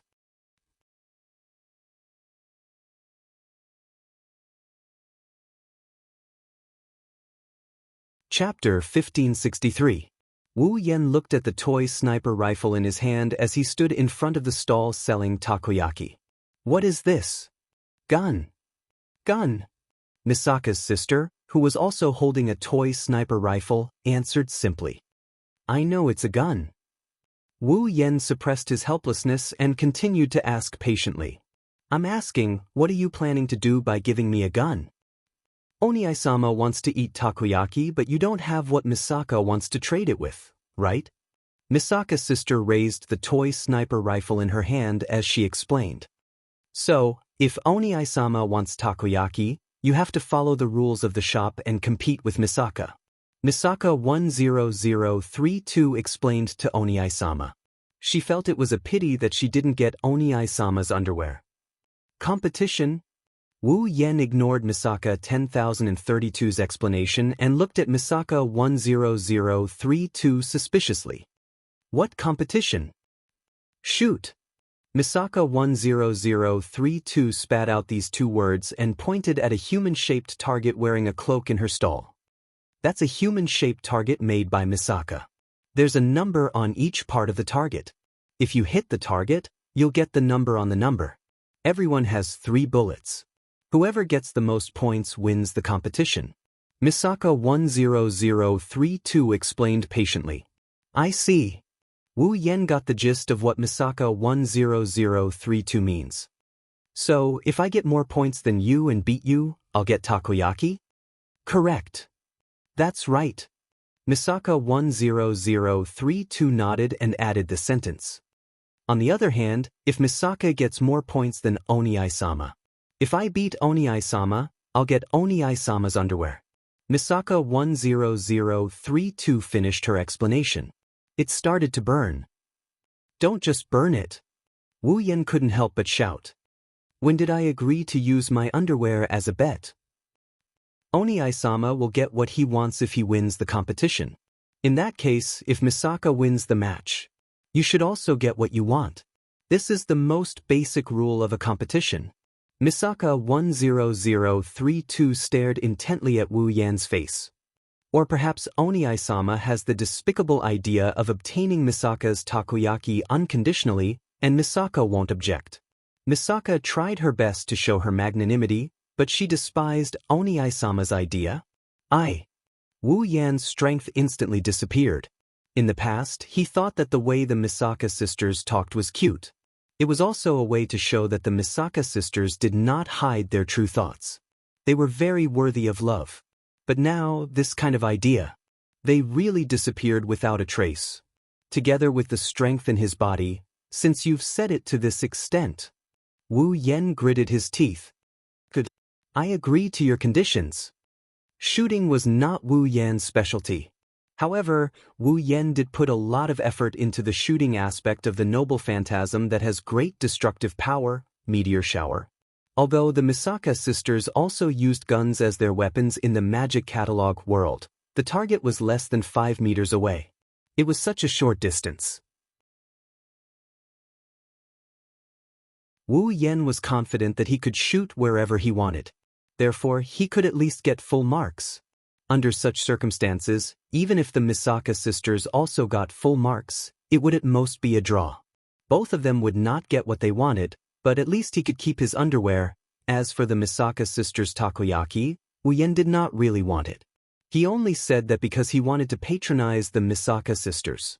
Who would have thought that something like this would happen, using his underwear as a bet? Wasn't this a trap? If he were to use the Misaka sisters' underwear as a bet, he would be more motivated. Then, let's begin. Misaka 10032 walked into her stall and removed the cloak on the human target. No matter what, I won't lose. Although the bet was a trap, Wu Yan felt that he had to be serious in order to keep his underwear. However, this ambition disappeared when Misaka 10032 lifted the hood of the target in the shop, exposing the target to the air. Even Wu Yan himself froze in place, unable to move. He did not know why. It was because the target was a naked man who was tied to a rack in a Jesus pose. There were a few concentric circles drawn on the naked man's body. There was even a number on each circle which indicated the points that could be obtained if the target was hit. Using a naked man as a target? That was not the real reason why Wu Yan froze. The real reason why Wu Yan froze was that the target's face was his face. Moreover, the position with the highest score, which was 100 points, was in the crotch area. Wu Yan's face was covered in cold sweat. This is Misaka's most precious treasure. Misaka 10032 seemed to be touching the target's body lovingly. Incidentally, the place she touched was also the target's crotch. Because it's Oni-sama, Misaka took this treasure out to be our target. Normal people would not be interested in Misaka's treasure. Misaka 10032 proudly puffed out her chest. After that, Misaka 10032 ignored Wu Yan's sweaty face and walked to Wu Yan's side. Her brown eyes calmly looked at her treasure. Then Misaka, I'll start first. Misaka 10032 stuffed a cork into the muzzle of her toy sniper rifle. She skillfully aimed at the target and calmly pulled the trigger. Bang! With a clear sound of impact, the cork shot out from the toy sniper rifle in Misaka 10032's hands and accurately hit the target's crotch. From the crisp sound of the collision, it could be heard that if it were any other object, the force of the collision would definitely not be inferior to the force of a shot put at full force. Wu Yan's face quickly turned green, from green to red, from red to black, and finally, from white to white. Now, Wu Yan only had one feeling. That was a sharp pain coming from the lower half of his body. Phew! Misaka 10032 calmly exhaled. She picked up another cork and stuffed it into the muzzle of her toy sniper rifle. She aimed and fired. Bang! Bang! Misaka 10032 fired 2 shots in a row and accurately hit the target's crotch area. It made people feel that her marksmanship was superb. At the same time, there was another point to feel, that was the strength of the sniper rifle. Every shot made the target wobble and almost fall off the shelf. It made people wonder if the 4th shot would blow a hole in the same spot. Looking at the target that looks like him getting hit in the crotch, and with such ferocious force at that, Wu Yan's body trembled and trembled again. Sweat was dripping down his face and his back was drenched in sweat. "Ane-sama, what's wrong?" On the side, Misaka 10032 calmly put down the toy sniper rifle in her hand. She looked at Wu Yan's trembling body and sweating all over. Is Oni-sama not satisfied with Misaka's marksmanship? Misaka 10032 was a bit uneasy. Is my marksmanship not good enough? No. Misaka's sister's marksmanship is very strong. Very strong. So strong that even Wu Yan was scared. Holding the toy sniper rifle in his hand, Wu Yan could clearly feel his facial muscles twitching. His palms were sweating and his whole body was shaking. Misaka's sister had already fired 3 shots and all 3 shots hit the target with the highest score. She obtained full marks. In other words, if Wu Yan didn't want to lose, he had to hit the target with the highest score all 3 times. But there was only one spot with the highest score, that was the crotch area. Even though he knew it wasn't him, to shoot the crotch area of a target that looked like him, Wu Yan felt that he had to be mentally prepared for the pain. Just like that, Wu Yan held the gun with his face covered in sweat. He didn't dare to pull the trigger. Just like that, at a certain moment Wu Yan's hand shook and the cork shot out and hit the target, in the chest. Bang! The toy sniper rifle in his hand fell to the ground. Wu Yan's face was filled with shock.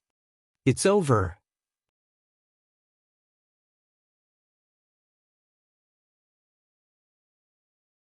Chapter 1564. Nighttime. The sky gradually darkened and the curtain of night quietly descended. The full moon was clear in the sky. Soft moonlight shone down from the sky and penetrated the barrier of the capital of alternate generations. It shone into this wondrous city that seemed to be a mixture of buildings from different eras, covering the entire capital of alternate generations with a layer of silver gauze. Under the soft moonlight, wind started to blow on the streets where there were windmills.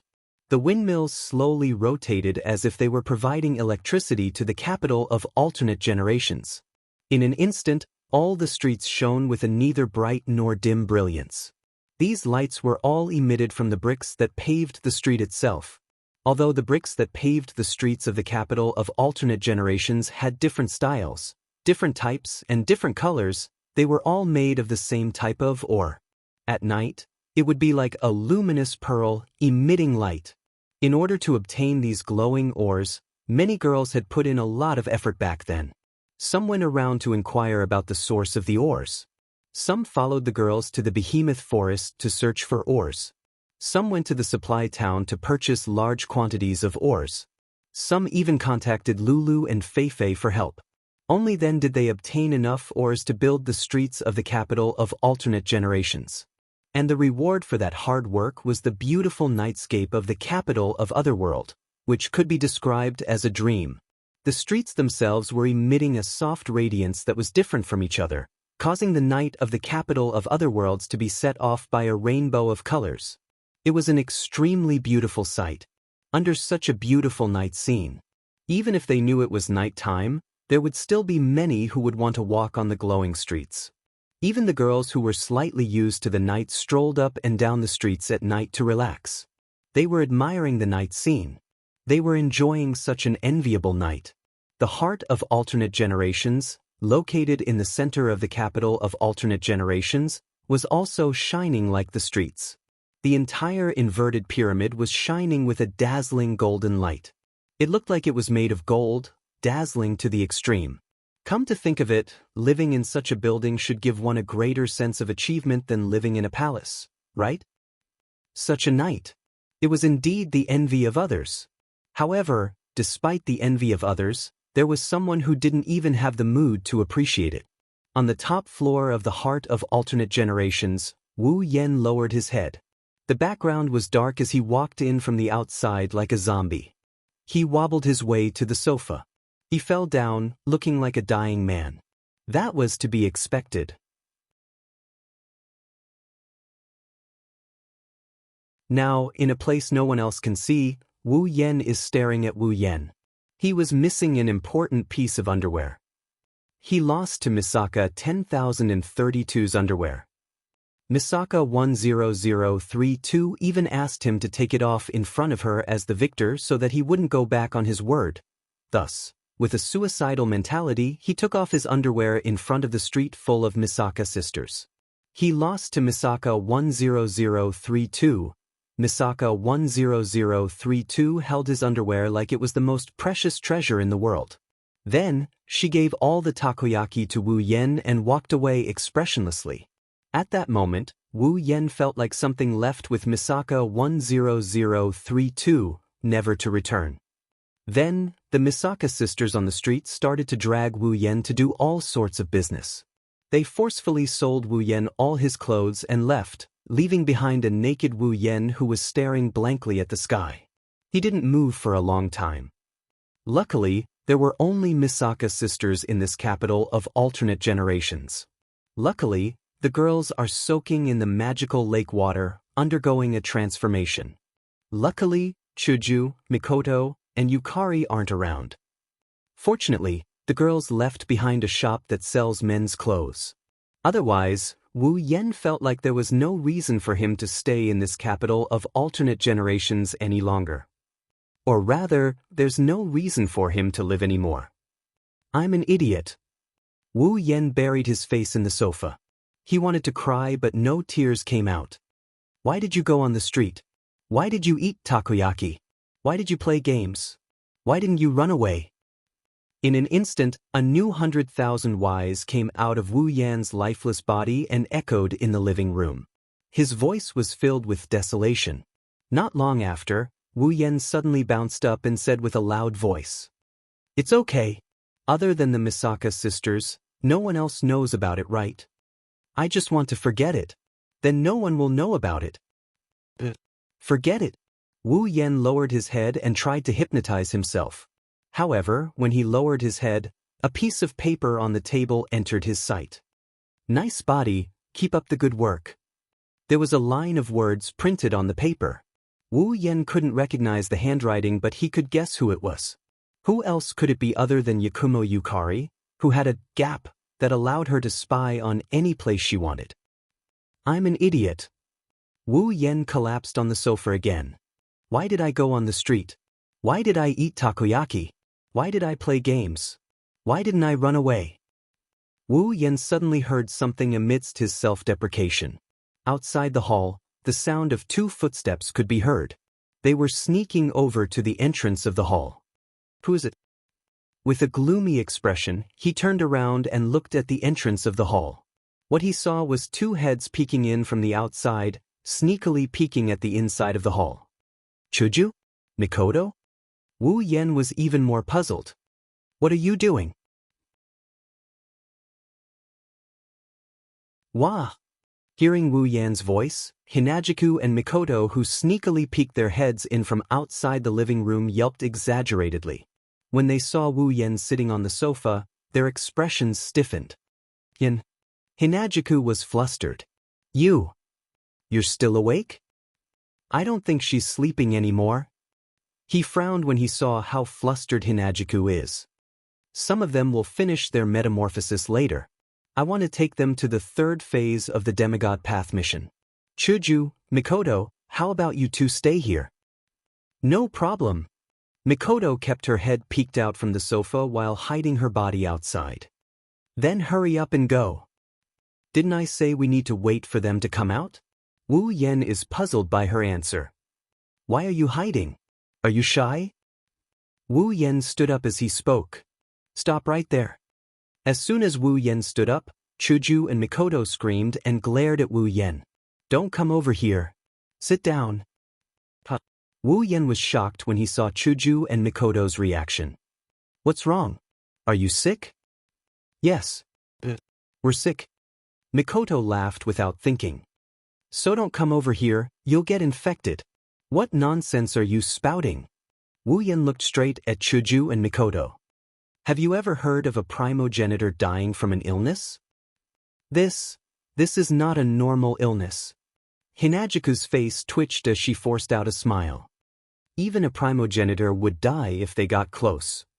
An illness that would kill if they got close? Wu Yan pondered for a moment before smiling. Yeah, it's so scary.